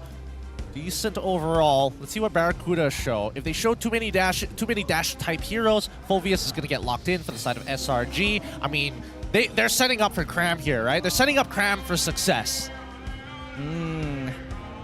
I think what Cram will pick up here will depend heavily on what Barracuda drafts here for Hesu.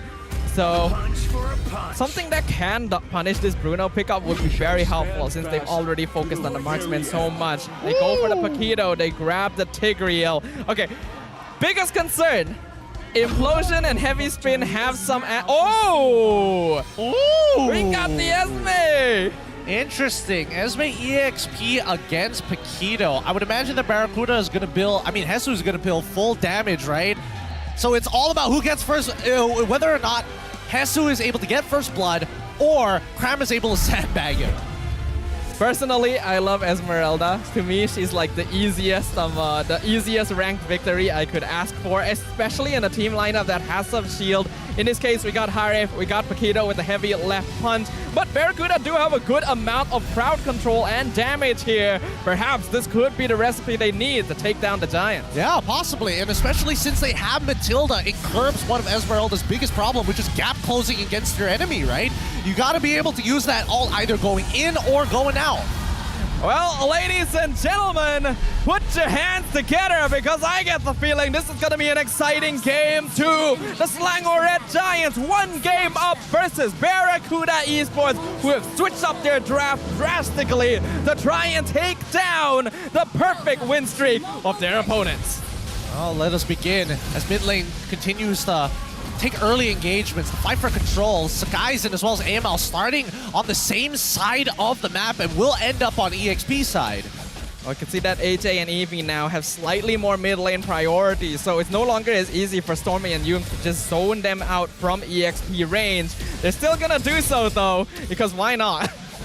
Yep, I mean, this is to be expected. Stormy did get chunked out pretty early on, but at the same time, AJ, he has to take an early recall due to his mana as well as his life pool. Hesu and as well as Cram so far, like Hesu needs to play a perfect game here. A single mistake against Cram could cost him the entire lane.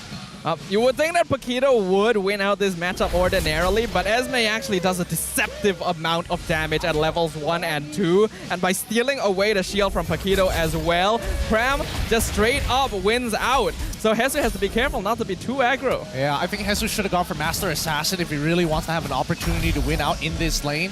However, we are seeing that Cram does force out a retribution from Amal. He doesn't want to start falling behind anytime soon, and an early recall from Hesu. Not a good look here so far. We can see now both junglers hitting level 4 around the same time. This is where we'll see rotations from the roam and mid laners to start and get those level 4 timings, since the turtle is going to be up in another 15 seconds. Yep, and Trap should freeze the lane right here, right in front of his target. He does need to let it push all the way in. He wants, actually, Innocent to walk up, but so far, AJ now rotating to the EXP side to try and hit level 4 as soon as possible. Hopefully, both Hesu and as well as AJ can actually do that this time. Cram and Stormy gonna focus on clearing the wave as fast as possible, so they'll be the ones to hit level 4 first. Though Amal is currently the one with control over the turtle. We see a taunt from Skies onto Eevee. He's actually dropping real low already, but I don't think they have quite enough damage to finish him off. Cram still continuing to zone out Hesu. Oh, here we go. Circling Eagle and Flicker. Circling Eagle knocks up on Amal, just zones out Barracuda. Red Giants understand they don't have enough damage yet to finish anyone off. They just need to force them away from the turtle pit. But Sacred Hammer gonna be pushing humans back. Guiding Winds though, easy. Just gets out with no problem. Yep, has to use the Purify though, just to make sure that it doesn't get pushed back because of Hesu. Wait, I only just realized that Red Giants has 4 Purifies. Oh yeah, they need all the Purifies in the world. My goodness. Flicker sounds like a good idea, but what exactly are you flickering from? Like, Trap basically chases you down as soon as you flicker. You can't use Flicker if you're getting locked down by Eevee. You're running away from AJ. Really doesn't make a difference here once he gets the Ice Queen's wand. This is gonna be a tough game for Eevee. Like, getting implosion on the entire team is going to be difficult when the entire enemy team has Purify to get out of it freely. So Barracuda needs to find a way to force out resources.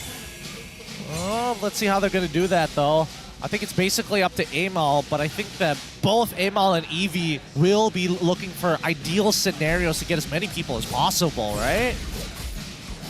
Oh. Amal did use his retreat to steal the gold crab away from Innocent. So that is something at least. Oh, Sacred Hammer gonna come out here onto Stormy. Heavy spin, gonna be pushing Stormy against the wall. Purify and the Guiding Winds comes out to pull him back to safety. Skies unfortunately doesn't get a taunt, so nothing's gonna happen here. Yeah, Eevee not even opting to use his ultimate just yet. Amal is the one using the heavy spin. I mean, yes, he does have that purple buff to reduce cooldowns, but at the same time, I would have liked to actually see Eevee be the one to push the button. We can see now with pressure from Skies and Yums, Innocent is starting to get a big EXP lead, and now they're pulling in Stormy to the bot lane as well. Circling Eagle gonna come out onto Eevee. Appraiser's Ref just barely misses, but the zoning has completed. Trap though, jump forward, force the Flicker out to make sure he gets both the minions and his life intact. I don't understand why Eevee refuses to just Flicker on the one guy who doesn't actually have the button. He doesn't have the Purify. It's Sakai's, just get Sakai's, right? I mean, yes, Yums can pull him out with a Circling Eagle, but at the very least, you have more than enough CC to lock him down underneath the turret if necessary. Yeah, that's the thing, right? Barracuda already being put on the back foot somewhat because Red Giants just overall have more confidence and control in terms of what they're trying to do. Oh! no! Trap with the first blood against Innocent in the gold lane 1v1. That could give Barracuda the motivation they're looking for. Turtle dropping low. Sky's getting pushed away. Amal secures it with a heavy spin as Eevee gonna be jumped on. A nice circling eagle onto 3 members. Cram chasing down the Trigil. Should be able to finish him off. Actually, no. Not enough mana. Barracuda comes out on top here. Yep, they win out. Oh, I think he's okay. He's out. Thank God. Thank God. All right. So finally, Eevee dropping down his implosion. Finally, and even committing the flicker to it to try and find some key targets here. I think that Barracuda, it's difficult for them because they're walking away on such small margins, right? They don't have enough of a health lead to start punishing SRG even more by taking away jungle camps and really compromising the economy. Bot lane gonna be focused yet again. Amal and Hesu are here. Circling Eagle gonna knock out Hesu. Instantly executed by Stormy's damage. Amal gonna look for the heavy spin onto Innocent. Pushes him away, but the Purify allows him to walk out no problem. Yeah, that was... I mean, it's... Oh my goodness. Oh. Yo, pulling Stormy in, continuing to zone out. Yeah, a bit unnecessary there. Didn't need to do that just yet. But here comes, I mean, Cram, he should be able to hold up against Trap for a decent amount of time as Trap is looking to trade on the opposite side of the map, at least trying to find a tier 1. Trap does look very confident here. We have to remember, Harif is one of his signature heroes. So even though Esme should be able to drain health and shield from him, he's taking a lot of damage. Cram actually cannot 1v1 this. He's in a bit of danger, just barely dashes over the wall. He gets on out, but he sees Amal, but Amal doesn't really want to commit to him either. Stormy gonna get pulled in. Barracuda actually having a good amount of control here. The net worth lead still slightly in favor of Red Giants, but only by 800. Sacred Hammer, Purify comes out from Stormy, as well as the heavy spin to push Barracuda off of their tier 1 top. Yeah, good use of the heavy spin there, knowing that it actually has an inbuilt Purify. It doesn't really matter how they commit to him. He doesn't even actually have to use his battle spell, so he saves resources, and he even goes for an early recall with Yulm so they can participate in the upcoming fight, topped up with health as well as mana. It does mean he won't have heavy spin for the turtle fight though. Sky's currently the one with aggro on the objective as Cram continuing to zone out, find information on Barracuda. Heavy spin is available for Amal and Turtle is dropping very, very low. Praise's wrap into the red tree is perfectly timed and Amal is punished straight away. Picked off. Eevee going to be next to follow. A double kill for Innocent on the Bruno. Barracuda, no choice but to back it off. Yep, I mean, Innocent, his positioning is really, really good. Ooh, Sakai's could look to push. Ooh, tries to catch it. They're gonna force the Zaman Force from Trap too and then instantly walk out. That's what they were looking for. Yeah, because of this zoning, right? The top tier 1 falls into the hands of two SRG pretty much for free. Oh, this is great space being created right now. Again, Innocent, he thought that he had some trouble in lane early on, but with the space from the rest of the Red Giants, it's no problem at all. Skies with the retry timing seals the purple buff as well. Amal starting to get choked out, 2 levels down. Same game plan as before, different heroes. Eevee, he's taking the... Oh.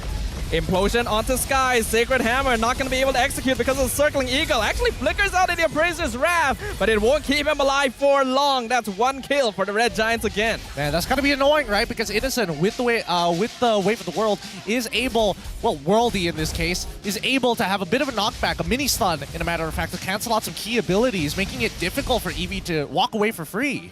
We're starting to see the AI lean heavily in the Red Giants' favor here. A 71% win rate prediction.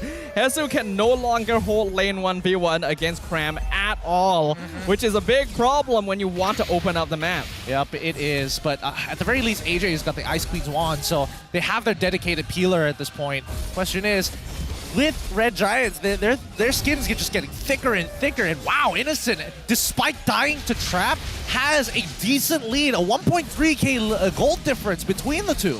There's something about gold laners from PH, man. The way they farm is on another level entirely, and we are seeing it. He's also a full level up on Trap, despite all the pressure that was put on him early on. Trap, unfortunately, not getting much of the map to farm. Red Giants are doing a great job of making sure that either waves are too far away for him to farm safely, or someone is there that could punish him. AJ gets jumped. That is so much damage. He actually pops the black shoes. I don't know if that was a very good idea. Jesus gonna try and keep him alive. Circling Eagle gonna be able to find 2 Stormy with a 2-man pin onto AJ and Eevee. Skies, he's not even in sight. He took the Lord and gets the taunt. The Embracer's Wrap crushes Barracuda. Trap trying to escape. Jesus, he's the only one alive alongside him. He jumps in. I don't think that was a good idea. Killing spree for Innocent. Red Giants are dominating. Nicely played.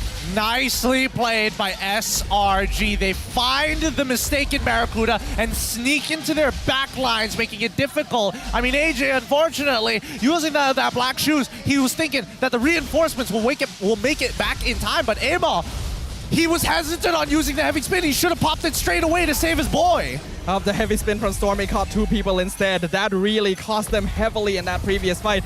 Red Giants now once again trying to choke out their opponents. They have the Lord pushing up top lane. That's 2 inhibitors gone right off the bat. Circling Eagle knocks up 2 again. Look at the damage from Innocent. He's already farmed up at this point. Even Eevee can't actually take too many hits. Yeah, but this is still the first Lord, right? Now the second wave comes through, and I'm expecting SRG to get even more aggressive to take away the final inhibitor and set themselves up for an endgame scenario. Look at the way that Yums and Stormy are poking. Stormy dashes in, skill ones, gets pulled out by the guiding winds. This final inhibitor is gonna fall with no resistance. Heavy spin from Amal, gonna get dodged once again, and he's just gonna be pelted down by the footballs. He gets back to base safely, but what will it cost? Sacred Hammer from Eevee, not gonna find anyone as AJ forced back, taunted. Amal trying to defend. Barracuda is just healing and walking back, but it won't stop them from getting picked off. Mega kill from Innocent. Eevee the next to follow. Yums, the Wisps, finds the kill. Skies jumps in. He gets the taunt into the falling star mode. Killing spree for the Fredrin. Only 2 members of Barracuda left standing. AJ trying to do his best. His black shoes will keep him alive. But the same can't be said for the Crystal. The same can't be said for their pride. Red Giants are taunting right in their faces as they secure another clean victory. Yep, Innocent waving them goodbye, knowing what SRG have done to the Barracudas, putting them in that relegation spot. More so, committing that many bans to 1 man is gonna get his blood pumping. And it's not even enough. You stopped me from playing the Wolf. You stopped me from playing the Time Traveler. I'm just going to kick footballs at you, and I'm still going to be better. Oh, outclassed here. Outclassed by SRG once again. The story continues to repeat itself as SRG continue and make sure that they're going to be ending the season real soon with a perfect, flawless record. I don't know when's the last time it's happened, but we're only 1 match away from achieving that. This is a clean and dominating victory again. So I think we're all just excited to hear what they have to say. Wow. Selangor Red Giants sekali lagi menutup game dengan 2 pebalas kosong.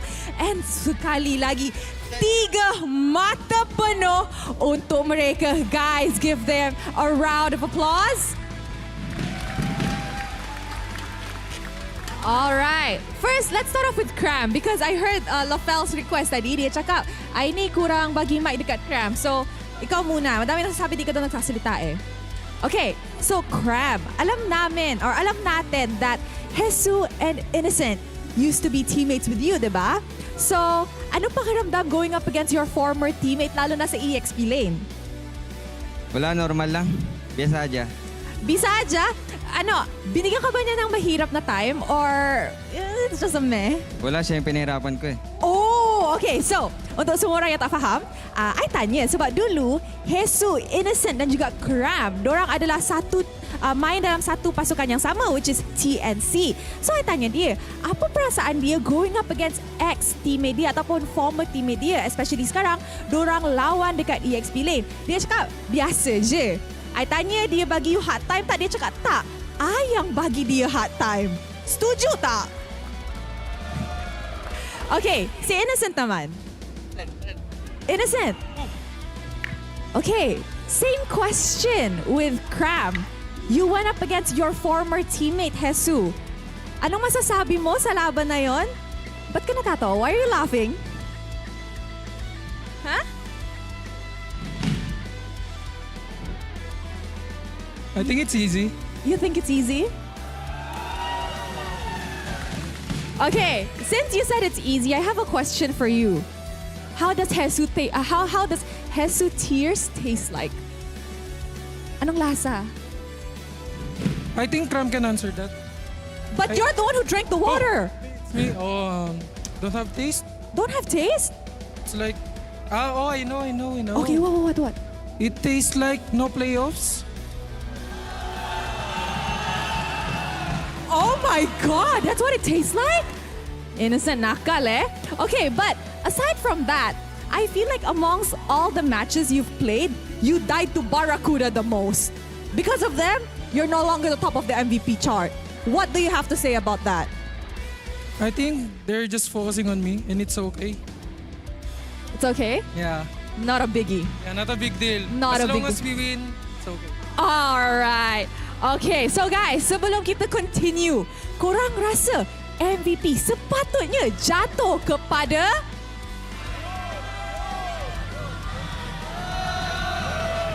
I'm hearing Yums, I'm hearing Stormy. Tapi kita pilih siapa actually? So apa kata kita tengok MVP kita in 3, 2, 1. Jeng jeng jeng jeng jeng. Ui. Ni siapa ni? Gorgeous. Hai. Cram. Wow, 2 days in a row, huh? Okay, just now you guys picked Esmeralda. If I'm not mistaken, it's the first Esmeralda pick of this season, right? Why did you guys decide on the Esmeralda pick actually? Because Esmeralda is so pretty. That's it. That's the only reason? So pretty and cute. So cute. you're just like, I want to play a cute hero, easy game. I said to coach, I want to use Esme because so cute. I see. Okay. Okay, can we pass it to Stormy? Hi, Storm. Hello. Okay, Storm. Stormy dah biasa dah king of regular season masa dia main dekat SMG. Diorang selalu number 1 regular season. But comparing to the previous season, how confident are you with this lineup actually that you guys boleh masuk ke grand finals untuk musim ini? 200%. 200%? Yeah. Apa beza SRG dengan SMG dulu? More chemistry here. More chemistry here? Yeah.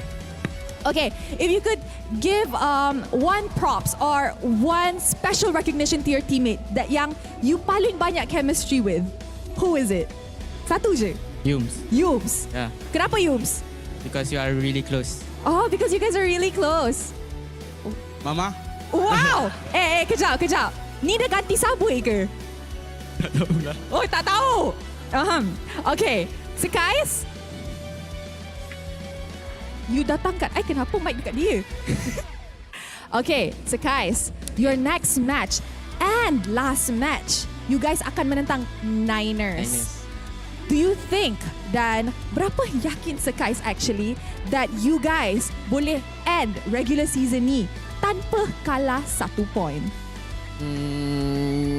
As you guys can see, we win easy all of our match, so 100% lah. Alright. Okay, Gorgeous, last.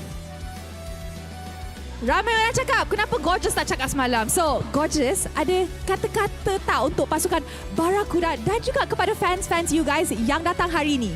Untuk Barracuda. Sebab your ex-teammates pun ada kat sana. Untuk Asia dengan Trap, jangan putus asa. Walaupun aku tak tahu korang masuk playoff ke tak. So, just don't give up lah. Tapi diorang memang tak lepas playoff kan? Tak lah.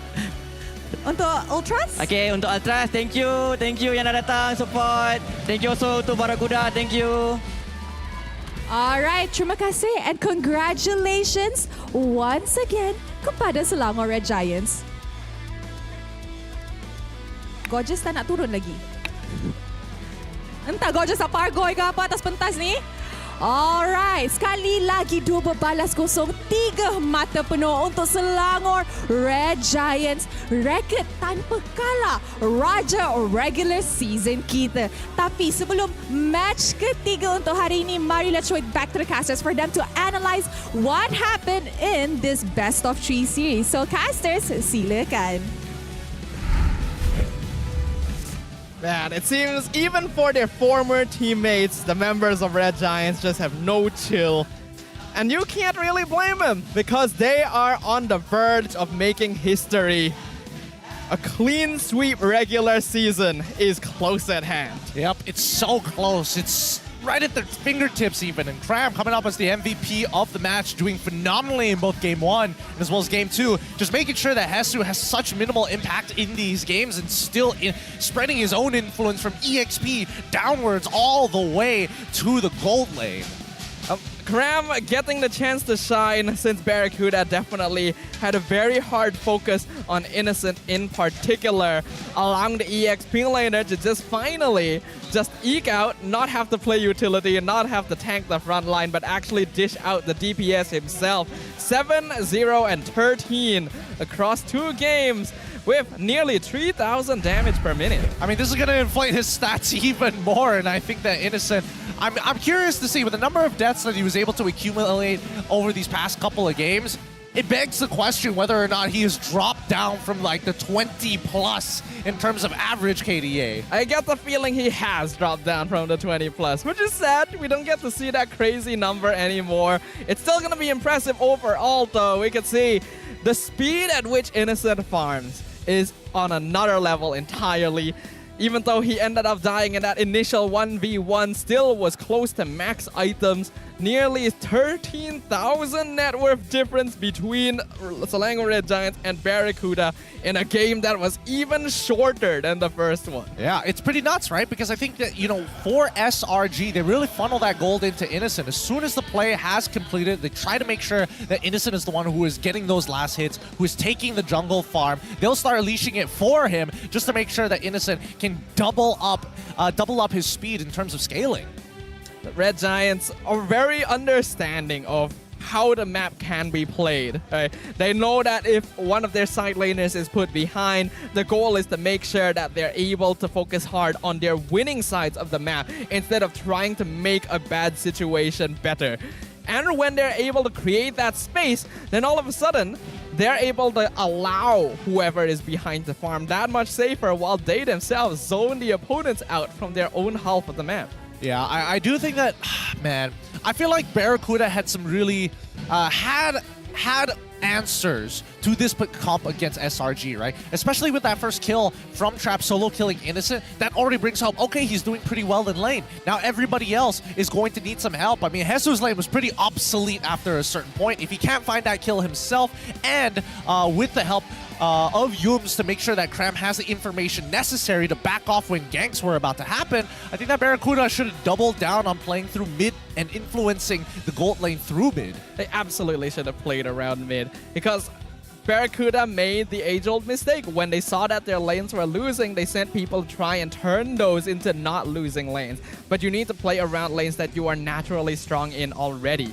Not to mention that Hesu, his lane was actually non-existent. Even at level 1, he was already losing the Cram. And then later on, when they pulled AJ over to try and make a difference, it made no difference. It just wasted more time from a lane that should have already been winning. Yeah, I think that, I mean, it really boils down to his emblem setup, right? When he went for Festival of Blood, he was already giving up a large part of damage in his kit if he just take Master Assassin, because he knows he's going to get, technically, Cram is going to get left alone here a majority of the time, right? The only person who really wants to come up here is probably Stormy when they hit level 3 and wants to turn into level 4. Maybe later down the line, once level 7, Yums is expected to come at a certain point. Regardless, Master Assassin probably should have been the way to go, especially if you are opting to go for a full damage build. It would have helped a little bit, but I think Cram would have just adjusted his playstyle based on the situation. Like Red Giants, again, showing their mastery of the game as a whole and the coordination as a team, understanding who needs to do what at what time, where can we find advantages, where can we zone people out, continuing to play around, invading the enemy jungle anywhere they can to put AML at a disadvantage. Yeah, and I mean, they tried. They really tried. And I think AML did a little bit better this game, but you could see that once SRG had the snowball going for them, everybody on the side of Barracuda were a little hesitant on some of these moves. When they could have been able to save a couple of their team members, when they could have punished SRG, they hesitated.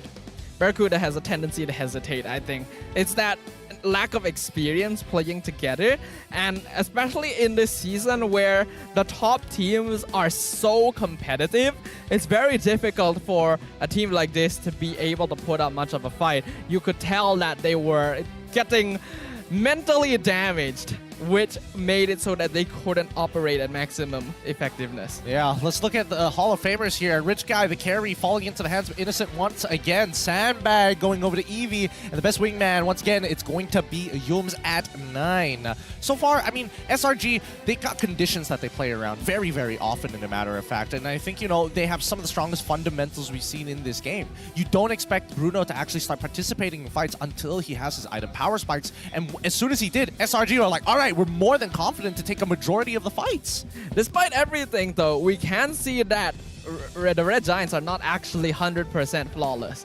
They're still capable of making mistakes. Innocent can still be picked off. It just takes a team that has a little more awareness of how to exploit advantages that they've created for themselves to really put up a stronger matchup against this team. Yeah, and I think that SRG, what sets them apart from a majority of other teams is the way they kind of pick themselves up from these types of situations, right? They minimize the overall damage that Barracuda could apply on them by making sure that they chunk out so they can't start hurting their economy, or at the very least, they have cross-map plays. They understand what their opponents want to do, and they're able to move themselves to avoid that happening. You can see in the highlights here, brought to you by official gaming phone ROG, that even though early on, Barracuda were once again somewhat even. Once it came to this turtle fight, once they secured the objective, they dived, they took multiple members, forced out resources for nothing in exchange. And here as well, being able to get that two-man pin on the heavy spin stolen by Stormy switched the game momentum entirely. Yep, man. That was such a good position by Sakai's there, catching the backline, forcing out the Purifies, and worst yet, putting AJ at odds with himself because of the black shoes. And he was even doing Lord right before that. Yeah. He wasn't even part of the fight. He saw his teammates getting engaged. I was like, you guys got that right. I'm going to take this and I'll join you later. Okay. Yums, you are worth 2 people. Just keep them alive. Keep them alive as long as possible. But let's have a look at the standings one more time. 24 points. A perfect, flawless run coming out from the side of SRG with only 1 game left in the season to go. They've secured themselves the top position in the regular season. We already knew that they were confirmed first place from the results yesterday. But obviously that's not gonna be enough, right? You have the peak waiting right in front of you. That clean sweep across the regular season that has yet to be achieved in the history of MPL MY. The best that has happened is teams that have not lost a match. We've not had a team yet that hasn't lost a single round. Yeah, man. I was hoping at the very end of the season we would see the SRG try and play from behind. That's the one scenario we haven't seen SRG be put in just yet. And I think that some of the heavy-hitting teams, they warmed up too slow, and now we're going to have to wait till playoffs before that situation actually occurs. And for all we know, SRG might be terrible at playing from behind. Who really knows? Who can tell? That is the scariest question, right? Whether or not we are going to see that second place curse happen during the playoffs again, where the first place team, usually the one that does the best across the regular season, doesn't end up as the champion. Yep, either they get knocked out early or they only get second place and lose out in the grand finals every single time it has gone like this. And let's keep in mind, right, that there's still wild cards to actually think about for the upcoming MSC. Something that, you know, you don't want to go through that road. Wild cards is a scary place to be when you're starting looking at other regions.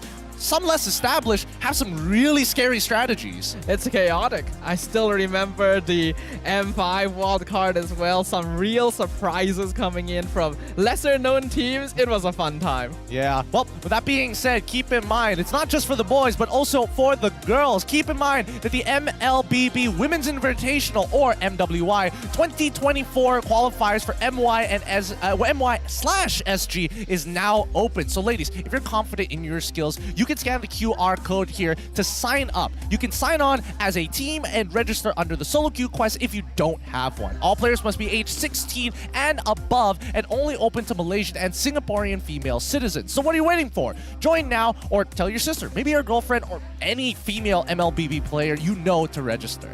Gone are the days where gaming is considered as a male-only field. We know that there's plenty of female gaming fans and female MLBB fans out there, and we've already seen past iterations of the MWI show some impressive MLBB gameplay. So if you guys like the game, you guys think you have what it takes to partake, then y'all know what to do. Join now while you still can. This might just be the only opportunity you have to. But coming up next, our very final best of 3 of today. It's going to be Todak up against Niners. The final matchup of the week, right before the last week of the regular season. It's a bit of a reunion as well. We highlighted, we got Moon.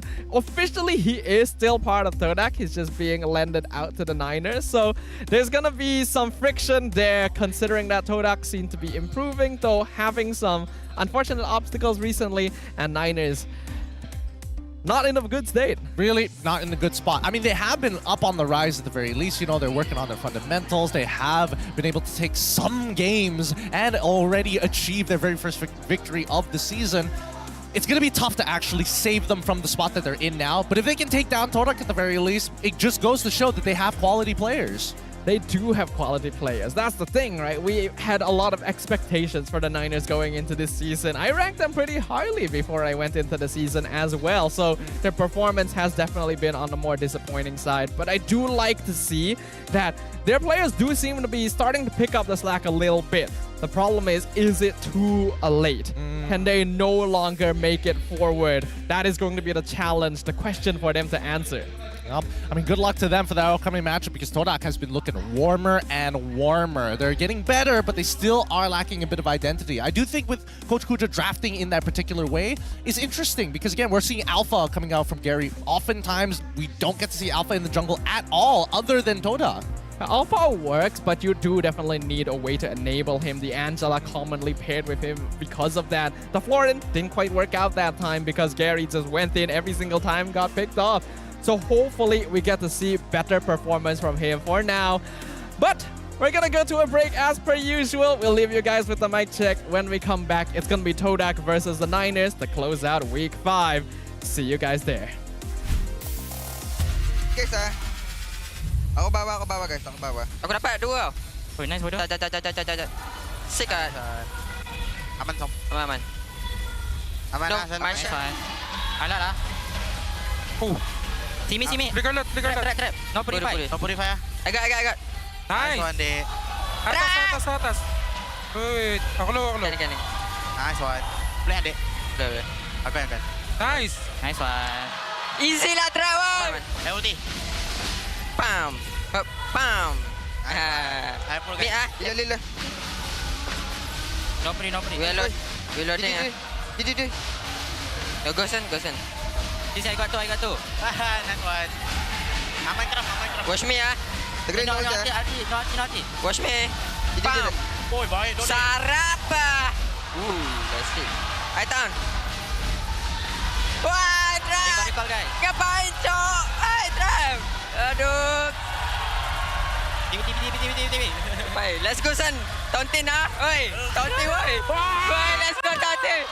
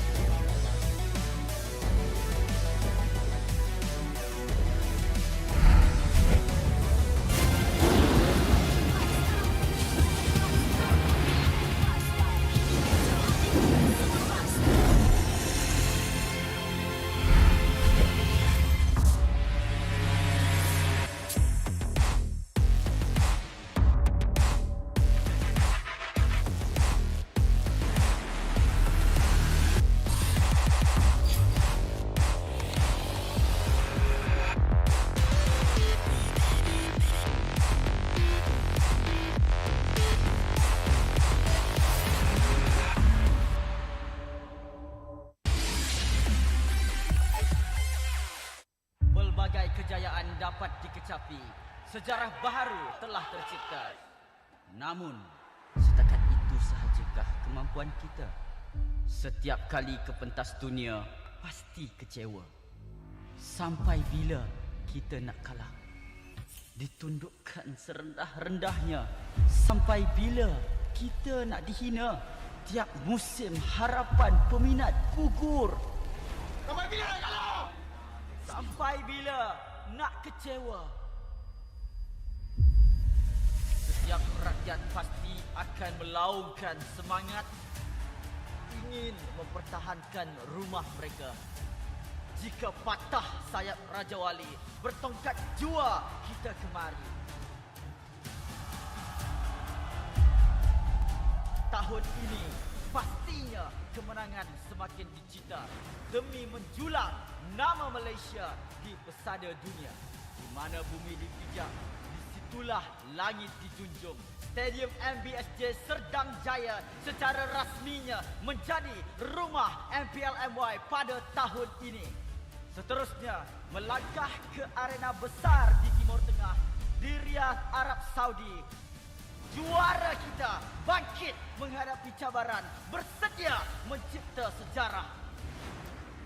Utara, Timur, Barat dan Selatan, kita semua MPL MY Playoff musim ke-14 akan berhijrah ke Johor, mendekatkan lagi silaturahim MPL MY bersama. Hasrat kita semua bersatu dan bangkit dengan satu tujuan yang sama. Naikkan martabat negara, kecari juara dunia, kemuncaknya di M6. Pastikan kemenangan dan kebanggaan dikecap di rumah kita.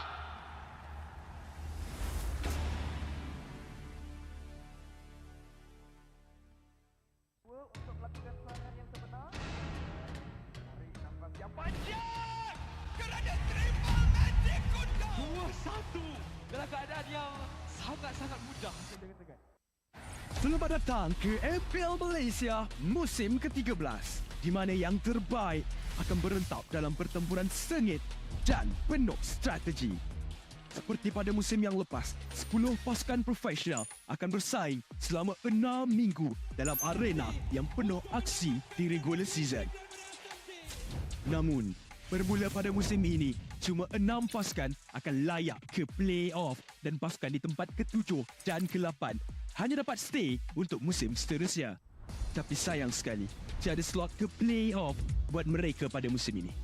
Bagi pasukan di tempat ke-10, slot musim ke-14 mereka akan diganti oleh tempat pertama MAL Conference Group. Mereka akan di-reset dan harus merebut kembali peluang melalui MAL musim kedua. Dan apa itu MPL? Mobile Legends Bang Bang Academy League adalah liga amatur di mana terlahirnya bintang-bintang baharu. 15 pasukan akan bersaing untuk meraih kejuaraan dan 2 pasukan MPL Conference Group teratas akan berpeluang merebut slot ke MPL Malaysia musim seterusnya. Okey, kembali ke MPL. Pasukan MPL Malaysia tempat ke-9 akan berentap dengan pasukan tempat kedua dari MAL Conference Group dalam pusingan MPL Malaysia Challenger Stage bersama format Best of 5 semasa Grand Final MAL musim yang pertama, di mana pemenang akan menentukan slot terakhir MPL Malaysia musim ke-14. 6 pasukan yang layak ke play-off akan berentap untuk meneruskan jalan ke Grand Final MPL Malaysia musim ke-13 dan merebut peluang untuk ke MSC 2024. Jadi, bersiap sedia. Persiapkan strategi anda. Bersedia untuk aksi profesional di pentas MPL Malaysia musim ke-13.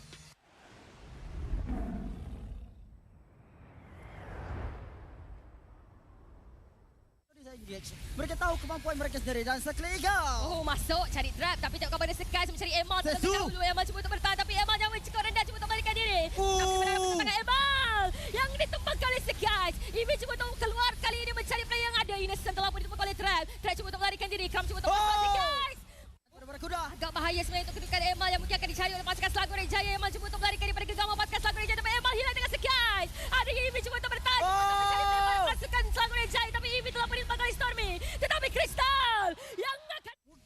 satu benda yang mudah. Sekarang ni AJ yang akan dicari. Nyawa cukup rendah. Dah tak ada black shoes. Tapi AJ yang akan ditumbangkan. Stormy ada habis speed.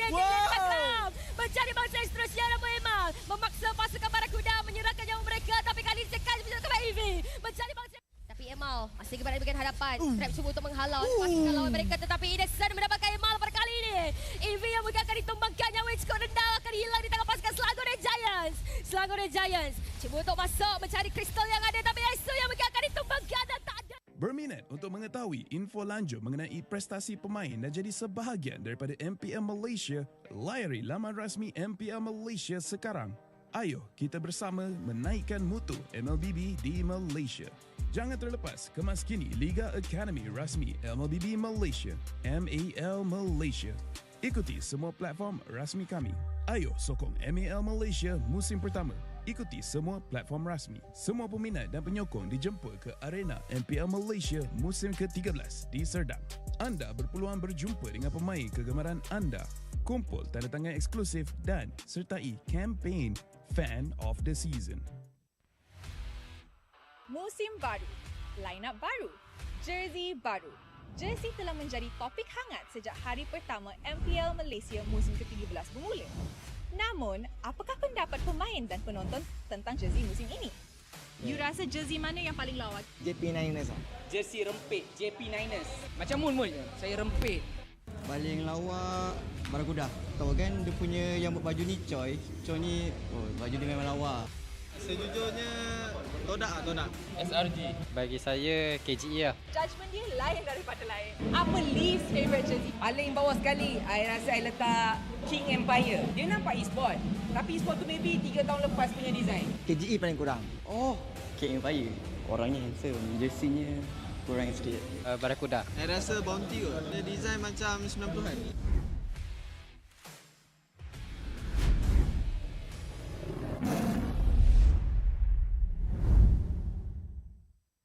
Interested in knowing more about player performance and be a part of MPL Malaysia? Visit the website of MPL Malaysia's #1 esports league for the latest news and league updates.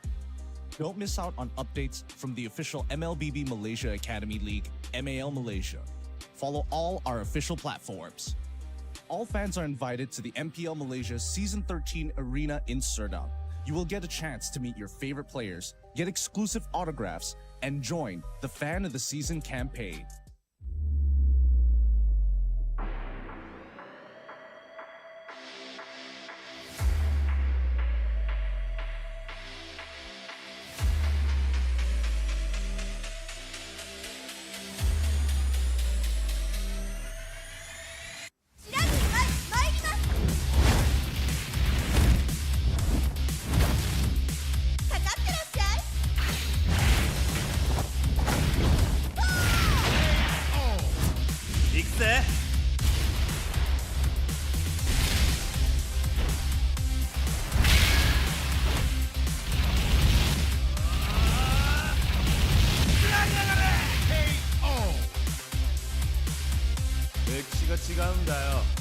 Hey, come on.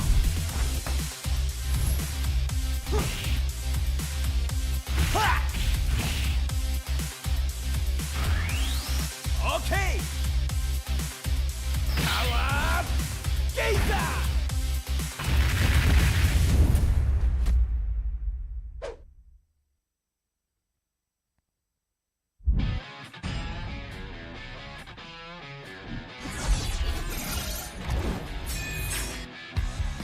Satu sekali Jeduin dan Albert di sana. Ternyata harus hilang. Avalanche fight as Lom gets instantly shot down by the Blazing Duet, as well as the Electro final blow. This is going to be easy cleanup for Todak as most of the... Apat yun, pero nasipa din siya. Yung ninakaw na sipa. Buhay pa rin. Ang buhay! Backline already, and they're running for the lives. Gunning it. David trying to drag the members of RG right underneath the turret. It's not enough though. Gray coming all the way in. He cleans it all the way up. Just nowhere for him to run. Just... Kita kata ada satu warrior weapon di Malaysia membuat pergerakan dari Biga tuh lalu benar-benar slow. Rafanya sudah tumbang.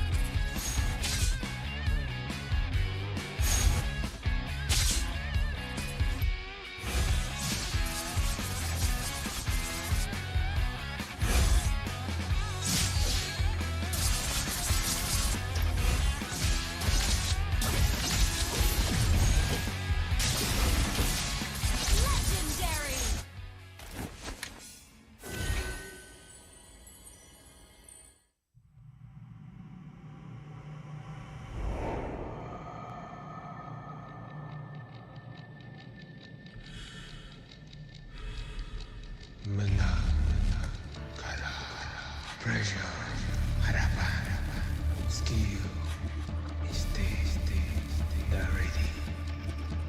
Kala dihentak, dituntut semua untuk peminat. Spotlight melampangkan satu sosok tumpuan.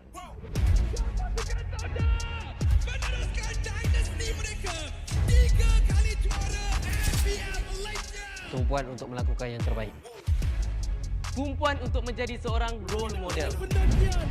Pelaburan, pengorbanan, semuanya. Sorotan itu penting. Ia membuatkan kita percaya. The supporters will witness our fights and our struggles. Memikul harapan untuk mempertahankan kemenangan. Menjadi cabaran terbesar untuk mencapai matlamat kami. Pastikan kemenangan dan kebanggaan dikecap di rumah kita. Harapan masih terpahat di hati. Untuk menjadi juara. Meneruskan legasi kami. Di bawah cahaya, semuanya menjadi lebih jelas.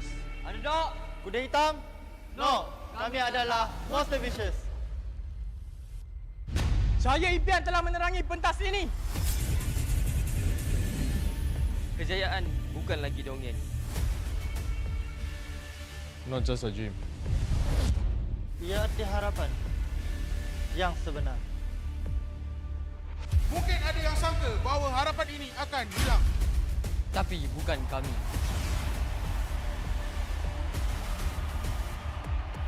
Ini harapan kami. Ini semangat kami. Bersama kami mencapai satu tujuan. Mencari sinar yang paling terang.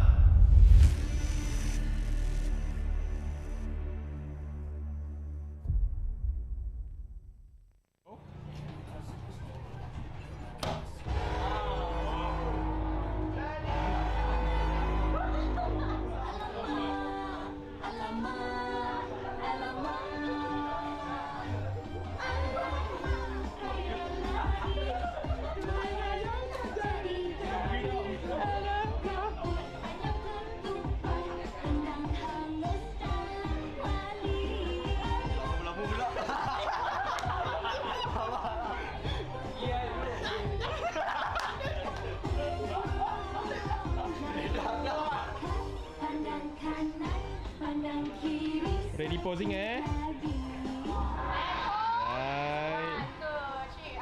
Okay. Nikmati jaguh 5G untuk gaming sepantas kilat dengan Hotlink Prepaid 5G. Internet 5G tanpa had dengan kelajuan 5G tanpa batas untuk layan gaming tanpa gangguan. Nikmati latensi rangkaian 5G terunggul dan gameplay termantap sepanjang malam. Semuanya hanya RM32 sebulan dengan 20% cashback. Dapatkan sekarang.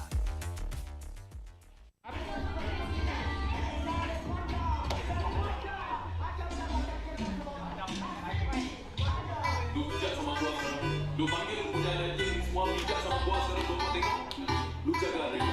Lu masuk atau tidak? Gua bombak. Bukan senang mau masuk ke tempat mah. Hey, Syah, lu mau saya masuk ke bangsa di macam nanti gua kasih kenal. Ready.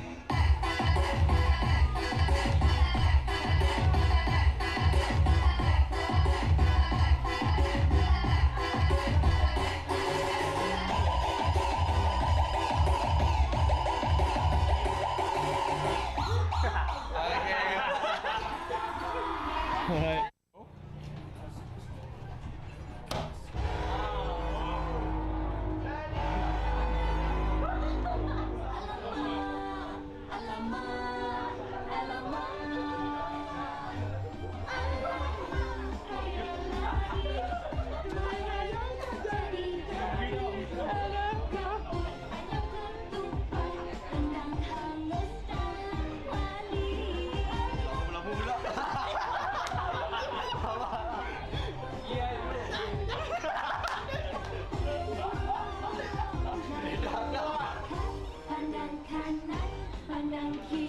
Ready posing Right.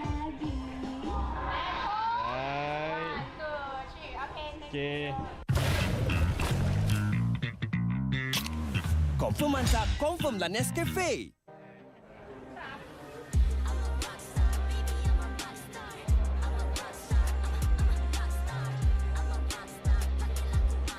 kami akan bantai Barracuda.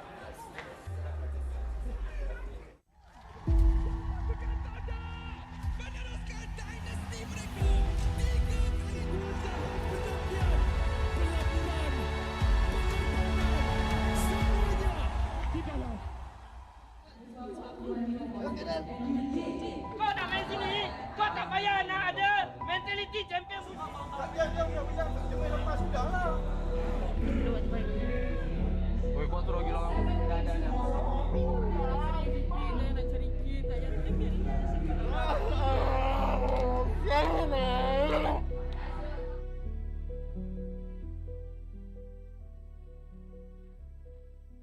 Paling tak lupa time minta maaf. I have no idea with that. Maybe Masih ingat banyak ah.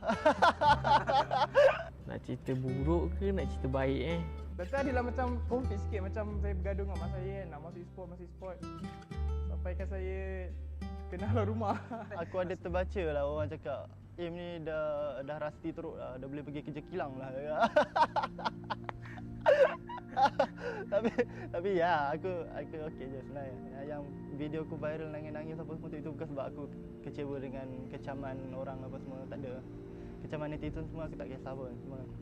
Semua tu like aku disappointed dengan aku punya performance je. Dengan apa yang aku bagi, apa yang hard work yang aku put. Tapi end up performance aku macam tu lah. Sebab aku tahu orang-orang yang komen apa semua, diorang tak tahu pun apa yang terjadi. Diorang nampak daripada luar, diorang tak tahu apa yang dalam. Macam ibarat kita tengok bola, dia ni passing betul lah. Kita bukan tahu, kita bukan join training pun. Kenapa Harry Maguire main setiap minggu? Kita tak tahu pun dalam training dia macam mana. Pergaduhan yang paling risau, perit dan pedih lah kan. Kita tak ada cakap apa-apa, cuma waktu tu MPL season 6 di mana Todak tak ada kalah lagi best of 3. Waktu tu pressure dia sangat besar sebab orang semua mengharapkan kita menang daripada regular season sampai habis. And waktu tu masing-masing pelik gameplay dia. Pelik gila kan. Macam timing tak kena. Pakai hero pun pelik-pelik. And dengan pressure apa semua pun bengang. Mental, ketuk meja, kata kita main apa benda ni kan. Waktu tu nak play off dah. Tak silap pun lagi 2 hari dah nak play off season 6. Kalau korang main macam ni, better aku pergi main dengan parti-parti Indo joki apa semua kan. Lagi bagus daripada aku main dengan korang kan. Biasalah kan, kita bekerja as a team, as a kumpulan kan. So kalau tak gaduh tu bukan team lah maksudnya kan. So bila habis tu dah macam biasa je lah. Basically kita orang gaduh macam tu je. Dia tak ada lebih-lebih sebab try to be professional lah. Try to not take it personal sebab in the end of the day kita nak kena bermain dengan orang tu juga kan. The M3 lah for me seriously is so hard for me. The M3. Until now I still cannot forget about it. Just like we scream, we rustic. I think for the 2 days already, almost 12 game like that. And then I score to Zaim, I score to everyone, and then we almost want to fight like that. But after that, I still think I'm correct like that, but I didn't say sorry to Zaim and semua. I feel so bad until now. Like that, I cannot forget. I think this one moment also. Maybe it will make someone cry. I think a lot. This one actually is a lot. I feel that I so bad on this. Every season I think quite because of me lah. Because of pressure, I pressure him a lot to cover me to become a best slider. My bad. Sorry. I tank. Saya adalah minta maaf dengan ibu saya sampai saya melutut. Sampai saya melutut dah saya minta maaf dengan dia sebab ya kan ibu kita kan nak yang terbaik untuk kita kan. Tapi mungkin sebab dia tak nampak lagi lah masa tu game tu macam boleh buat duit. Dia fikir macam masa tu game tu hanya main untuk hiburan, macam bermasa. Tapi bila saya start yang ni yang sebelum ni saya start tier 2 tu, saya dah start macam menang tournament. Dan tu dengan RTZ kan. Saya menang tournament dapat duit. Dan tu baru dia dah macam dia dah start support so slow lah. Dia start support. Kira dia macam penyemangat saya lah untuk teruskan dalam e-sport lah. Untuk yang memaafkan AJ, memaafkan orang yang dengki dengan AJ. Dengki tu maksudnya dia sampai buat sesuatu, sampai menutup perut nasi AJ sendiri. Tapi AJ tetap memaafkan orang tu. Itu yang paling besar. Bagi saya banyaklah salah dengan AJ sebab Masa kat RSG, season 10 saya banyak marah dia dan buat dia nangis lah sebab saya tak suka sikap dia.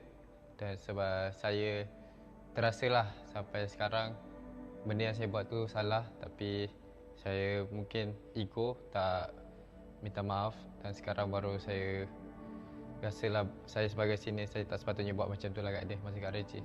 Dan saya terharu sebab masa tak ada orang ingat saya, ambil saya, dia yang cari saya dan try saya untuk ke tim hak. Yalah, saya banyak buat salah kat dia tapi dia masih ingat saya dan saya nak berterima kasih lah dekat Iris sebab bagi saya peluang lagi untuk ke pro scene ni. Actually, after the game, I will apologize to them. Just like, because I thinking just like I want to win only. Because for my positive, everything is I want to win. I want to improve myself. I want to improve the tank. But I never care about the people feeling anything like that. So, 我可能不太善于怎样去道歉，但是我会用我的行动证明我的道歉方式是对的。 Aku tak rasa semua orang boleh macam aku untuk minta maaf sebab bagi aku kalau kita minta maaf ni kita dah lepas satu tanggungjawab. Aku dah rasa satu kepuasan. Macam even benda tu bukan salah aku, especially salah aku akan minta maaf. Sebab aku tahu kebanyakan manusia ni dia tak nak minta maaf. So aku minta maaf. Sebab benda tu simple lah, dua perkataan lah, minta maaf, tapi tak semua orang boleh buat.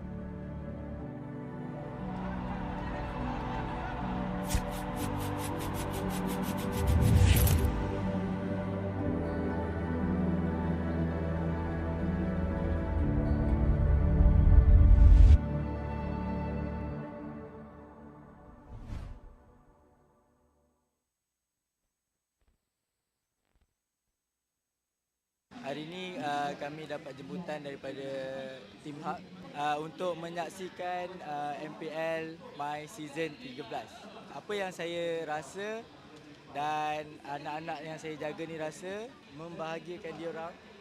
Dalam masa yang sama diorang sangat excited untuk tengok game-game MPL ni sebab selalunya kita tengok kat phone kan. So hari ni diorang dapat tengok live.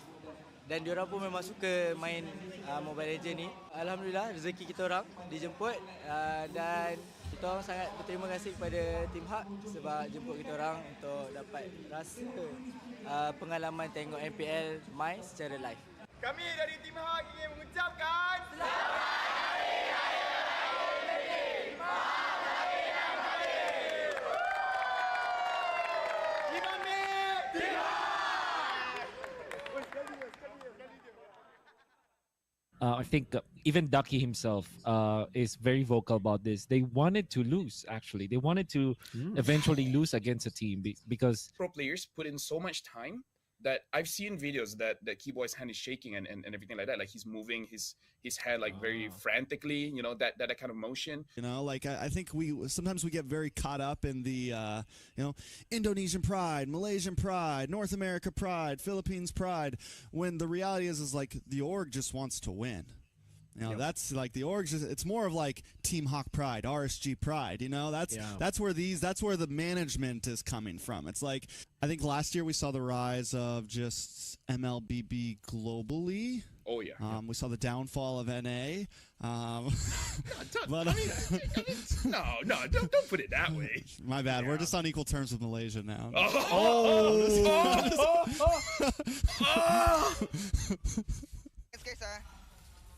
Aku bawa guys, aku bawa. Aku dapat dua. Oh, nice bodoh. Jat. Sick ah. Aman Tom. Aman. Aman lah. Masya no. Nice one. Alat lah. Simi. Trap. No purify. I got. Nice one deh. Atas. Wait, aku lu. Nice one. Play deh. Aku yang kan. Nice one. Easy lah trap boy. Aman. Ulti. Pam. Mid ah, mid. Lila. No pre. Reload ni ah. Di. Gosen. This I got two. Nice one. Aman trap. Watch me ah. No, watch me. Pam. Boy, Sarapa. Let's see. I turn. Wah, trap. Ngapain, cok? Trap. Aduh.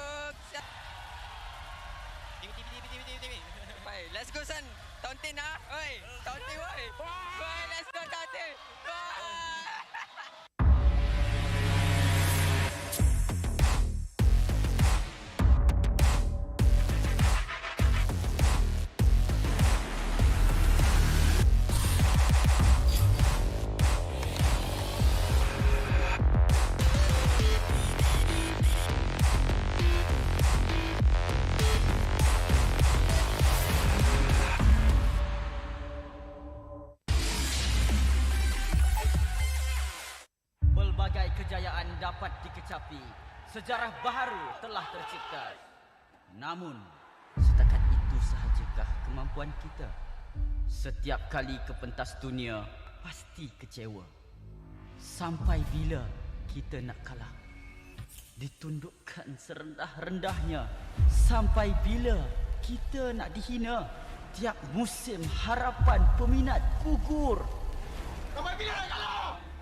Sampai bila nak kecewa? Setiap rakyat pasti akan melaungkan semangat, ingin mempertahankan rumah mereka. Jika patah sayap Raja Wali, bertongkat jua kita kemari. Tahun ini pastinya kemenangan semakin dicita demi menjulang nama Malaysia di pesada dunia. Di mana bumi dipijak, disitulah langit dijunjung. Stadium MBSJ Serdang Jaya secara rasminya menjadi rumah MPL MY pada tahun ini. Seterusnya, melangkah ke arena besar di Timur Tengah, di Riyadh, Arab Saudi. Juara kita bangkit menghadapi cabaran, bersedia mencipta sejarah. Utara, Timur, Barat dan Selatan, kita semua MPL MY Playoff musim ke-14 akan berhijrah ke Johor, mendekatkan lagi silaturahim MPL MY bersama. Hasrat kita semua bersatu dan bangkit dengan satu tujuan yang sama. Naikkan martabat negara, kecari juara dunia, kemuncaknya di M6. Pastikan kemenangan dan kebanggaan dikecap di rumah kita.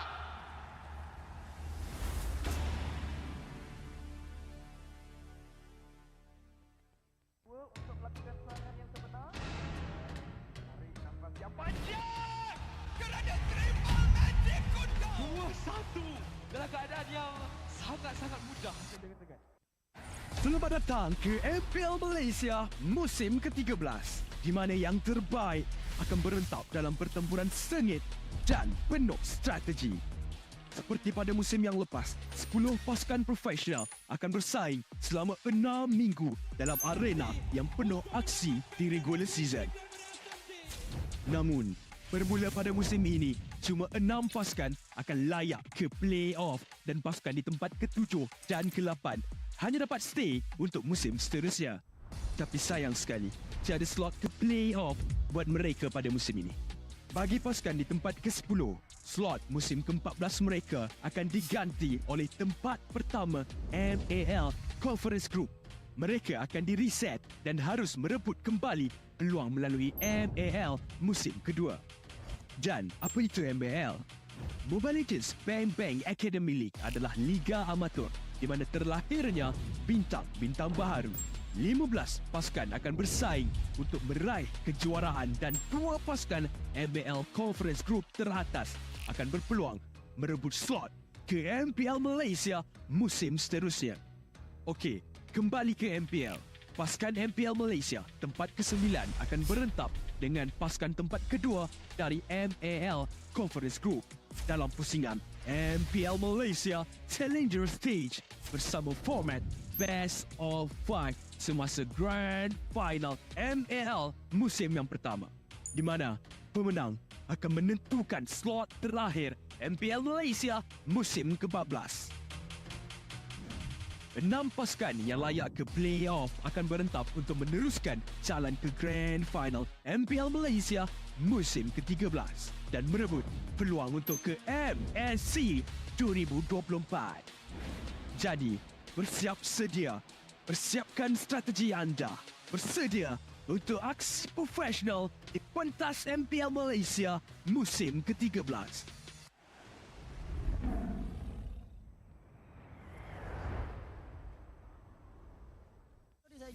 Mereka tahu kemampuan mereka sendiri dan sekeliga. Oh, masuk cari trap tapi tak kabar Sekai cuma cari Emal terlebih dahulu. Emal cuba untuk bertahan tapi Emal jangan cukup rendah cuba untuk balikan diri. Tapi berada bersama Emal yang ditembak oleh Sekai. Imi cuba untuk keluar kali ini mencari player yang ada. Innocent telah pun ditembak oleh Trap. Trap cuba untuk melarikan diri. Kram cuba untuk bertahan Sekai.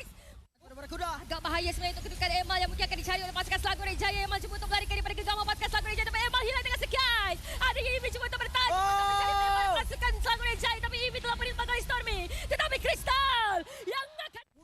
jadi satu benda yang mudah. Sekarang ni AJ. AJ yang akan dicari, nyawa cukup rendah dan tak ada black shoes, tapi AJ yang akan ditumbangkan. Stormy ada Davis Speed. Mencari bangsa yang seterusnya, namun Emal memaksa pasukan Barracuda menyerahkan nyawa mereka, tapi kali ini sekali pasukan EV mencari bangsa. Tapi Emal masih berada di bahagian hadapan. Trap cuba untuk menghalau pasukan lawan mereka, tetapi Innocent mendapatkan Emal pada kali ini.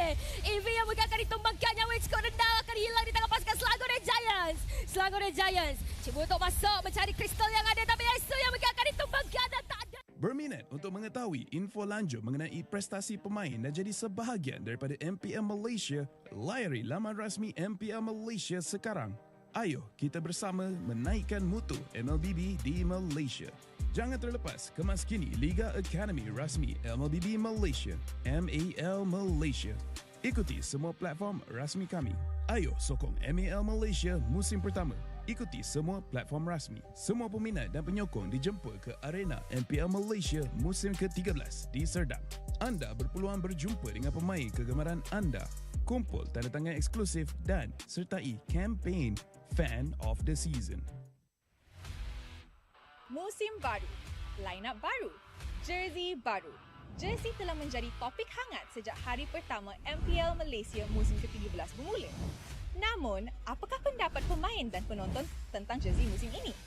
You rasa jersey mana yang paling lawa? JP Niners lah. Jersey rempit, JP Niners. Macam Moon je, saya rempit. Paling lawa Barracuda. Tahu kan dia punya yang buat baju ni Choi. Choi ni, baju dia memang lawa. Sejujurnya Todak. SRG. Bagi saya KGE lah. Judgement dia lain daripada lain. Apa least favourite jersey? Paling bawah sekali, I rasa I letak King Empire. Dia nampak Esports.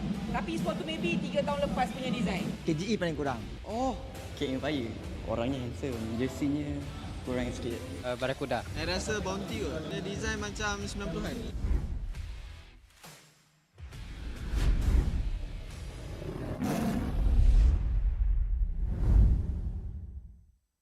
Interested in knowing more about player performance and be a part of MPL Malaysia? Visit the website of MPL Malaysia's #1 esports league for the latest news and league updates. Don't miss out on updates from the official MLBB Malaysia Academy League, MAL Malaysia. Follow all our official platforms. All fans are invited to the MPL Malaysia Season 13 Arena in Serdang. You will get a chance to meet your favorite players, get exclusive autographs, and join the Fan of the Season campaign.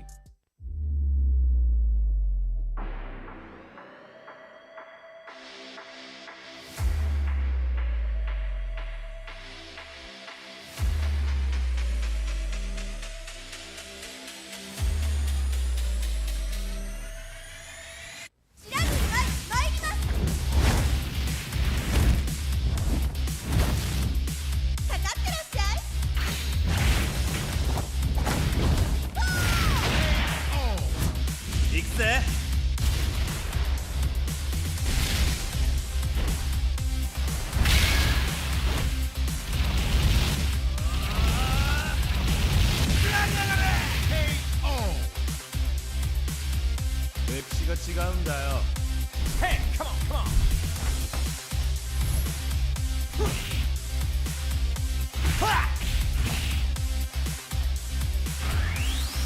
Okay. Power Gazer.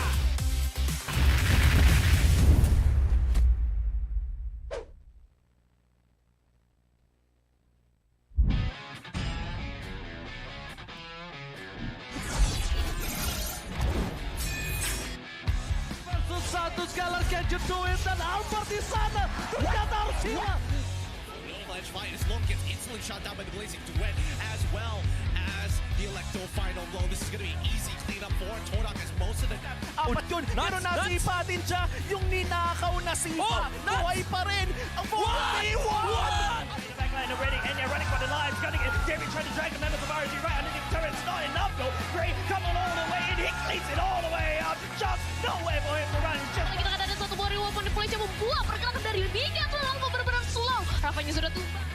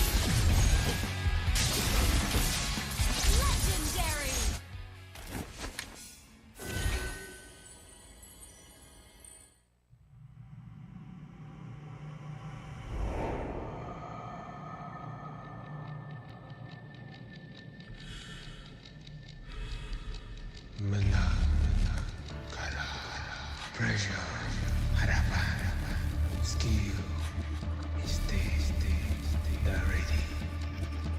Kala dihantar semua untuk peminat. Spotlight melampangkan satu sosok tumpuan.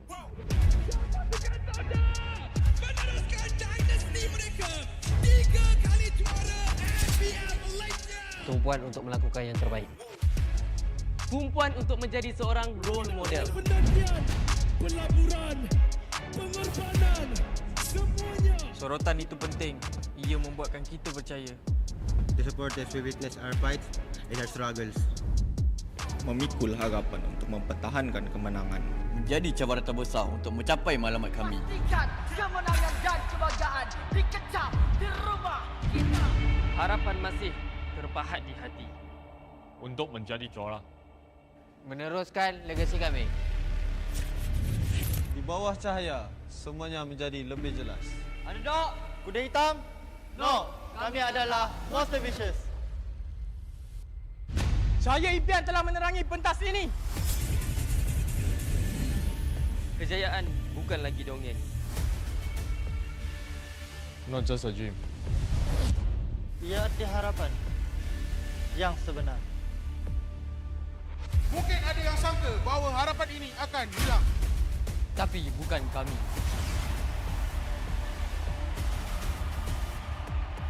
Ini harapan kami.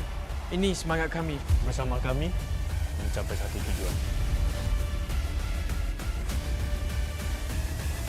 Mencari sinar yang paling terang.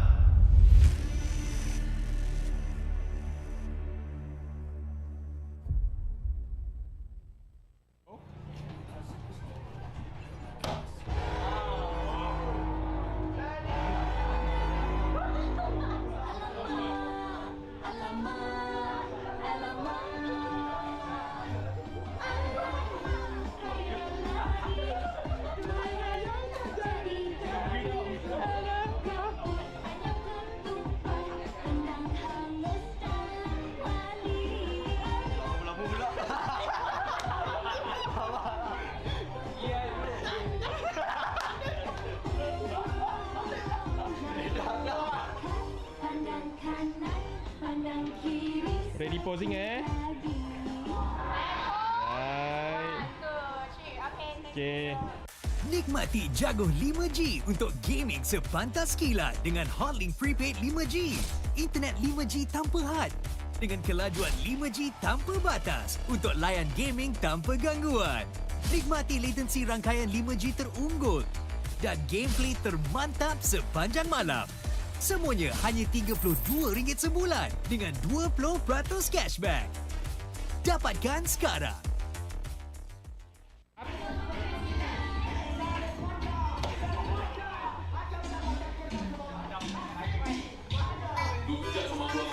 Lu panggil punya legend semua bijak sama gua sekarang gua mau tengok. Lu jaga mereka. Lu masuk sama Todak. Gua tak. Bukan senang mau masuk ke tempat mah. Syah, lu mau saya masuk ke bangsat ni macam. Lu juga sama gua. Nanti gua kasi kena. Ready.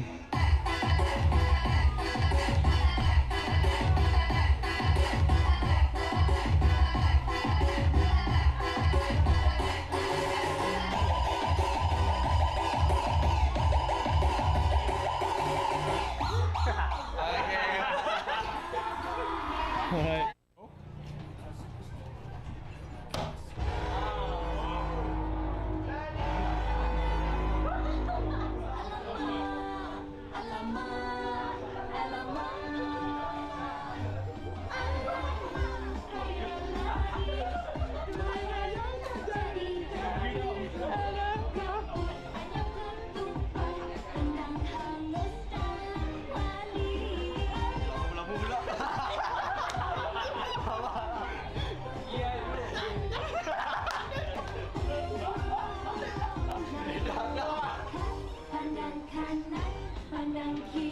Ready posing Right.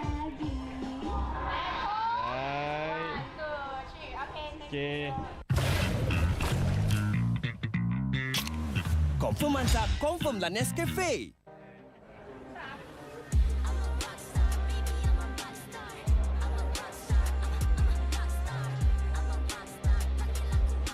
Kami akan bantai Barracuda.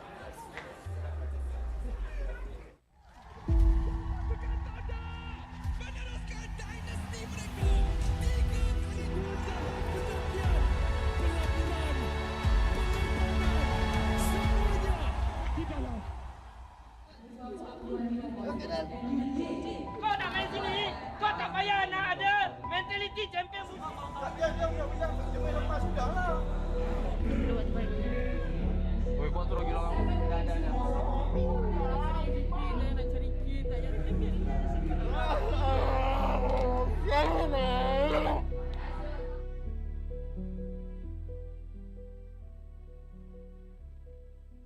Paling tak lupa time minta maaf. I have no idea with that. Maybe Masih ingat banyak ah. Nak cerita buruk ke nak cerita baik Betul adalah macam conflict sikit, macam saya bergaduh dengan mak saya kan, nak masuk e-sport. Sampaikan saya kenal rumah. Aku ada terbaca lah orang cakap, ni dah rasti teruk lah, dah boleh pergi kerja kilang lah. tapi ya, aku okey je sebenarnya. Yang video aku viral nangis-nangis apa semua itu bukan sebab aku kecewa dengan kecaman orang apa semua, tak ada. Kecaman netizen semua aku tak kisah pun. Semua tu like aku disappointed dengan aku punya performance je. Dengan apa yang aku bagi, apa yang hard work yang aku put. Tapi end up performance aku macam tu lah. Sebab aku tahu orang-orang yang komen apa semua, diorang tak tahu pun apa yang terjadi. Diorang nampak daripada luar, diorang tak tahu apa yang dalam. Macam ibarat kita tengok bola, dia ni passing betul-betul lah. Kita bukan tahu, kita bukan join training pun. Kenapa Harry Maguire main setiap minggu? Kita tak tahu pun dalam training dia macam mana. Pergaduhan yang paling risau, perit dan pedih lah kan. Kita tak ada cakap apa-apa, cuma waktu tu MPL Season 6 di mana Todak tak ada kalah lagi best of 3. Waktu tu pressure dia sangat besar sebab orang semua mengharapkan kita menang daripada regular season sampai habis. And waktu tu masing-masing pelik gameplay dia. Pelik gila kan. Macam timing tak kena. Pakai hero pun pelik-pelik. And dengan pressure apa semua pun bengang. Mental, ketuk meja, kata kita main apa benda ni kan. Waktu tu nak play off dah. Tak silap pun lagi 2 hari dah nak play off season 6. Kalau korang main macam ni, better aku pergi main dengan parti-parti Indo joki apa semua kan. Lagi bagus daripada aku main dengan korang kan. Biasalah kan, kita bekerja as a team, as a kumpulan kan. So kalau tak gaduh tu bukan team lah maksudnya kan. So bila habis tu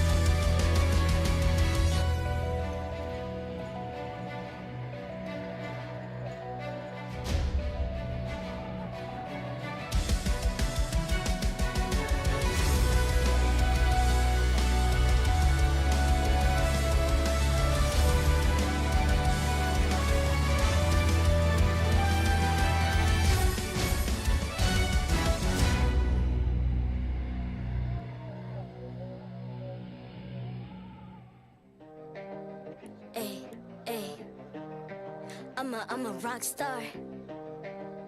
Yeah, rock star. Ay. I'm a rock star, baby. I'm a rock star. I'm a rock star. I'm a rock star. I'm a rock star. Panggil aku rock star. Ini kejohanan kita semua orang rock star. Kita rock star, kita buat saja gaya kita. Makin panas apinya sudah membara. Macam mana pun ku menempuh segala. Demi negara ku buat semua bangga. Step into my world, you know I'm always in my zone. You know I got my team, no I'm never alone. Bring out my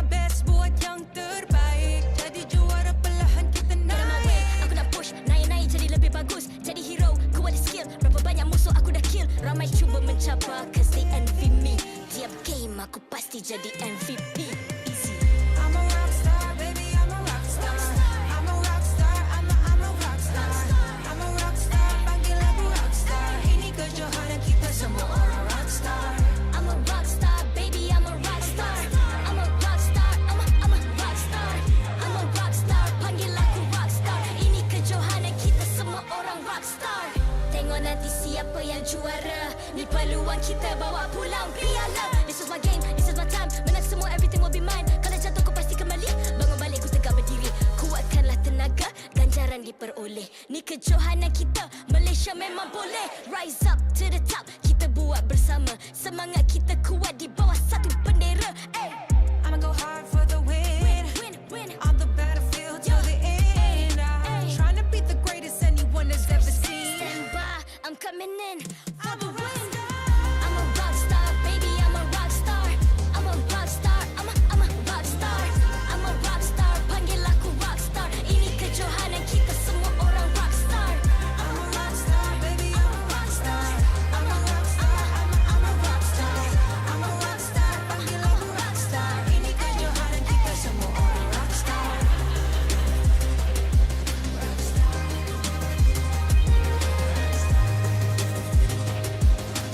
Ini kejohanan kita semua orang rockstar. I'm a rockstar, baby, I'm a rockstar.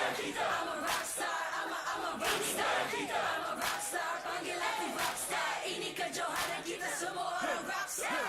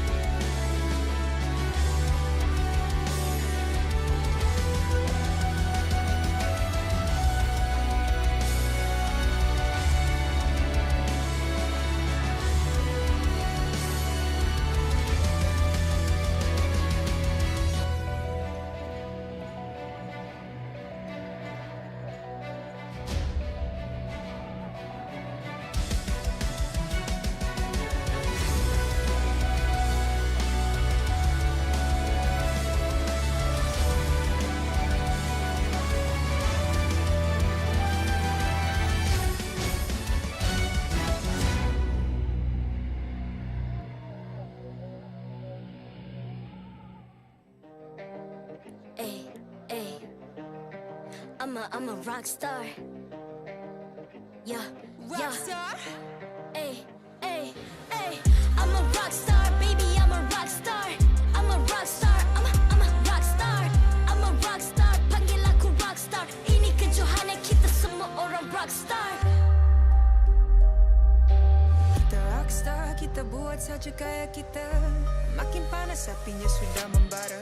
Macam mana pun ku menempuh segala. Demi negara ku buat semua bangga. Step into my world, you know I'm always in my zone. You know I got my team, no I'm never alone. Bring out my best, buat yang terbaik. Jadi juara perlahan kita naik. Aku nak push, naik jadi lebih bagus. Jadi hero, ku ada skill. Berapa banyak musuh aku dah kill. Ramai cuba mencabar, cause they envy me. Tiap game aku pasti jadi MVP. Easy. I'm a rockstar, baby, I'm a rockstar. I'm a rockstar, I'm a rockstar. I'm a rockstar, panggil aku rockstar. Ini kejohanan kita semua orang rockstar. I'm a rockstar, baby, I'm a rockstar. I'm a rockstar, I'm a rockstar. I'm a rockstar, panggil aku rockstar. Ini kejohanan kita semua orang rockstar. Tengok nanti siapa yang juara. Ni peluang kita bawa pulang piala. This is my game, this is my time. Menang semua, everything will be mine. Kalau jatuh kau pasti kembali. Bangun balik ku tegak berdiri. Kuatkanlah tenaga, ganjaran diperoleh. Ni kejohanan kita, Malaysia memang boleh. Rise up to the top, kita buat bersama. Semangat kita kuat di bawah satu bendera. I'ma go hard for the win. On the battlefield till the end. I'm trying to beat the greatest anyone has ever seen. Stand by, I'm coming in for the win. I'm a rock star, baby, I'm a rock star. I'm a rock star, I'm a rock star. I'm a rock star, panggil aku rock star. Ini kejohanan kita semua orang rock star. I'm a rock star, baby, I'm a rock star. I'm a rock star, I'm a rock star. I'm a rock star, panggil aku rock star. Ini kejohanan kita semua orang rock star.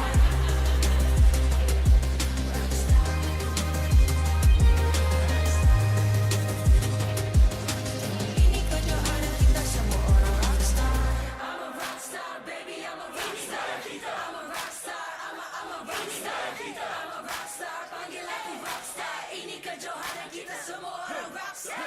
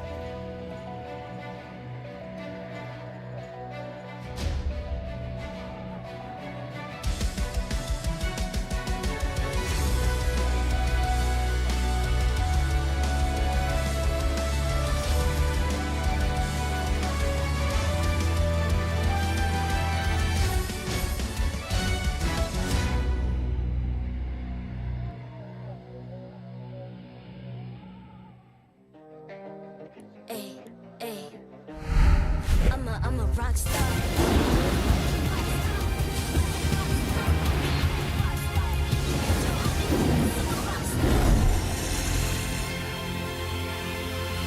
MPL Malaysia Season 13 is powered by Bountee. Enjoy a superior 5G network and lightning-fast gaming experience only with our official mobile internet hotlink. A big shout out to ROG Phone 8, the official gaming phone, for keeping our players at the top of their game. Grind on with Nescafe to keep your gaming spirit going. Thank you to all of our sponsors and partners for your support in MPL Malaysia Season 13. You're watching the MPL MY Week 5, day number 3, our final best of 3 to end off the week live here on the English broadcast. My name is Gideon Q. Here with me today as my co-caster, it's going to be Sadafa on the desk to make sure you guys are entertained for this upcoming game, because again, this whole day, the top of the leaderboards, we're taking on members from the bottom half of the leaderboards. The stakes are different and nothing changes for the Niners, really. It's been pretty one-sided all day today. A lot of David versus Goliath situations, a lot of underdog stories that unfortunately did not bear fruit, but we did get a lot of entertaining experiences out of them. But it's not quite over yet. We still got one more match to close out the day, as you mentioned here. So let's just finish off Week 5 with a bang. Yep, it's going to be Todak up against the Niners. And the Niners have been struggling the entire regular season, while Todak has been finding their footing. Other times having different issues, but all of which small fixes to really put this team together. Yeah, absolutely. Todak, I think, has been getting better over the weeks. Their previous matchup, unfortunately, didn't go their way when they had to face up against RSGMY because of some factors here and there. So it shows that they are still a little bit shaky. As for the Niners, they got a lot of work to do, but we are seeing some signs of improvement. I mean, they continue to grind on every single time, and we would like to thank Nescafe for being one of our proud sponsors here at the MPL MY. When you're feeling down and you need something to recharge yourself with the superior taste and quality of those Arabica beans, grind on with Nescafe.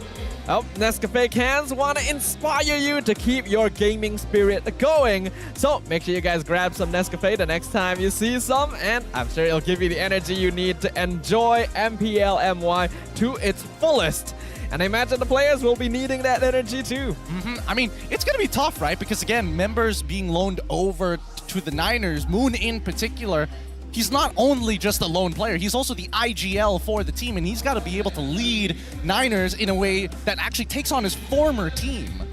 Moon has been a point of discussion for a lot of people for a long time. We know that there's certain fans who didn't think he was a good fit in the Niners lineup, but I feel like the issues run a lot deeper than just this one player, right? We'll get a little bit deeper into that.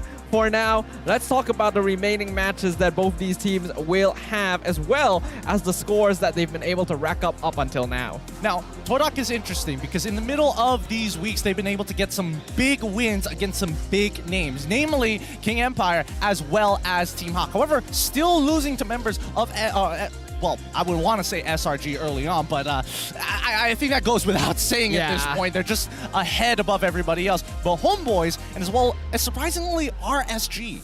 Yeah, I think the Todak versus RSG matchup was one that a lot of people were keeping an eye on. Which team is actually stronger? I think on paper, Todak looked more consistent going into it, but RSG definitely found a splash of inspiration, and I think they have a lot of history, a lot of experience playing against Todak in general, not to mention Kuja used to has coached both teams at some point, so there's a little bit of information running around there.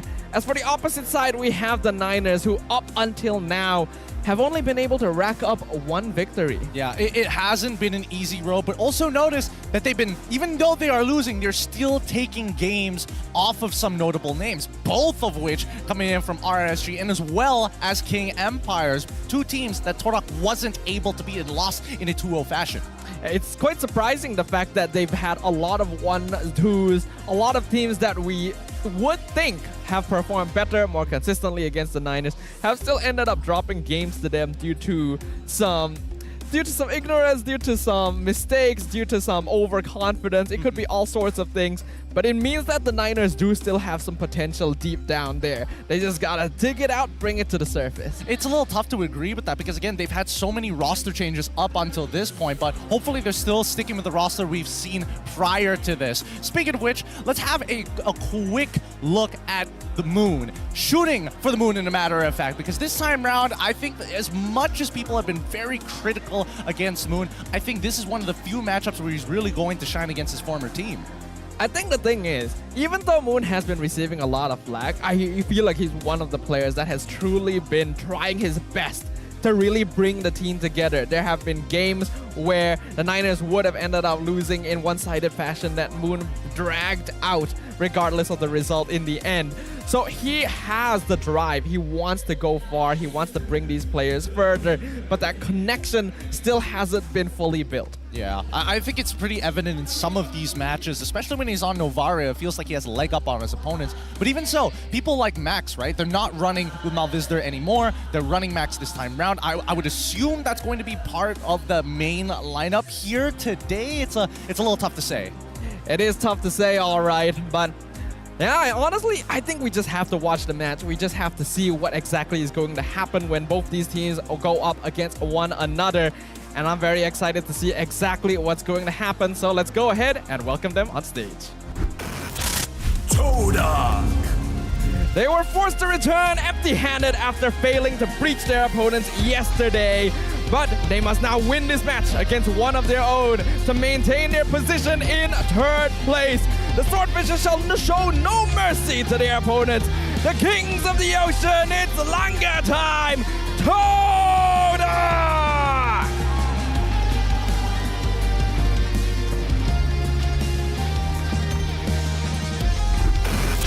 Niners! The journey for the Warriors of Negeri Sembilan have been difficult, and now they must win and scrape any points possible to survive relegation. Will this desperation turn into motivation today? Rise up, Niners!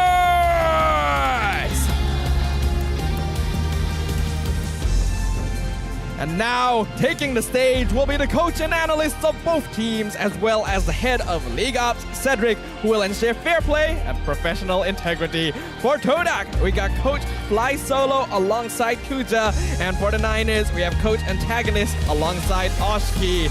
Fist bumps shall now be exchanged alongside both these teams. History and friendships, rivalries and conflicts shall all come to a head in the land of dawn.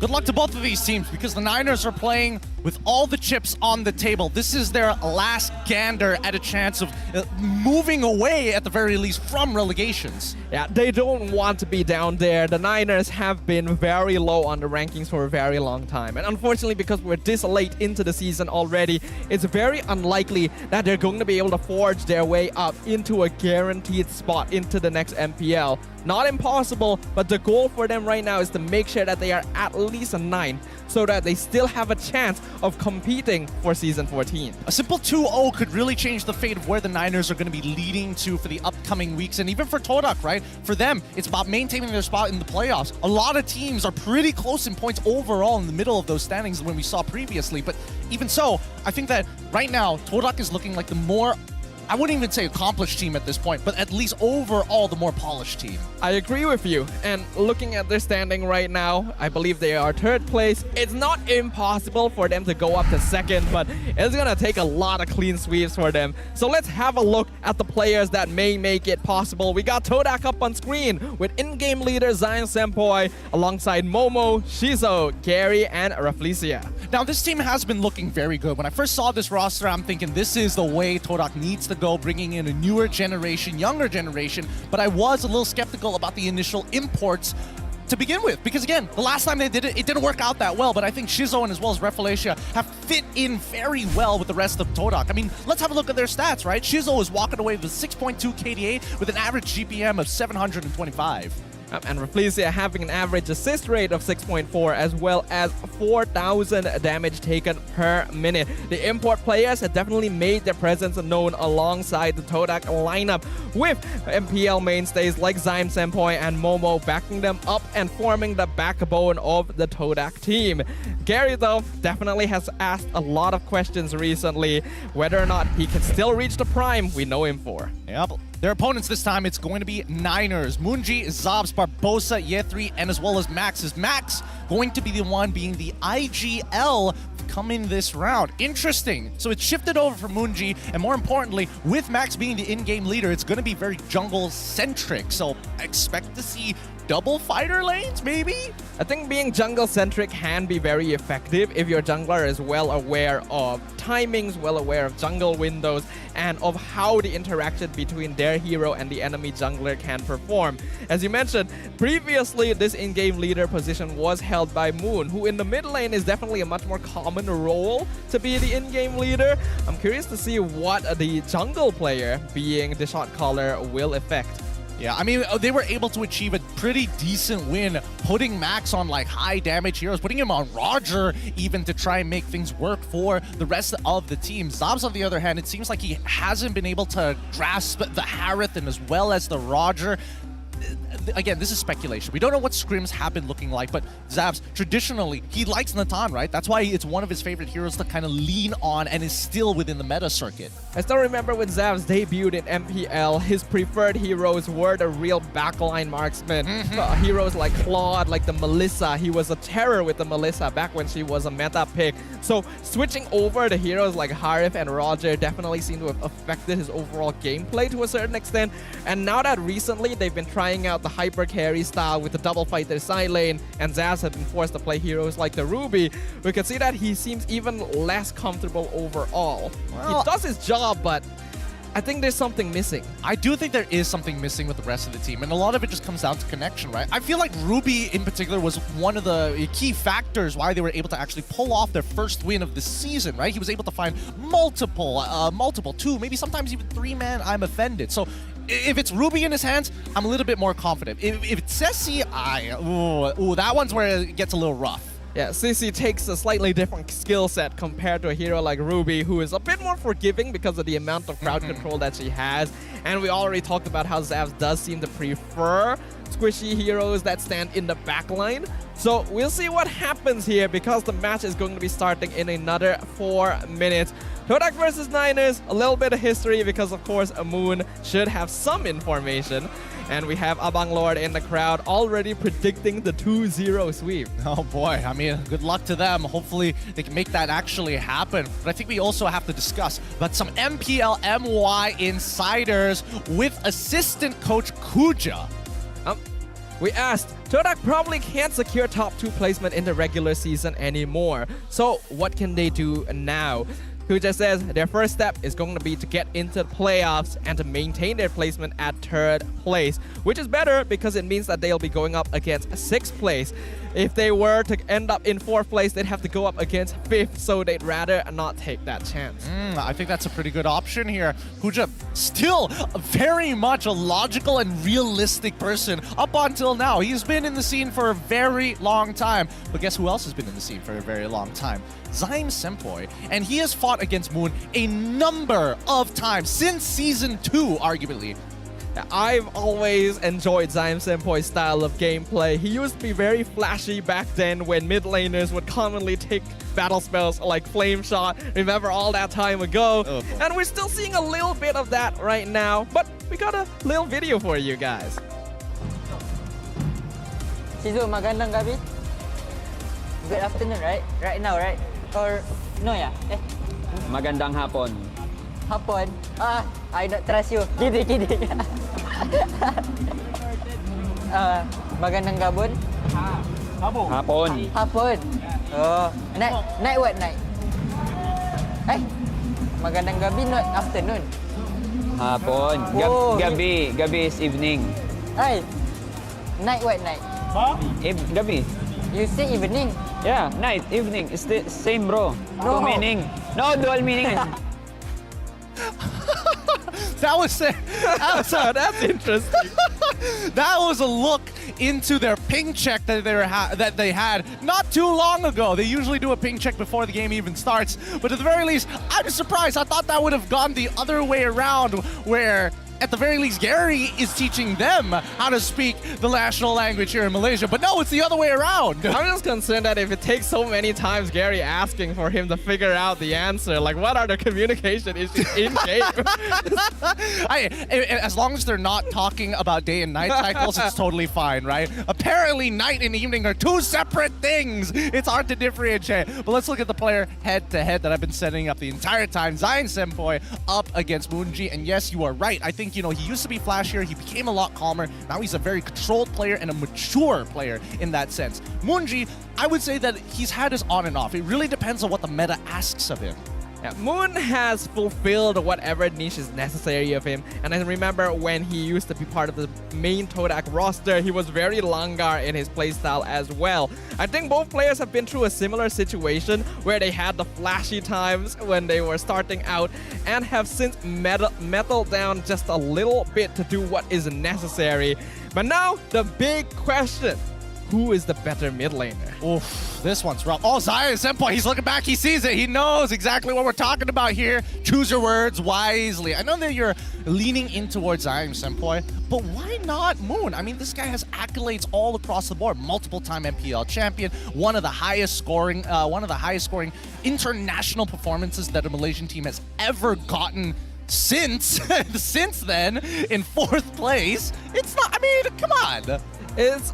Well, firstly, I was not around when that happened. Okay, that's fair. Therefore, I am of a different generation. You weren't born until after. Yeah, I wasn't born until after M1. I was born during M2. Only during M2 did you spawn into this world. Yeah, so I don't know who Moon is, you know. I never watched all that. I just know what happened afterward. That's fair, that's fair. Let's see as we get into the draft this time, who is going to be the better mid laner this time round, as the coaches, Fly Solo as well as Antagonist, going to be arming their players before they head into the Land of Dawn. Farm is instantly banned out. Loyi, Babai, and Barats as well. Todak on the blue side with first pick as Niners, now holding priority on the red side. Instantly, we can see it targeting towards pocket picks. The Lo Yi, which Zyme Senpoi is a terror with, banned out by Niners. And then Todak getting rid of Moon's Faramis, as well as the Barats, which can be flexed into both Max and Year 3. Todak doesn't want to give free heroes over to the side of the Niners. And we've been seeing the way that the drafting has developed today. And a lot more times we're seeing heroes like the Harif as well as the Roger, even sometimes the Matilda getting let through. Yeah, I think, you know, the one notorious ban that I've not exactly enjoyed too much, Angela, I think it should not be touched. I feel like Todak might consider it. Niners, probably not. We're gonna have a gentleman's agreement here. Like, Angela, not so good. How about we just don't, both teams don't pick it? And I was like, it depends on the playstyle that you are going for, of course. It puts a lot on your shoulders. And like you mentioned, yeah, Todak would be the team that's more likely to want to go for it because Zyme Senpoi can still make things happen with the hero, and they can pair it with things like Gary's Alpha to really enable him. Banning out the Yuzong so early on in the picks and bans, targeting Year 3, making sure that he doesn't have his comfort picks. That's kind of interesting. That would be an indication that, at least for Momo, he might have a cheese pick in stored, because usually we do see Yuzong get picked in. We've seen Momo a number of times, 2 times actually, he goes straight into high loss. It is an interesting choice, because Yuzong in the first phase ban is something you usually only see if a player has really popped off in Yuzong in the game before. But this is game 1 of a new series, so Todak seemed very intent on getting rid of it, which could imply that Momo is going for a tankier EXP laner like the Hylos, or they really want to make sure that Shizo has a good time on the Harif maybe. That might be a good option, but now both Harith and as well as Roger wide out in the open. I'm trying to think if there's any other meta picks that I'm missing out here. But of course, Roger gets locked in pretty handedly. Shizo has done a very good job on the Roger. Harith can be a little bit of a struggle sometimes. It depends on what he's up against, but usually consistent on the Roger. Yeah, looks like they're much more willing to deal with Zabs on the Harith compared to Max on the Roger. But looks like our thoughts were just completely wrong. Niners are the ones who lock in the Angela. And we can see here, Moonji currently tops the list of mid laners with the most first bloods, 3 in total. Yeah, usually you don't see mid laners actually finding these first bloods very, very often. Their lanes are extremely volatile. Usually there's a +1 in the mix, whether the jungler or the roamer, so it's surprising. And to be fair, he was also playing Novaria, so being able to snipe away a kill once in a while, always a good time. But with this, Niners have already... I can't say it with pure confidence, but it does feel like they're setting up for a double fighter. I also agree they're probably setting up for a double fighter. If they give Max a hero like Alpha, for example, not necessarily that precisely, but something that works well with the Angela, then the Heart Guard can work with Max, can work with Zavs on the Ruby, and it would be pretty scary overall. But at the very least, Todak will pick up that Valentina, which means that both the I'm Offended and the Heart Guard can be stolen away. I like it. I like it from the side of Todak. I think at this point there should be consideration for Lilia, but at the same time, you might need a mage that has a lot more range in terms of their overall ability. I still think that Novaria is still a viable option here. I do think that the Arla is a great pick for Todak's side, because regardless of whether it goes EXP or stays as a Oh man, the Angela Ling. Interesting. How many seasons has it been? Too many seasons, as a matter of fact. This is why I really like Todak going for the Arlet, right? It makes assassin junglers struggle generally. It does well in the EXP overall. So I think that Max really has to push himself to the limits when he goes for engagements. Niners need to ban out junglers that can easily invade against the Ling at this stage. I'm honestly surprised that Fredrin has gotten through this far. I think they might need to consider getting rid of like all the tank junglers that would make a Ling's life very difficult. Things like the Fredrin, things like the Baxia. But then you also have to be worried about any EXP laners Momo can still pull out. I don't know. I feel like there's too many tank junglers to actually worry about, right? There's just not enough bans. They get rid of the Fredrin, there's still Baxia as well as a Kai. So unless Todak are willing to ban out a Baxia, which there's no reason for them to at this point, now that they know that the Ling's going straight into the jungle, I think that Niners probably should redistribute the way that they are using their bans. Actually, I think it's still fine for Niners to ban the Baxia. Like, it's not just a hero that can invade against the Ling. It's also someone that can anti-heal against Angela and Ruby. It may be a bit too dangerous to let it through here because it would actually allow Gary to be quite active early on too. I suppose, but at the same time, I feel like if Niners want to have an opportunity to start affecting these stronger side lanes, right, they're going to have to split the map in half somehow. Vertical jungling needs to be a considerable option. And more importantly, I think that the mid lane needs to have some form of control. We've seen too many teams just kind of forgive, saying like, no priority over the mid lane, no problem. And then their side lanes are like bleeding. Their jungles are 2 levels behind.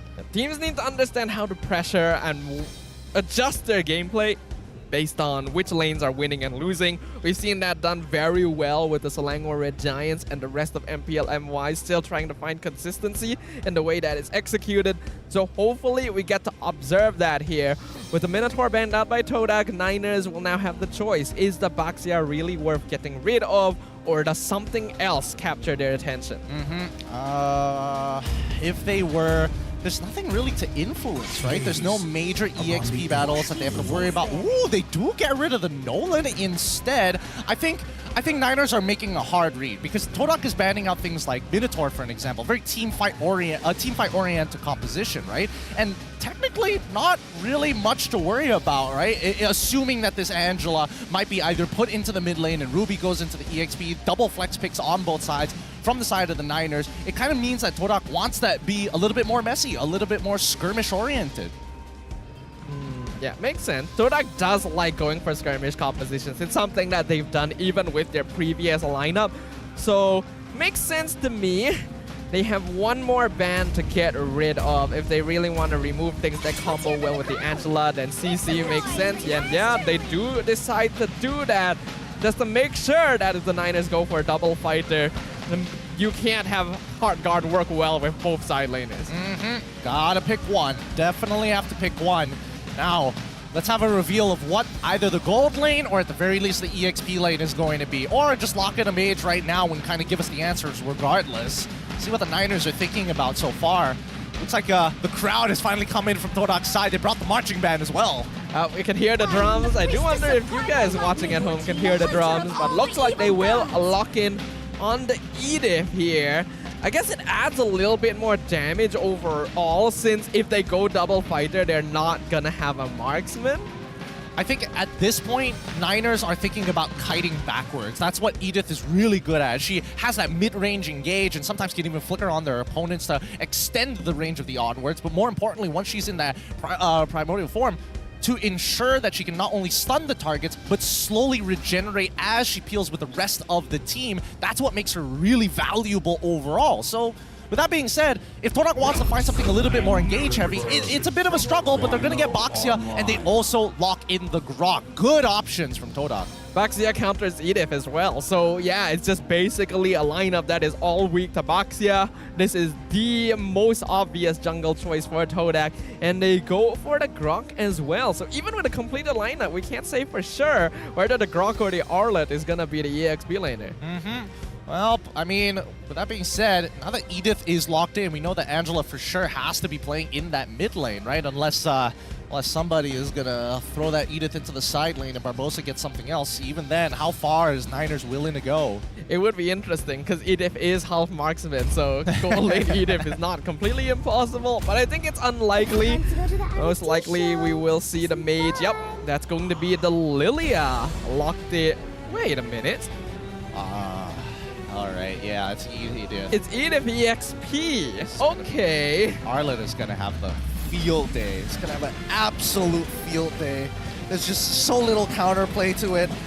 Ah, boy. All right, let's get into it, because now with the double fighter composition, once again, the entire composition is about setting up for Max. If somebody goes for an engage, Max better be there. And Munji is here to back him up by helping to hard push and hard shove those mid waves to ensure that Zyme Senpai doesn't affect the side lanes. It's a very classic hyper carry style draft where everything is going to be on Max and a little on Moon as well to dish out the DPS. But will it be enough? Todak has a roster that does counter pretty well. So when we enter the Land of Dawn, we are going to be seeing rivalries clash between Todak and the Niners. Let the sparks fly as we jump right into the land of dawn. See where these junglers are going to start. We got to keep our eyes on where Max is at all times. He's going to be power farming like he did on the Roger the previous time he was playing a damage-oriented jungler. And it's either Gary, he's got two options. Either he's going to have to help his side lanes enough to eventually invade Max and deny him of that purple buff, or he's going to find first blood. We also have confirmation now that that is going to be Momo on the Arlet in EXP and the Grok as the roamer in the hands of Rafflesia. So we'll see what happens here, because Max, his early game jungling is going to be the most volatile timing here. We can see already Niners rotating multiple members. Rafflesia going to get caught out, getting taken a lot of damage actually. So his flicker already gone, but the Litho does get secured by Gary. Using the power nature too early there. He should have held on to the very last second, especially against Puppet on the string, but here it goes, lane gang. Rotation from Gary, forces flicker from Yetri, but Edith doesn't really have a lot of ways to get out, and that's going to be first blood straight away, going to Momo. Wow, what a surprise. What a surprise. Oh no, if only they had some form of counterplay. They don't know. Again, I can't really say much about this, right? Because Yetri has opted to say, well, coach, I guess I have to sacrifice the majority of my lane to go up against this Arlet, and worse yet, even if I get early priority, there's a very good chance I get ganked. So at this point, they need to make some better reads. And Edith, there's a reason why this hero isn't that effective as an EXP laner. Her kit is very one-dimensional, and if you're not able to catch your opponent in the right way, you basically don't have any damage until you hit level 4. So Yetri has to be a lot more careful. Yep, he's gonna freeze the wave right in front of his turret. Nice organization here, or minion wave management. Now keep in mind, I mean, I'm saying that at least for Arlet against this Edith, the hardest part is for Edith to catch him in the first place, right? If he plays passive, it's fine. This turtle should fall into the hands of Gary, no problem. I don't think the Niners really... Oh, look at Rafflesia. Oh, nicely done by Rafflesia. Full reset on that purple buff. Taking a page out of X-Win. It's good to see more players doing this because it is so effective and an easy way as well to delay junglers without necessarily needing to put yourself at risk. Another wall, unfortunately, doesn't reset this time. They didn't call the side laners this time. Looks like Shizo got hit by the I'm Offended. I was expecting a rotation from him, or at least a commitment with Wild Charge. Yeah, Trey gonna be caught out by the Shield Unity again. Forced the prop Primal Wrap very early on, but he's got a good amount of damage. Gonna be targeting Gary and Momo. Here comes the Wild Charge. Doesn't land on the wall, but just runs over Yetri regardless. Hard Guard comes out onto Max. Good disengage from Momo. They're gonna pop the Tempest of Blades. Picks off Gary. That's a 1-for-1 trade so far, but Max jumping in again. That's a mistake. Loses his life to Momo.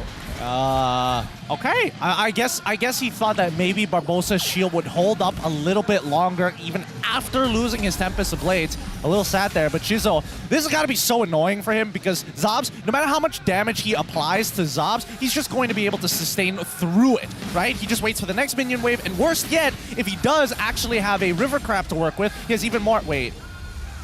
Does Rafflesia die here? No, he's fine. He dodges everything. Okay. He just walks aside it like he's walking through a crowd. I was scared he was going to make the same mistake where he doesn't hold on to his power of nature long enough and ends up getting caught by the puppet on the string. Not too sure who actually got that River Crab right there, but Todak are the ones with the gold lead right now since they were able to trade out Max earlier. Another 6 seconds before the purple buff comes out, and we can see Gary is already in position to contest it. Ling is no longer quite as dependent on the purple buff, but he still needs it. Oh yeah, he absolutely still needs it. You want to be like extra fast. Wait, is Shizo participating? No, Shizo's not going to participate in this 4v3. Looks like Max will secure that purple buff, but it means that Todak have forced the Retri out so they can rotate to the turtle.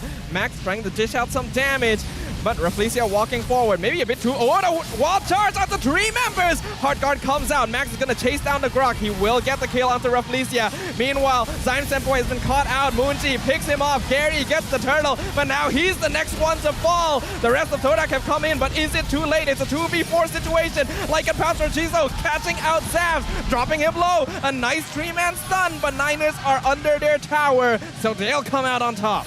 Looks like Max is feeling a little rusty on this Ling. Already hopping off the wall to actually find the pick, thinking that the Tempest of Blades was going to be enough to get him out of these tight situations, but it really isn't, right? You got to make sure your cooldowns are ready to go if you want to make these great escapes, especially against people who have some strong engages like Reflecia and this Wild Charge, which seems to be a thorn in Niners' side. Yeah, you have to be a lot more respectful nowadays because there's so much damage flying around in this meta that squishy assassins like Ling don't get a chance to do all that much. See another red tree forced out by Max here. Todak continuing to apply pressure. Yeah, this is good. Every single time we see Max actually use his Retribution, that's the go signal for Gary to actually walk up into enemy territory to start contesting for it and pulling pressure away from some of these side lanes. Oh, they even went for the lane swap.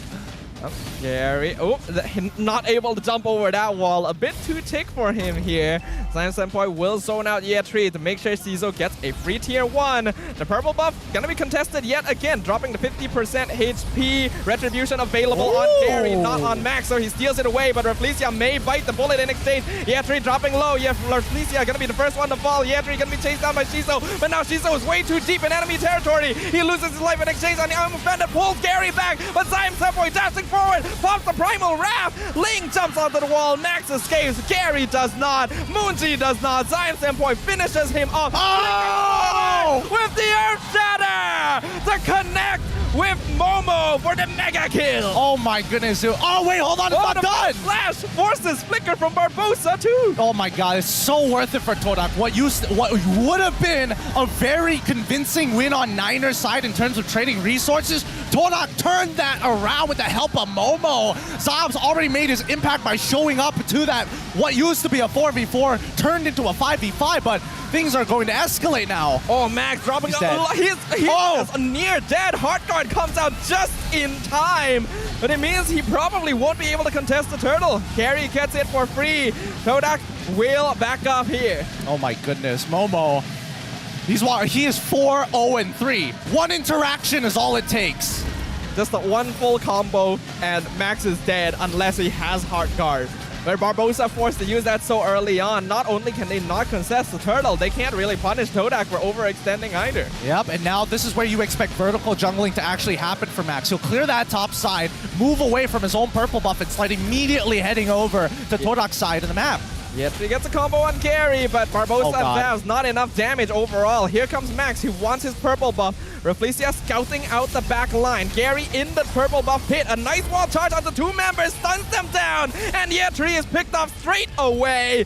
Gary makes like a bandit, steals the buff. Man, with the double fighter, it's like, it feels like Niners have a false sense of hope with the way that they can play this out, because Shizzle doesn't necessarily need to be in front in that fight. He can let everybody else kind of just start peeling. Oh my goodness, God. Moon getting dived, and Momo trying to cut off the black shoes, but no minions means this is a bit too risky a dive for Todak. I think it's fine. I think they still could have committed to it if they wanted to. A majority of the Niners would have been a little late to the fight, but I don't think Todak has enough cooldowns, or more importantly, the burst damage to 100-0 someone. Since Shizzle now only getting the Windtalker on his side, I would only assume that he's about an item and a half before he gets it. We'll see in a little bit once the items pop up.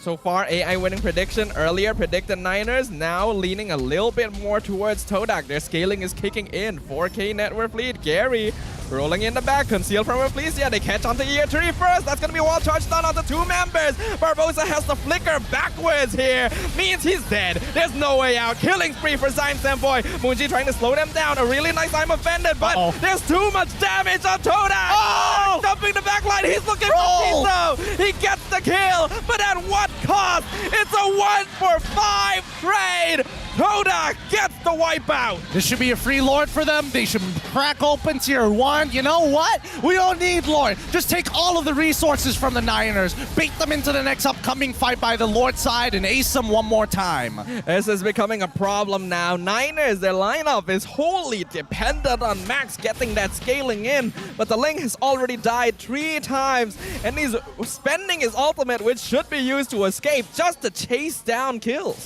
I mean, Moonji is the next best bet for Niners as a second insurance policy, right? He's got the Ice Queen's wand already inbuilt, but with how fast Todak can actually engage now that Shizzle is online, it's kind of scary, right? Chain CC after chain CC, Momo as well to displace them. It's a really tough mix to crack. Momo also has Malefic Roar, by the way. They're gonna catch out one. Yetri trapped in the wall. He flickers and it's completely wrong. Wild Charge in the back line finds the double kill. Fed instantly over the Shizo. Nothing the Niners can do. Oh, so disgusting right now. Momo is so good. 6-0-6. Trying to go for a damage build. Might even consider getting, you know, some other items as well to actually continue with the snowball. Brute Force Breastplate might be likely. We do see the Blood Wings being purchased by Zaim Senpoi Rafflesia with the Radiant Armor to ensure that at least this Lilia isn't going to take him down for free. The snowball is getting out of control now. Niners forced to just stay in their base, and they're taking more damage than they can dish out, even behind their own walls. The Great Dragon Spear for Shizo means that his build is starting to complete, and 10 minutes in, we're already seeing a 7k net worth lead and only one barely surviving external tower for Niners. It's so funny that Momo outdamages Shizo as of right now, right? Let's have a look at the items, God, and see what he actually goes for. Yup, full the damage here, and I think he's gonna go for Bladed Heptases as well on top of it all. He has a 3,000 gold lead against Yetri. Oh man, that laning phase went so poorly for him. Yetri has been forced to buy roam shoes as well, just so he can keep up in terms of gold and EXP. It is not a good look at all. We know how important the EXP lane is in this meta. Oh, this is so rough. They're gonna get shoved in, and they might even still... Actually, in terms of high ground defense, Moonji should be able to protect at least 2 of these inhibitor turrets. They need to start staggering these waves and not let Todak actually sync them up. Can they though? Like, Moon is able to clear waves quite quickly. That mid wave, oh, look at the delay on the Lord. We got 2 full, oh, that's probably not what they wanted to happen. But it's still gonna push in regardless onto the top inhibitor. Niners spending a lot of resources. Oh! The final slash on the 3 members! Forces the Black Shoes straight away, but the other 2 are not so lucky yet. 3 is down, Zaz is down. Tempest Blaze comes out to finally shut down Momo. They get the kill onto Gary as well. He tanked too many tower hits, but Zaim Senpoi is unstoppable. Under the tower in the base, pops the Primal Wrath, pops the Flicker to get out and escape. It's a 3v2 defense, but only Barbosa and Moonji are alive against Shizo, Rafflesia, and Zaim Senpoi. Todak, though, quite low on HP. It might be wise for them to retreat. So they trade 2 for 3, and unfortunately, I mean, Niners still lose out on an inhibitor regardless, right? At the very least, considering the lead that Todak has, considering the momentum that they have, this is not the worst outcome for the Niners. Actually, not that bad, to be fair. They did get the flicker out of Rafflesia, and as well as Zaim Senpoi. More importantly, Momo as well to start off that engage, but I don't think they have a real answer to Momo at this point. The biggest concern is that Momo ended up feeding that 6 kill streak into Max, which is probably the last person you want to have it. So that makes a big difference. It allows Todak it allows Niners to reduce the net worth lead on Todak's side to about 6.5. But it's still a pretty big deficit. And yup, you're right, that's the Heptases onto the Arlet. He's just gonna like one-shot everybody at this point. Momo has been playing such a solid game so far. See, oh, a BOD coming in from Max as well. Low targets will get punished. And I think that Todak just needs to... They don't even need to take resources away. Just deny purple, instantly get your members, down by Lord's side. Make sure you take your own purple buff so that at least Max has 0 opportunities. And they've left the tiny purple buff in the pit as well, so that Max cannot get the respawn on his purple buff too. That's going to be very useful here as they start taking the Lord. Niner is not quite in position yet. They can't walk up. They should not walk up to this. Max, he's in the bush up top. He's waiting for the chance. Gary jumps in, gets the stun onto Yetri and Moonji. Max still waiting for his chance, but the damage comes in. Wild Charge. I'm offended, gonna be popped down by Zaz as Shizo gets caught out. Zaim Senpoi with the monster kill, but Niners are running down Todak. They're turning it around. Todak have bitten off more than they can chew. Max chasing down Rafflesia. The Grok has fallen. Zaim Senpoi, the only player left alive on Todak's side, and he is not in friendly territory. He drops down to Hal, has the black shoes, jumps back, flickers away from Zaz.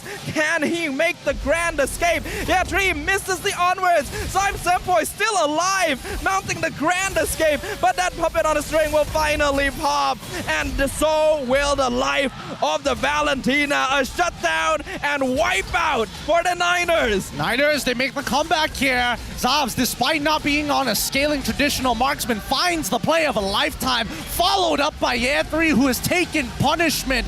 consistent punishment from Todak's side to finally turn it around in a simple choke point as Moonji blasts at them with max stacked glooms. Todak got greedy. They all funneled into a tiny area, and that's where Niners are gonna be the strongest. They got the hook, they got the damage from the Lilia, and the net worth difference has completely disappeared.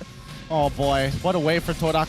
If Todak ends up losing this game, they know exactly at what time that turnaround happened. Niners, now with the Luminous Lord on their side, take the gold lead into their hands. Looking at the itemization, we can see Max nearly maxed out on items as well, so he's doing a lot of damage overall. Todak, it's an even fight now. Niners have a 1k gold lead. They gotta be much more careful with how they approach things. Well, it's getting chunked here. So far, Barbosa not really showing himself at all. He's having just recalling right in front of his inhibitor side. Niners should be able to push Todak all the way back into their inhibitors at the very least, but I think Todak, if push comes to shove, I think they need to do something about it, right? They can't afford to lose their inhibitors here. Yeah, it's anyone's game now. The Niners in one fell swoop. This is why you gotta be so careful when you get to the late game phase. You cannot afford to make mistakes like this. Niners now have full control over the map. Niners, how do they set up the exact same scenario again? Because Momo was basically just chain CC'd after chain CC, couldn't really get his vengeance on, couldn't really find the opportunity to find a final slash in. It's gotta be, you know, pitch perfect in terms of execution from Niners' side. But they do definitely have some leeway now that they have a 2k net worth lead. It's not a lot at this stage. We can look at the itemization coming in here from Max. Going for that final item. Actually just got it, the Great Dragon Spear. Interesting choice. Yeah, he wants to be able to kind of keep up with some of the faster members, like if he needs to run down Shizo, who also has the GDS as well, and as well as iframes to work with, Lycan Pounce, extra movement speed, inbuilt in his S2 from both Lycan and human form. I think it's a good option. Look at that damage, right? 1,155 per auto. And that's Ling for you once you get to that late game. Although they did shift some of his damage from his passive to kind of even out his gameplay a little bit, he's still a late game terror, especially if Todak is not paying good enough attention to their backlines. Well, they're trying to open up the map here. Nobody can do it very safely. I think at least for Moonji, as long as he has his Purify, he has nothing to worry about. 10 more seconds until the upcoming Lord, and they're trying to manage the waves right now, right? They have a buddy system going, man. They're not even going to try. Niners aren't even going to try to go for the man-to-man defense, as Rafflesia trying to slow push this wave to set it up to crash later on. They will scout out Max here in the mid lane. The Lord is up. It's going to be very important for both these teams to see if they can get some kind of pickoff before full committing to this Lord. We already know that at this stage, nearly all the DPSs are fully kitted. Winter Truncher purchase on Zyme Senpai. Good options, good options. We need to keep our eyes on Rafflesia here. He can't get too low. He is the main counter-engage tool other than the final slash. But this is under the assumption that both Zabs and as well as Year3 don't just flicker into the back line. The Lord Dance going to be proceeding. We can see that Barbosa has been sent up to deal with the minion wave so that he can back up the fight with Heart Guard whenever it is necessary. And we do know that Max has the purple buff as well. The Lord actually dropping pretty low here. Todak gonna finally reset it. They still don't have the ideal positioning they are looking for. Oh, Zyme Senpai is gonna get pulled in. I'm offended. Gonna force out the dash here. Not the Black Shoes just yet. Gary taking a lot of damage from Moonji. He's no longer able to take an aggressive positioning on the Lord. Yep, and that's gonna be a full reset from Todak's side, right? I mean, Gary, he can't just leave willy-nilly. He will try and spell vamp as much as he can. Regenerating his health. Oh, they get one. That's a wild charge onto Year 3. Pops the Primal Wrath. Momo instantly dead. Killing spree going over to Max. The full damage means he's not tanky at all. Shizo jumps in with the Lycan Pounce. Gets a kill onto Shizo. But Max with the double kill. The Ling is going crazy right now. Shizo loses his immortality. They trade out Moonji, but they lose their marksman. Only 2 members of Todak left alive. And Barbosa is just keeping an eye on Zyme Senpai to make sure he cannot recall. It's a 2v3 defense, and Max is still alive. Zyme Senpai maybe too far out. He pops the Black Shoes, but will he get punished here? Heart Guard comes out. Max chases him down with a trunk. It's still keeping him alive. And because of the tower, Max cannot the final blow. Winter Truncheon difference here. Rafflesia able to protect the mid inhibitor at the same time, but the Guardian's barrier, the Nature's barrier, making it tough here. Zyme Senpai holds on. Rafflesia trying to stop the purple buff take, but at this stage, it's going to be impossible. Niners, unfortunately, because they tried to full commit for the end game, were not able to get the Lord after that one fight. And because the top lane is still pushing, they were forced to send people back to defend as well, giving up map control. Yeah, I think now it started to bite Momo back in the butt. Now that he's getting picked off by people like Zavs of all, Max can cut him down pretty quickly, right? He doesn't have a lot of armor to work with, not a lot of health at the same time. With his full damage build, it's high risk, high reward, and he wasn't able to get his final slash off in time. Yeah, Momo's damage being missing during these fights is really starting to bite Todak here, and that's why we see fighters oftentimes will still get tankier items to make sure that they can at least maintain relevant with their utility once a late game comes. Barbosa still managing that top wave. Todak need to shove out that mid, set up for the bottom side at the same time, and make sure that they can keep Lord dancing here. I do want to see the battle spells, though. In about 13 seconds or so, we should expect Rafflesia and Zyme Senpai to get their flickers back online. Zavs, Barbosa, Yetri as well, all of them. Yeah, he just got his flicker off of cooldown. Todak will get there soon as well. Unfortunately, not able to create a lot of map pressure just yet, but they will catch out Yetri. They instantly engage onto the Edith, forces out the flicker backwards. Earth Shatter onto two members. Max drops a half HP from one hit. Todak are funneling once again, but they're running down the Niners. Yetri with the arm offended brings them all together underneath the Lilia. Bountee just melting down the members of Todak. That's an unstoppable streak for Max. Zyme Senpai jumps in, gets a kill. He paused the black shoes to get out, but will he be able to escape? He flickers forward, dashes away. Zyme Senpai keeping the dream alive for Todak. Niners still trying to chase him. The Grok is coming in. Rafflesia, can he block him out? He does. Oh my Max God. not able to follow up, and he's low too. Yeah, Max quickly purchases as his fingers can. Purchases the immortality. Zyme Senpai can definitely take him on in a 1v1 situation. Now Max, he quickly purchases the Haas Claws to make sure that he stays healthy as he's rushing down this Lord. Still another 10 seconds before Shizo or Gary come back. This should be a free Lord for the Niners. Rush it! Boy and Rafflesia are trying to stop them though. Hardguard comes out onto Max. He's waiting for the wild charge. Timing Tempest to play. Should secure it. Yes, Max gets it. And Zyme Senpai, he can't even pop the black shoes. He gets picked off. Rafflesia, can he escape? Shizo is here now. Can they catch out Max? The answer is no. Moonji is already here. It would be too dangerous to continue. Shizo drops the half HP. Oh my God. Oh, the Purify even used by Moonji just to make sure Gary can't stop him. Oh my God, look at Moon's overall damage. He goes so far out of position. Momo tries to catch him after the black shoes, but unfortunately timed it slightly too early, and now the Lord is starting to crash down. They're going to take some huge damage here. This is only game one of the series, but it's so intense. Gary gets caught out. I'm offended. Pulls a big godlike streak for Max. Wall charge onto two members into the final slash, but Tempest to Blaze will allow Max to reset and pick up the kill. Double kill for Max on Rafflesia. Shizo drops his immortality, and we can see that Momo got picked up on the side. Triple kill. The Niners have mounted the comeback.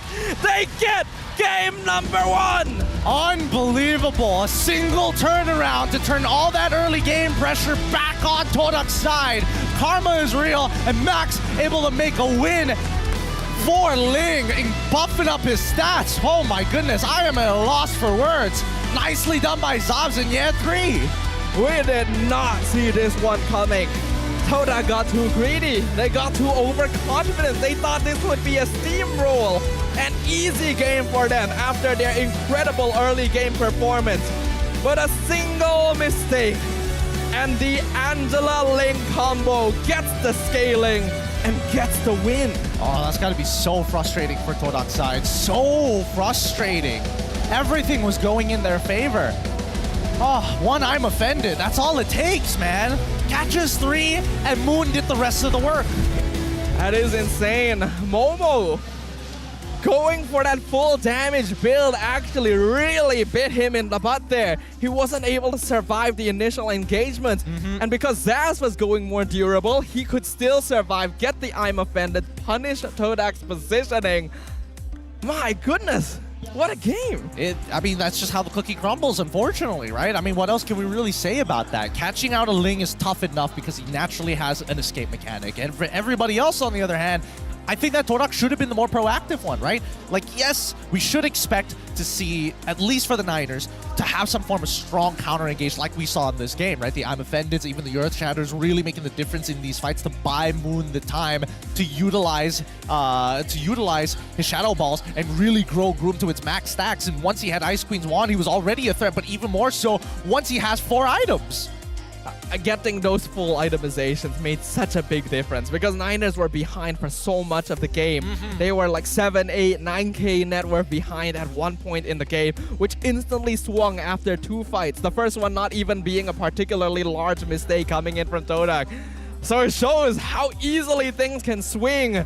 We gotta give the MVP over to Max for game number 1.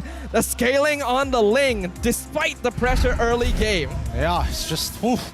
What a game coming out from Max's side, right? Again, despite everything that has happened, he ends up with a KDA of 12, 4, and 10. And the entire time just getting hard pressured from early to mid-game until finally he was still able to try and even out the score against Gary at the very least. It never felt like Max was 2 levels behind. He was only slightly behind. I think Todak definitely needed to be a little bit more proactive early on. They were making sure to invade the purple buffs, but weren't really setting up the fights to 100% guarantee it most of the time.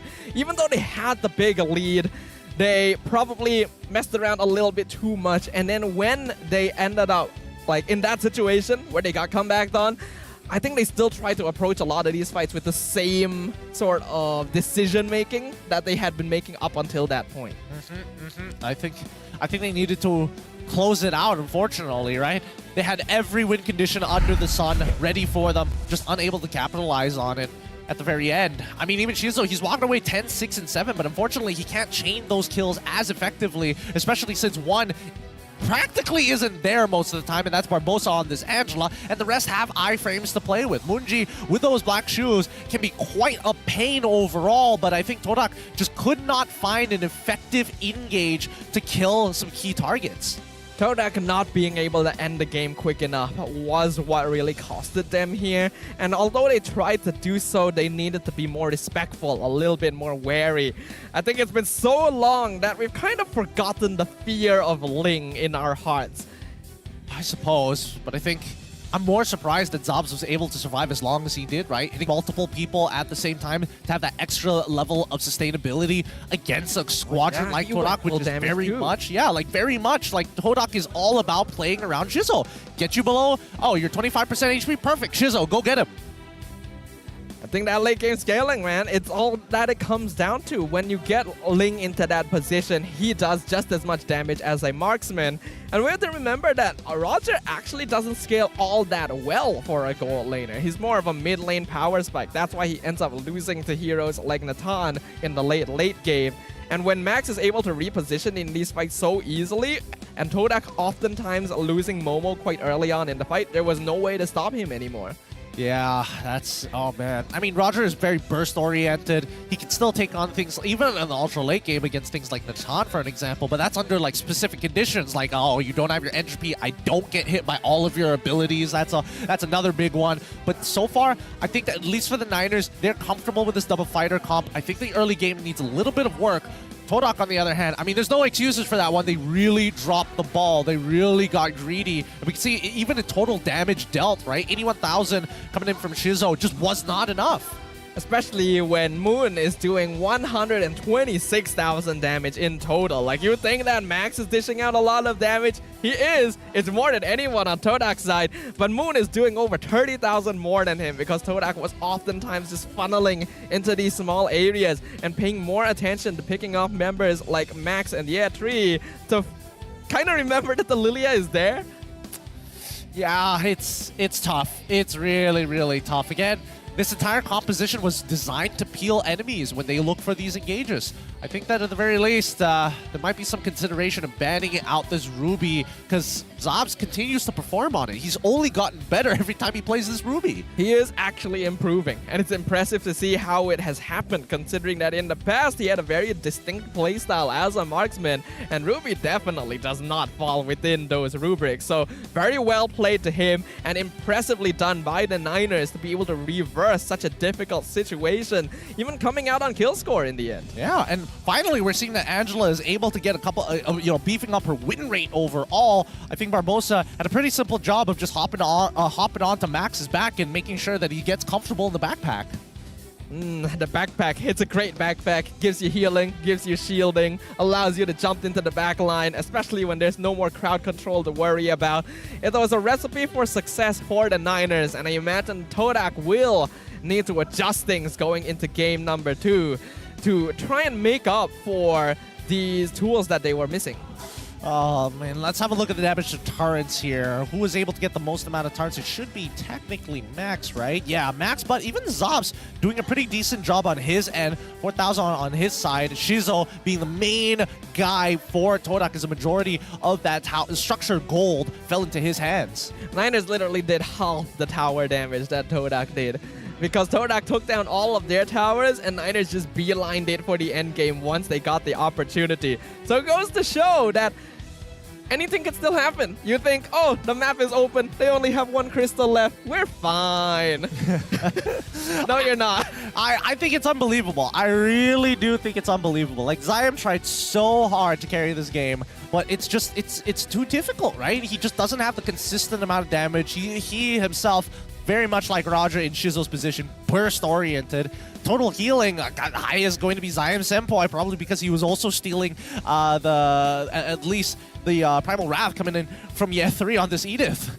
But obviously Barbosa is going to be the highest overall here. 76,000 damage healed coming in from this Angela. It's a hero that teams just let go through the draft phase a lot of the time now, because many players have already figured out how to play around it and bait with it. But who would have thought that bringing out the classic combo would turn those expectations on their head? I don't know. I think Todak, this is a crushing defeat on their side. So many things could have been changed. So many things could have been done slightly differently to be able to close out this game against the Niners overall. But I mean, mistakes happen, and I think Todak, they just got to move on from this one. Like, it's just we played bad guys towards the late game. Everything else was working perfectly fine. They really needed to change the way they were taking these team fights. There's no you can't just keep running at them anymore. It happened like 3 times as well. It's like, just slow down the fight. Look for Max first. Let the heart guard expire. There's so many ways you can approach it, but Todak's just like, this has worked the whole game. It should still work now, right? it should be totally fine. If we dish out the damage first, they won't have a chance to respond. That's a no. Nah, it really isn't. It really isn't. There's so many peel mechanics, so strong. Rich guy going over to Max, obviously. The carry going to be Moonji, breaking into 126,000 overall. Sandbag to Refalacia, and the best wingman is going to be Gary, actually. I think Gary was doing a good job on the box here early on, roaming around, invading the jungle, stealing buffs, finding ganks on Year 3 especially. But it still runs into the issue where he's not able to really do too much once you get into the mid to late game phase, unlike a hero like Fredrin, where you can still dish out some damage, right? The Baxia is very early game focused.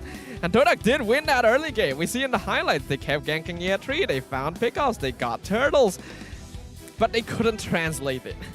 Yeah, we didn't see the translation actually happen. And the more I see the more I see some of these plays, the more I'm just so surprised that it worked out the way that it did, right? Running down their opponents in the manner that they did. Where's the Amafendit? There it is. Catches all 3 of those members, but still, like, the fact that Momo was able to get away with full damage was already surprising enough. The fact that this fight went into the favor of Todak, that was pretty much GG, well played, right? And then this happens.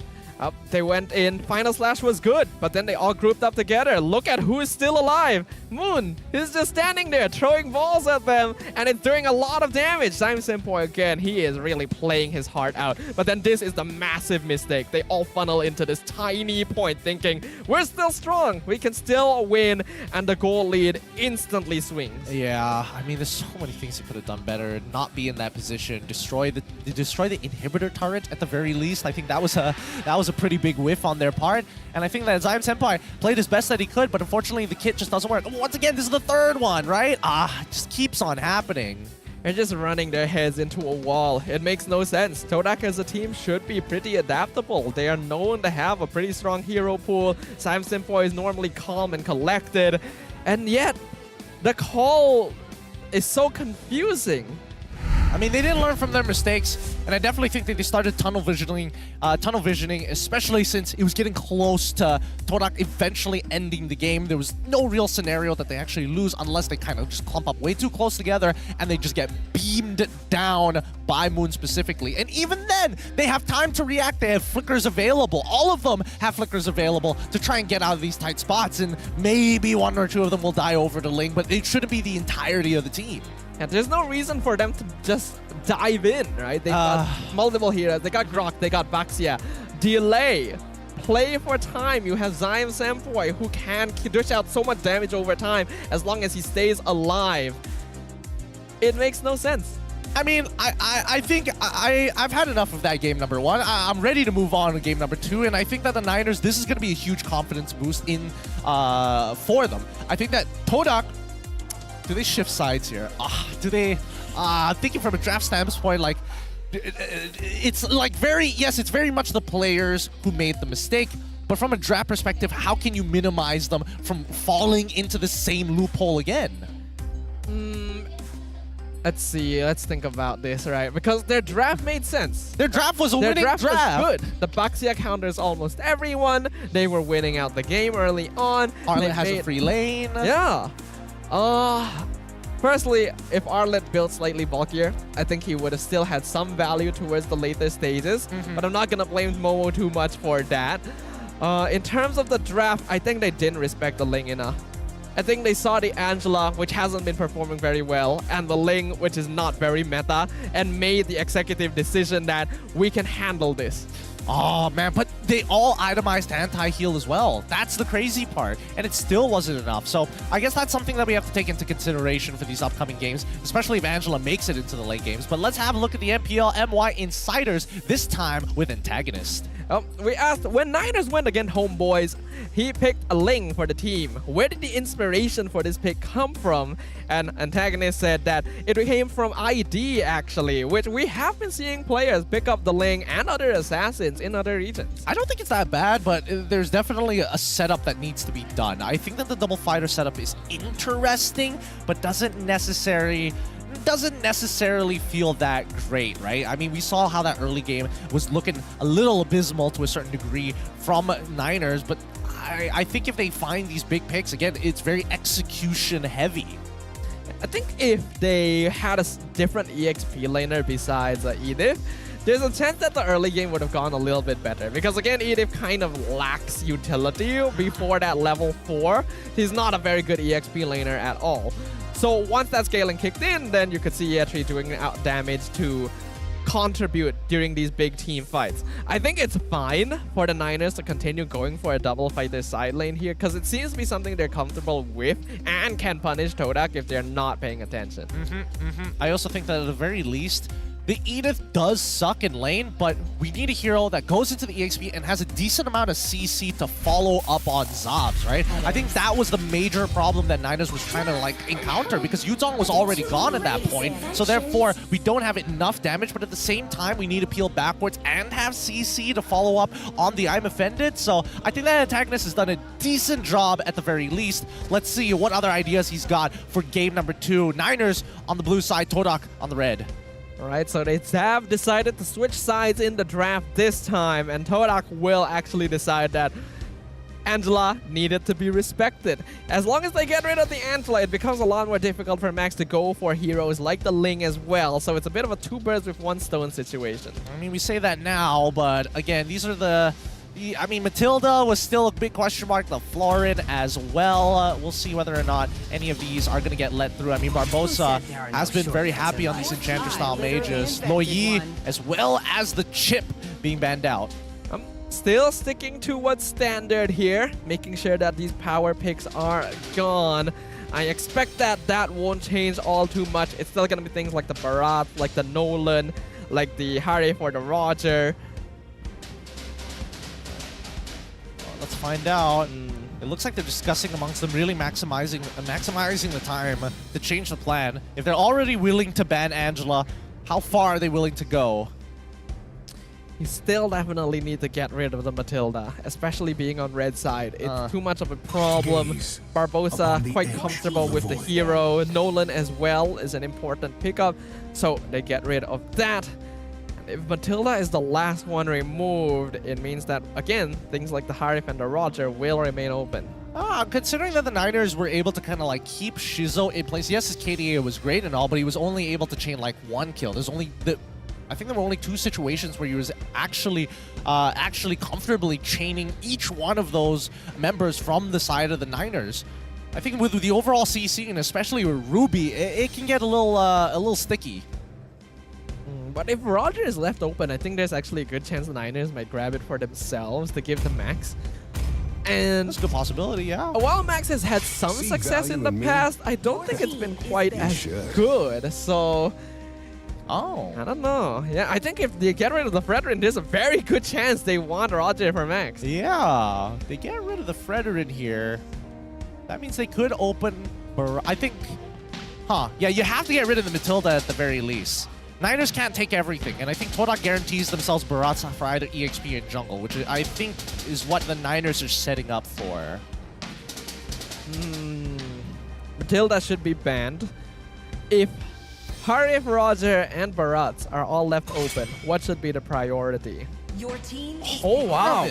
They leave Matilda open. Man, they're willing to deal with the Matilda and would rather not have the Nether Realm available. Let's see if the Niners actually go for the Matilda this time around, or whether or not they think that Barats is probably the next best in line. I see lots of prey. Ooh, still prioritizing Roger for Max. So now, will Todak go for the Matilda instead? If they grab like the Matilda Barats, we'll see the classic flying dinosaur. I'm so interested where the heads are. I feel like both coaches, especially from the Niners side, right? This is a pretty standard opening for them. But at the same time, how many steps ahead do you have to overthink this, right? I feel like it could be straightforward, but at the same time, it can get complicated real quick. I mean, when you do this for a living, it's kind of your job to overthink it, you know? If you think it's simple, then... Okay, there we go. It is. It's a flying dinosaur. Matilda Barats. That's going to be very scary here. Means that Max, if he does go on this Roger, will consistently be at threat. Yeah. Let's see what else they're going to go for here. Niners, they go for Ruby and maybe Moon's Hero. And if it's going to be Moon's Hero, I think it's going to be the Lilia once again. I don't see any reason not to whip it out one more time. Yeah, makes sense to me. Ruby especially should be prioritized since it's a very key factor of the double fighter side lane. And Moon already did good with the Lilia. Barats is weak to the Lilia. I think it's not a bad choice. 10 more seconds. Niners still holding priority here. They need to make some decisions. They need to make it quick, and they start the lock-ins. And here we go. It's going to be the Ruby and as well as the Yutong immediately revealing what their side lanes are going to look like. And I think this time, I think it's a smarter option to actually go and lock in that Yuzong early on, because you saw how much punishment Ye 3 actually had. He was basically a bot for the entirety of the game until finally he was able to have his flicker available to jump in with Zavs. I do like Yuzong a lot. It gives you a way to jump the backline and maybe catch up to people who've been pulled out with the guiding winds as well if he so desires. But it means that Todak will be able to finish up with that Harif pick. And I think this is a much more comfort pick for Shizo compared to Roger. Yeah, I think he'll be very happy on this Harif. But now here comes the second part of the ban phase. Previously, Barats was banned, Minotaur and as well as Ceci is banned. I don't think there's any reason to ban out the Ceci at this point in time from Todak's side. But let's see. I gotta ask, is it not pronounced Cici? Cici? Ceci? I think it's Cici, right? Cici, sorry, my bad. Ceci would be C-E-C-I, right? Sorry, that's my bad then. But I think overall, I think Minotaur probably should be... Oh! Mincetar, keeping it classy here, making sure that dashes are still on the table. All right. I respect that. We've never seen yet replay on the Mincetar, but Todak giving proper respect to their opponents this time, not just underestimating the possibility of off-meta hero picks. Niners, what are they gonna look to ban here? Lo Yi will chip Matilda, Fredrin, as well as Nolan. They get rid of the Arlet this time round to alleviate some pressure. But that's fine. I mean, Momo has played high loss before. Do they need to worry about the high loss? I think Yuzong matches up pretty okay against the high lows. Like, Yuzong is pretty good against like tankier EXP laners because he just wins out if you want to take extended trades. Funny enough, he actually, again, specifically against high loss, he doesn't. Oh, really? Okay. He actually doesn't, only because high loss is able to kind of like not only out-sustain the Sha residue, but just the raw DPS that comes out of him at level 1 with the Ring of Order does put Yuzong at odds. Later down the line, yes, Yuzong does a lot better, but until then, even a Phovea's ban out. Todak really want to make sure, at the very least, they don't want Moon to be like, hey, mid lane Phovea's this time. Nah, not this. Nah, not gonna let you do it. Yep, they're really focusing hard on enabling Shizo in this game, man. Well, it's respectable. It makes sense. He is going to be your carry, especially now that Hardif has been recently buffed heavily. There's a reason why he's so commonly banned out in the first ban phase. So it looks like Todak's draft is gonna mainly rotate around making sure that Shizo is enabled.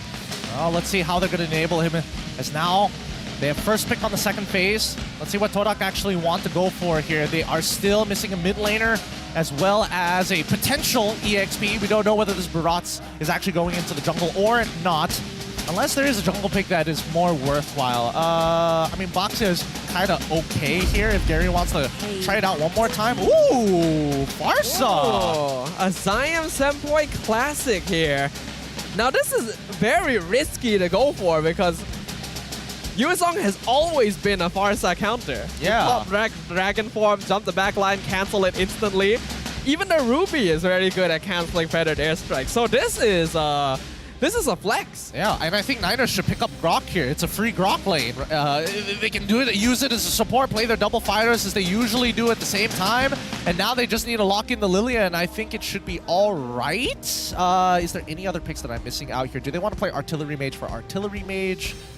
They could do that if they wanted to, but the Matilda makes it tough. Novaria might be an interesting choice in this situation. I'm the priestess of the primal Oh, that's Ide. the hunter of all It is Novaria. evil Okay, Novaria Ide. So Ide roam this time. Okay. Makes a bit more sense. And then the Astral Echo would be able to catch out Todak if they go for these big engages. Also a good way of dealing with the Farsa since she's going to be standing still. Yeah, I suppose that at least for Barbosa, his comfort picks have naturally leaned into Edith more than it has Grok. But I would say that it's a missed opportunity here, especially since the power of nature is actually able to deal with the Daytona's welcome at the same time, right? Here we go. Oh! They're still doing it. Wow! So bold! So bold! How long has it been since we've seen the Gary Ling? It has been too long. It has been so very, very long here. All right, let's have a round out of what the compositions are trying to achieve this time around with Max on this Roger with double fighter side lanes. And not to forget, Moonji able to kind of buy and open up the map for his team, allowing Barbosa to actually play this Edith rather safely. Todak, on the other hand, their composition playing around an traditional artillery mage and extra mobility all across the map. These small skirmishes could really snowball out of control. Let's see who gets first blood. Oh, Niners, they want to play the aggressive early game. They want to gank. They want to fight. While Todak, they have Hardif. They have Ling. They're going to scale heavily for that late game. But will they reach it? The return of Gary on the Ling. Gary on the Assassins. As we return to the Land of Dawn, will Todak prove they have what it takes to bring it to a game number 3? We shall find out. All right, let the battle begin. Looks like they're going to be starting on the same side of the map. Gary on his purple buff with Max on his orange. Barbosa is going to help him out a little bit here, but at the end of the day, we should expect to see this Roger clear a little bit faster with the help of their mid laner as well as EXP. help him out in quotes, of course. Yep. So Niners, because they have a Roger jungle and the Ruby use on side lanes, need to make things happen as soon as possible, which could be denied somewhat since there is Rafflesia on this Matilda, being able to pull people out of trouble as long as his positioning is correct. Yeah, for some of the other side lanes, right? I think that Shizo, he's got to be extremely careful. He was already struggling on chaining those kills with Roger, but now with Harith, it's going to make his job a lot easier, but it doesn't change the fact that there's still a lot of relevant CC on the Niners side. Zavs should have a pretty okay matchup against the Harith here. We can see that he has gone for the penetration emblem as well, so that should help buff some of his damage. In fact, we see that same emblem on Moon and Tree too. Nothing out of the ordinary in terms of emblems here, but here we go, bottom side. Ooh, Momo getting hard focus. The Shah Residue, just enough damage for Max to jump in and get the Lycan Pounce. First blood going to Tree. Yeah, nicely done, nicely done. And let's not forget, when it manages to land the Petrify on top of everything else, he's not going to have it in lane or for the upcoming turtle fight that's about to happen in 10 seconds or so, but they need to hit level 4 soon. Momo is actually quite behind on EXP now because of that gank. He was level 2 just a moment ago, only just hit level 3, so he may not actually have Daytona's welcome for the turtle. He definitely won't. He definitely won't. He does catch the wave. Ye3 is 4, Momo's 3. Barbosa already scouting things out. Black Dragon form coming out. They're going to be targeting Gary in the back line, making sure he doesn't get purple buff. Max gets the turtle easily, and Rafflesia now forced to Purify to make sure he's able to escape. Barbosa as well with the Primal Wrath, able to escape the Fetid Airstrike. Yep, just making sure that they have some vision. He's willing to lose his battle spell for the time being, but Barbosa needs to keep that in mind. That means Rafflesia is vulnerable. If he has the opportunity to set up a gank, he should 100% make the call for it. Max gonna be slightly ahead on EXP already because of that invade, slowing down Gary on the Ling. Moon as well, helping out, leashing, making sure Max is able to snowball even further. I like this. This is what Niners need to be doing. Yeah, I'm rather surprised that Momo has opted to go for Quantum Charge this game rather than the traditional Brave Smite, right? I would have expected him to go for the Brave Smite to be able to kind of hold out in this lane against Ye3, especially in the earlier stages. Once he's max stacked, he just needs to poke Ye3 and let him have priority. It totally doesn't matter until he's able to get some form of anti-heal. I'm assuming he's prioritizing mobility and subsequently maneuverability during the team fights, because him being able to catch onto players, especially Max, is going to be very crucial. It does trade a little bit of survivability though. Yeah, Max better be careful if Momo lands that one auto attack to proc it. Oh, whoa! Flicker forward! Was I at set point? Where did he go? He's just gone instantly. A free kill going over to Max. Woo! What a movement from the Niners. They predicted it. They saw him actually move up into the brush. Expected him to start walking out sooner rather than later. Barbosa goes for the flicker and it works out. Yep, they catch onto Momo, force the flicker out from him as well. Really well played by the Niners. They're now transferring over to the purple buff. Primal Wrath already gone on Barbosa, so that could be a problem. Zaman Force pop down, Fetid Airstrike as well. Yeah, Tree pops the Black Dragon form that gets melted instantly. Wrong positioning. Dies mid-air. Can't do much about that, but this means that Gary has been alleviated some pressure. Forcing the Niners back is a good way to hold them. Level 7 to level 8. Max still a full level ahead. It's tough for Gary to contest, but at the very least he's got Momo by his side. Yeah, and Ye3 doesn't have his ult. Onward onto Momo. Earth Shatter. Lycan Pounce not doing quite enough damage. Tempest the Blaze popped down by Gary. Who got the turtle? It's Gary! The Ling secures it for the side of Todak. Nicely done, and now he gets to enjoy the fruits of his labor on the top side this whole time. Shizo just able to hard shove, get some extra gold for himself, making sure that Zavs is gonna slowly be left behind. Zavs needs to start being careful here. The more fights he joins, the more space he's giving over to Shizo on this Harith. Todak doesn't only have one form of scaling. I think Niners should ideally target the gold lane just a bit more. Well, let's see whether they do. I mean, Gary now completing his first item, making sure that the Berserker's Fury is already locked in. Here we go, the Niners sending up 4 members to this top side.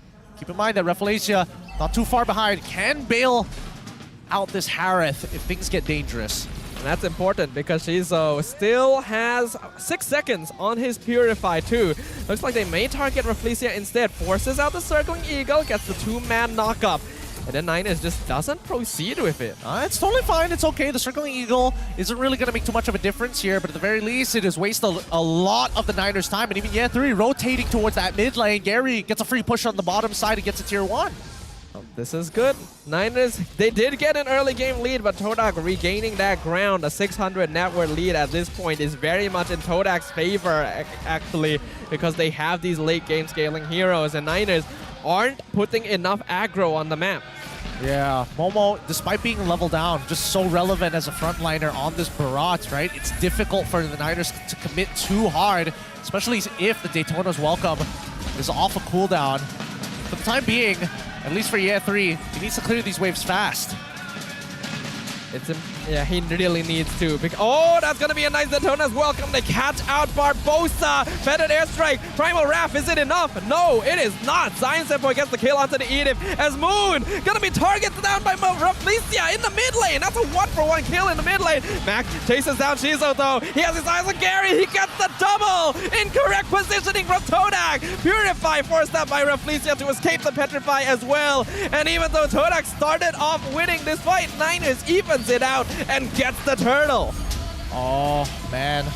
And they even push out Zion Senpai. Oh! That's flickers forward with 2-man. I'm offended, but Max is not close enough to follow up. Worth it, worth it. Actually, Max could have actually transformed into Lycan form and gone for the pounce, but he saw Zion Senpai use that flicker. More than worth it. They got free resources out of it. No feather and airstrike, even better. Now invade topside. That's what they're doing. We see the snipe. They find Shizo. They find Gary. And Max is able to retreat the orange buff away from the enemy jungler. 2 levels ahead of Gary. And all Gary can think about is just, please, let me have this purple buff. That's all I want. If I have purple buff, I can still look for scraps across the map. Niners did use their retreat earlier, so this purple buff should be free for Gary, and arguably it's much more important to him than that orange buff here. So we'll see what happens. 2k net worth lead now for the Niners. Actually still not that big when you consider how late game Todak's draft is.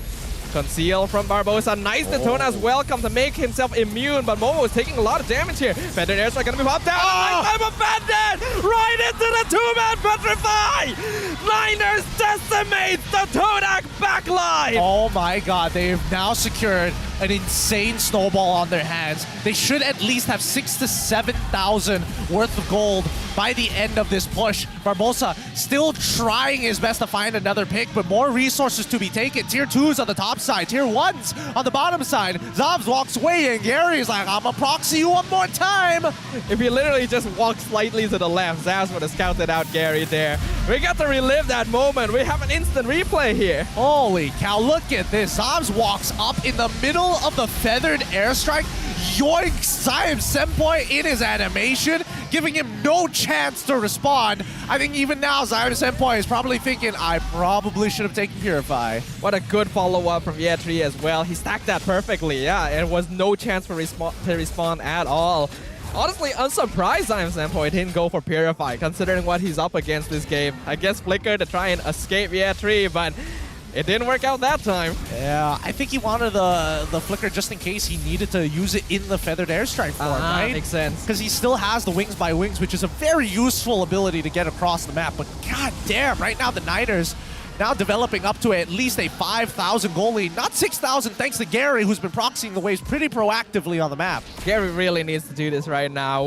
This is something that Ling players have always done back in the past. It's all about that proxy. It's all about delaying the game. He's basically doing a similar sort of role to Novaria to try and extend the game long enough. There is an ambush being set up by Max here. Gary loses half his health in a single spell. Dude, if Gary just dashed forward one more time, he wouldn't have enough energy to get out of there. Wait, hold on. The unforced pop down. They're trying to go on Barbosa. I don't think that's the right target. One Astral Echo and Todak just backs it off. Okay, all right. I think maybe they thought that it was a punish angle there. I'm not 100% sure how that angle would look like. Would that mean that Momo would have to flicker in for it possibly? I don't know. We'll see, mate. We'll see as Niners now pushing in with Lord Empowered minions. All the outer turrets should fall. Let's see if they get an inhibitor.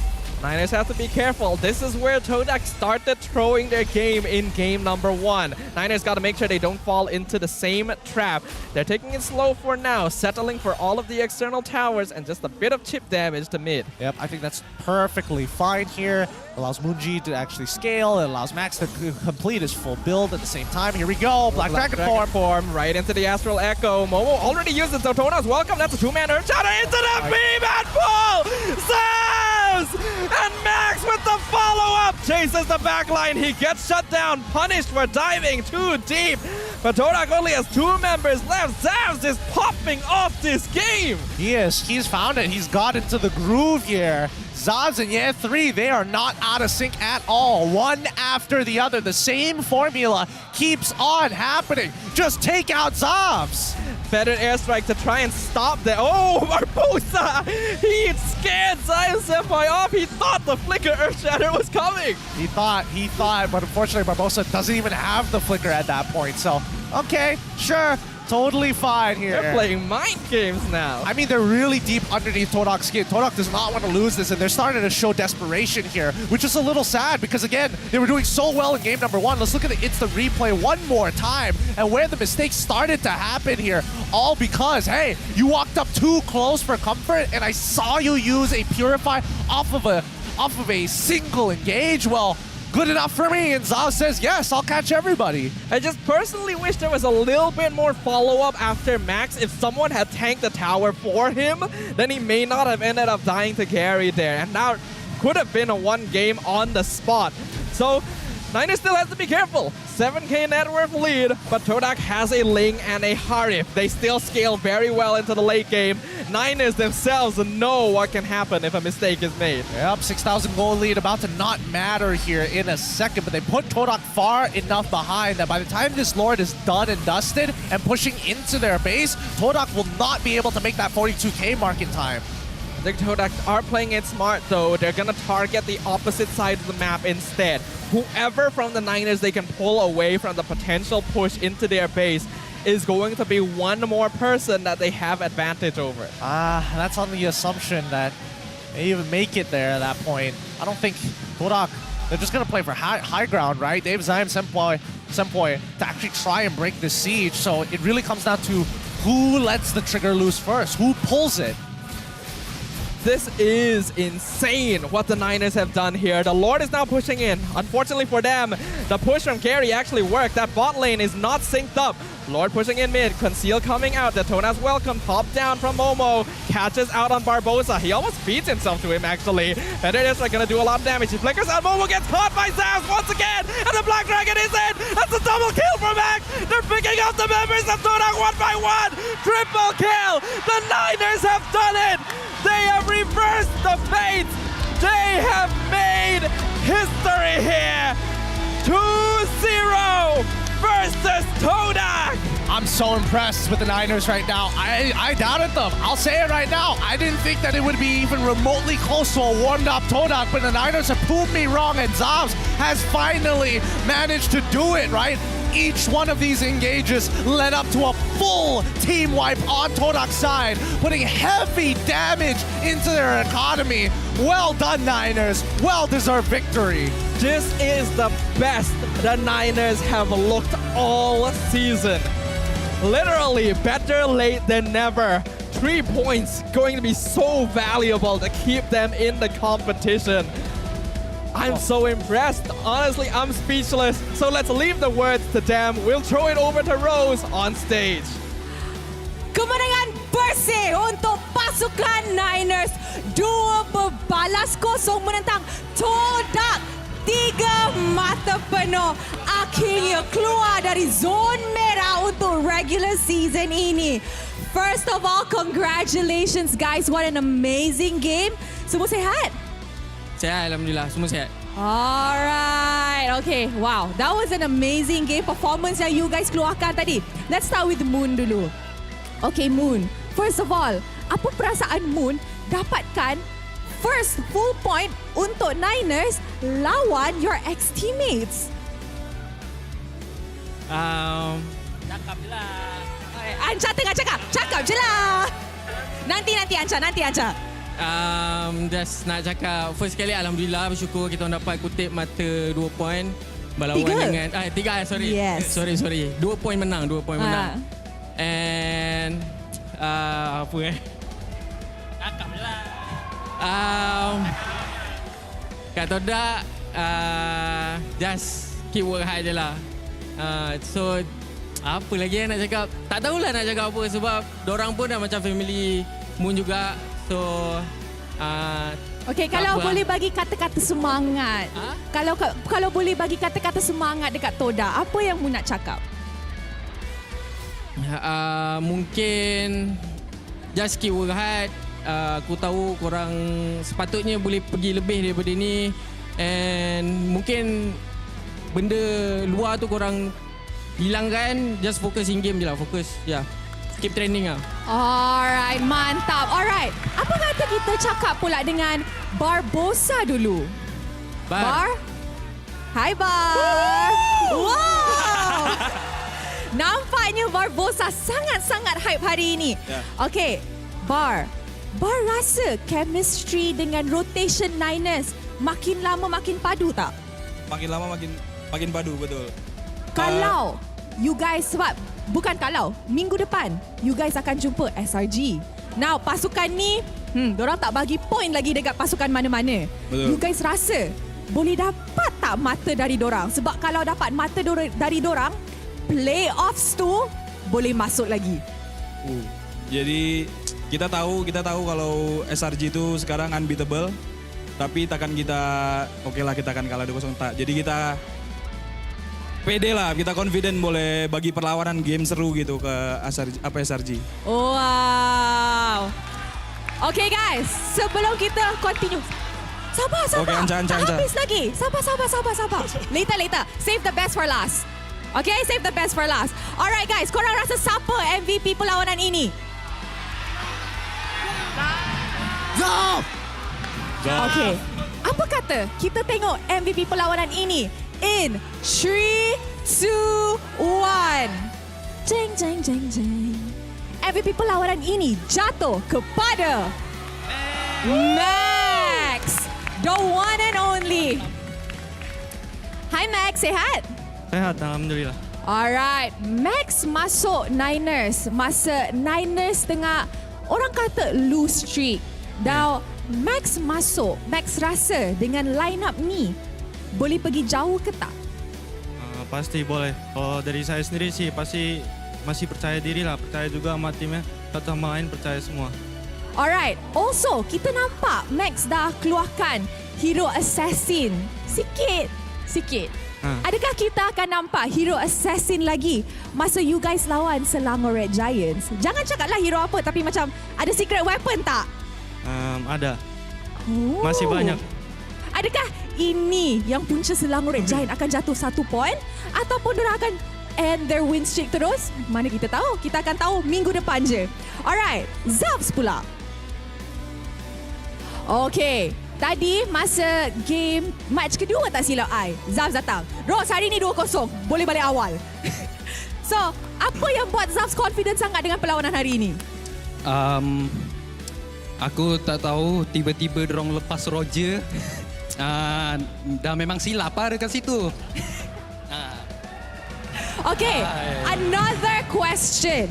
Zavs season ni ataupun selepas patch baru, Zavs banyak main fighter dekat gold lane dan kita boleh nampak hasilnya yang sangat-sangat padu. Adakah patch baru ni banyak membantu Zavs dan patch ini adalah sesuai untuk Zavs? Bagi aku dia sama je kalau main MM ke fighter, cuma mungkin main fighter lagi best, dapat buat banyak moment daripada stay belakang je. Oh, dia tengah menggigil ni. Tak tahu kalau excited ke, adrenaline rush ke, tapi dia tengah menggigil. Okay guys, the crowd wants it. Apa kata kita bagi mic dekat Anca? Lama tak dengar kan suara Anca kat tengah? Okay, first kali, Udel. Ini kan ni lanceng lu mau. First kali tak biasa. Before kita start ni sesi panjang nih sekarang komedi. Kau relax. First sekali kita doakan lah saudara kita Ajim kan sebab tengah sakit. Jadi tak habis tak ada Ajim. Trademark tak boleh keluar. Trademark tak boleh keluar tak ada Ajim. So kita doakan lah buat Ajim supaya dia cepat sembuh.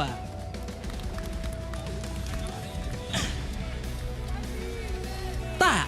Macam mana nak cakap Ajim, Kuja, Play Solo. Saya rasa semua dekat Todak ni tak buat kerja doh. Yang buat kerja cuma satu je. Yaitu Abang Lord.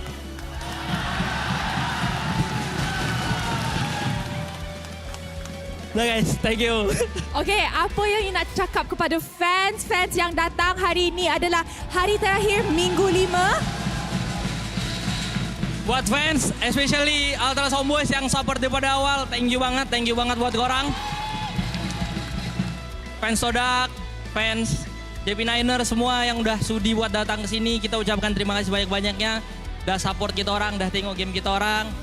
And then, just tuh yang saya boleh cakap. Abang Lord oke ya? Oke Abang Lord, jangan nanti buat podcast Abang Lord. Nanti lepas udil saya pula. Oke guys, thank you. Alright, terima kasih and once again congratulations to Niners. Wow. If I'm not mistaken, semua perlawanan hari ini habis dengan 2-0. Semua pasukan dapat 3 mata penuh mereka and finally dekat minggu ke-5 Niners berjaya dapat keluarkan dari zon merah di regular season. Before we wrap up our day, apa kata let's show it back to the casters for the final time untuk hari ini untuk mendapatkan tahu apa yang jadi dalam series ni. Casters, silakan. The Niners finally getting a well-deserved spicy moment on stage. They look good, they feel good, they're looking happy, and they deserve that. This is the best gameplay we've seen from them all season.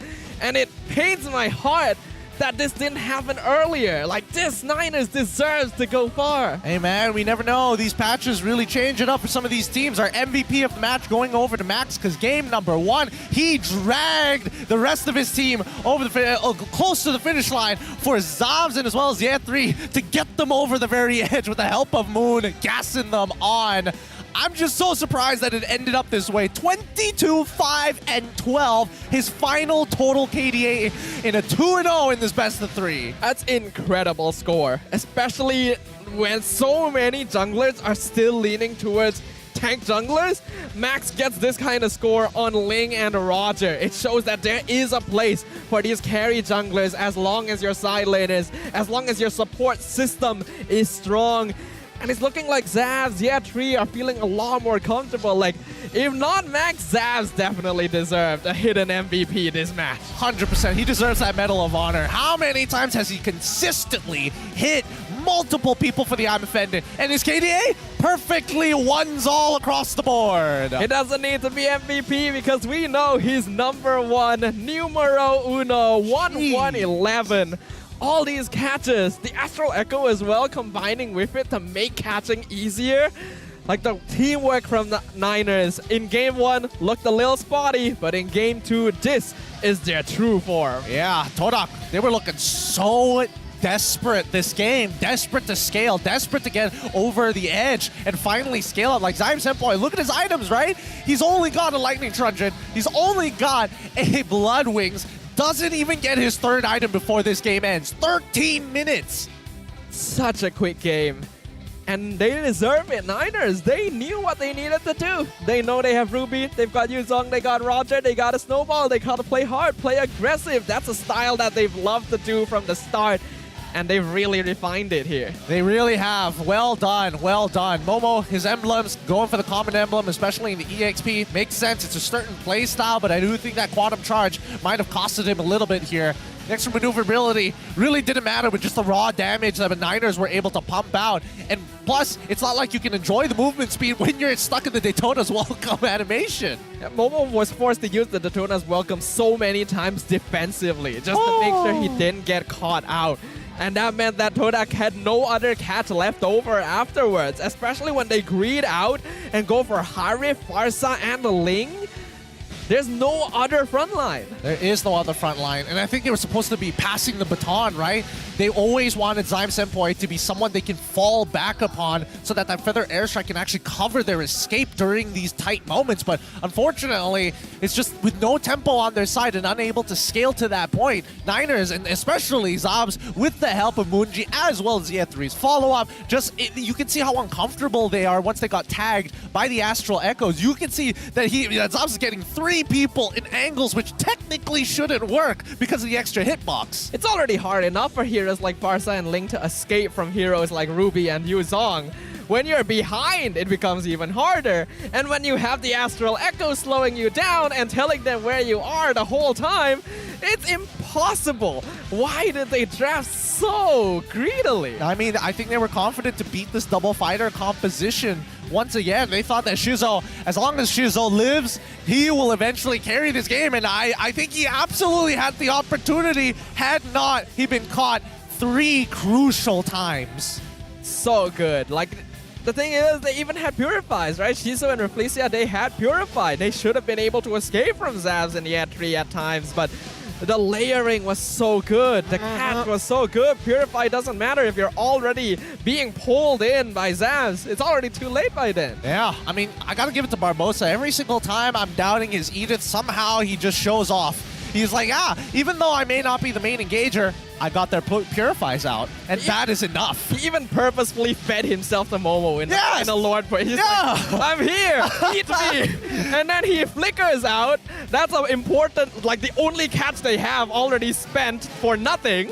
Oh, so many things, so many things. And Gary, he could not pull off that performance. He tried to delay this game as much as he can as if he was a Fanny to be a little bit more relatable to our ranked game demons out there, but holy cow.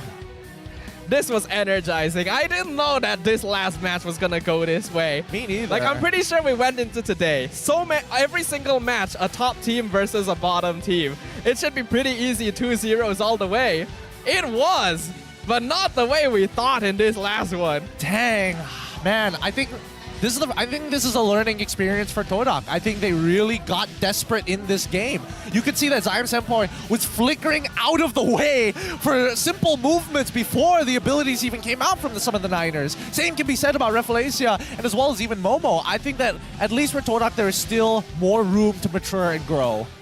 It means that their chances of going up into second place now are impossible. So they'll have to settle for third or fourth once they head on into the playoffs. It depends on how the other teams that are around them will perform, since Kuja earlier did mention that they would prefer not to be fourth place as well. So yeah, Niners have denied that from them. Yeah, I mean, it was supposed to be in Todak's control. It was in their hands to decide their fate, and unfortunately, Niners is like, nah, it's our day today. It really is. Let's look at our key players this time around. Let's see who gets it. Rich Guy, Max, no surprise. Carry, Max, no surprise. Best wingman, Zabs with 11. Zabs has grown so much. I remember the first time he played Ruby, and it felt so amateur, like so textbook. It's just like someone told him, these are the 5 steps to play Ruby, and he just follows them. But this is something different. There's so much difference just in a matter of weeks. Yeah, when you finally learn, when you finally evolve from WikiHow to Liquipedia. He's like, okay, I got the how. Now I just need to know my matchups and stats. And that's when Zabs really took off here. Man, it feels bad for Momo because Momo and as well as Zyme Senpoi are such big pillars for Todak. They usually don't lose their composure, but I think this time around we saw a very raw gameplay from the both of them. They were desperate, and for once they were really pushed into a corner. I have a bias for Zyme Senpoi. I know that he's a player that always keeps his head cool and finds a way. But this game just did the exact opposite of that. I can't even blame him. Like, we are all shocked at what happened here. We can relive these moments. This first gank was already great, but the Niners kept doing it again and again and again. Yeah, they tried their absolute best here. I mean, so many situations could have been turned around, but at the very least, man, It is rough. Once that snowball started, there was just no going back from this. And I feel it's sad to see because sometimes it just feels like the worst possible situations occur when a cooldown is down, right? Circling Eagle comes out here, but more importantly, the guiding winds is something that the Niners were paying a very close attention to. As soon as Refleza uses it, oh, it's go time, right? No Purify, it's go time. We find these very short windows to hurt Todak, and they make it stick. They hurt Todak all right. They are going to be feeling that next week because Todak has They've dropped hard. They are now actually in 5th, actually lower than we expected, behind King Empire and RSG. Such a huge jump. Already at 7th place and now could be contesting a spot against Team Hawk, right? They're 2 points away and they still have one more game to go. It's out of their control at this point, but they could set things up for victory. But look at the Niners. They've gone all the way up to 7th place.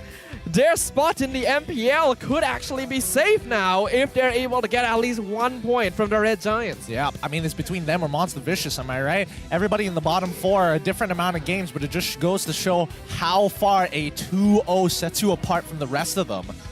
My goodness, who would have thought that week 5 would end like this? Not me. Not hands me. down. I was a doubter of the Niners for sure. All of us came in doubting the Niners, so this has to feel really good for all the Niners fans who have stayed strong and continue to support them despite the poor showing earlier on in the season.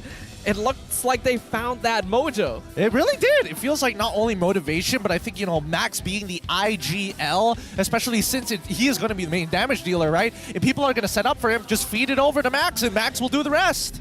Well, we didn't know how the jungler being the IGL would work out, but turns out works pretty well.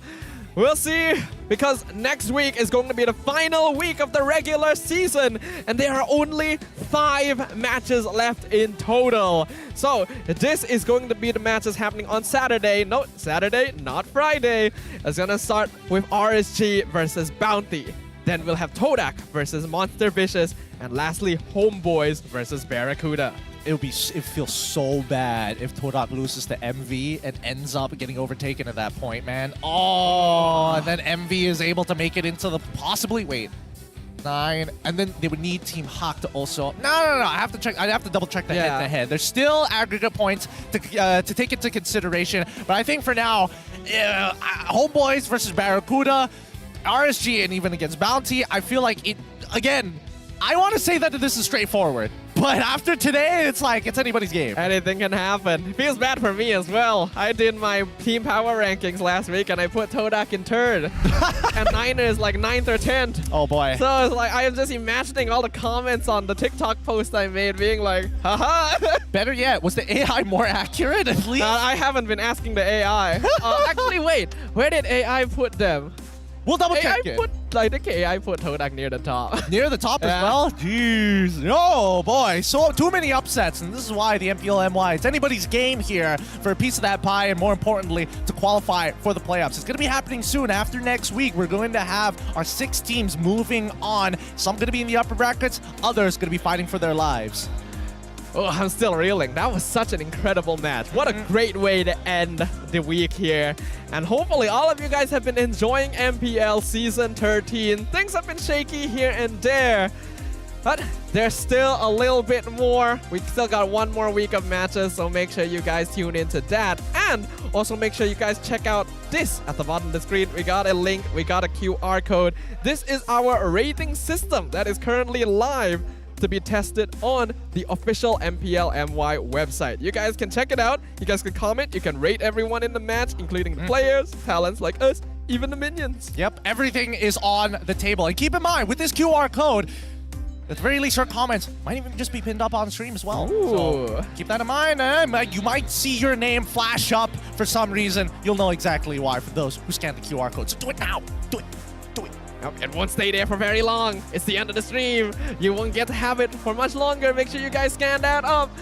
It's gonna be fun. I'm looking forward to seeing what kind of ratings the players and all of us are going to get as well. Always love to hear you guys' feedback. If this only happened when was it? Season 9? I think it was season 9, where at least you could start rating minions. That would have been the season to That do would have so. been great. Like That I would've would have been naming every single minion myself. They have personalized names. Like, yeah. Personalized names like maybe Terry Bogard. Oh, nah, that name's too fancy. That's Okay. reserved for the MLBB X King of Fighters 97 Bingo Draw event. That's going to be happening all the way until the 31st of May. You guys can take a shot at winning 3 brand new King of Fighter collab skins and unlock exclusive ID tags. If you were one of the lucky players who rolled a skin before the 30th of April, you guys would have gotten a gold ID tag. After that though, you guys still get something special, a silver ID tag. So make sure you guys jump on that. We got 50% discount on the first 10 times draw and also every one of your daily one-time draws as well. So what are you waiting for? Don't miss out. Yeah, I've been spending so much time on the daily one draws. Has not been working out for me. Has not been working out. Have you hit 10 yet? I have hit, well, no, I technically I have, but the bingos are not lining up. My pattern, it's messed up. It's not going well for me. That's right. You know what? You need to roll on camera. Maybe that's what We've had 2 fans come in and they've gotten the bingo just with 30 rolls. Still makes me mad. Still makes me mad. Oh boy, some people are going to be luckier than others. Even today, would you consider it luck? Would you consider it skill? We'd like to hear what you have to say, whether it be in the comment section of the live streams or more importantly, when you scan that QR code and start putting on your ratings for some of these players. Other than that, I think, this kind of wraps up everything that we've seen today. And moving on to the very final week, I think this is where we're going to see the best of the best really start pushing their boundaries for the bottom 4. What I really do like though is the fact that the teams are not just like sitting back and thinking, oh, our ranks are already fixed, it doesn't matter what we do now. We're still seeing weaker teams show off. We're still seeing top teams getting the rug pulled from under them. So it's still very, very exciting and means that you need to make sure to catch every single match remaining in the regular season. That is the end of week 5. We still got week 6. We got 5 matches spread out over Saturday and Sunday. So we're looking forward to seeing you guys there. Yeah, but don't forget, some of these big teams, we don't know whether they're going to be able to make it, and especially when they're contesting for that hot spot, that second bye. That second bye is still up for grabs for a lot of these teams. We don't want to be the teams at the very bottom too, so it's time for us to close out the show for today. My name's Stafa, alongside Gideon. We'll leave you guys the mic check for this last match to end things off, and we'll see you guys next week. See ya!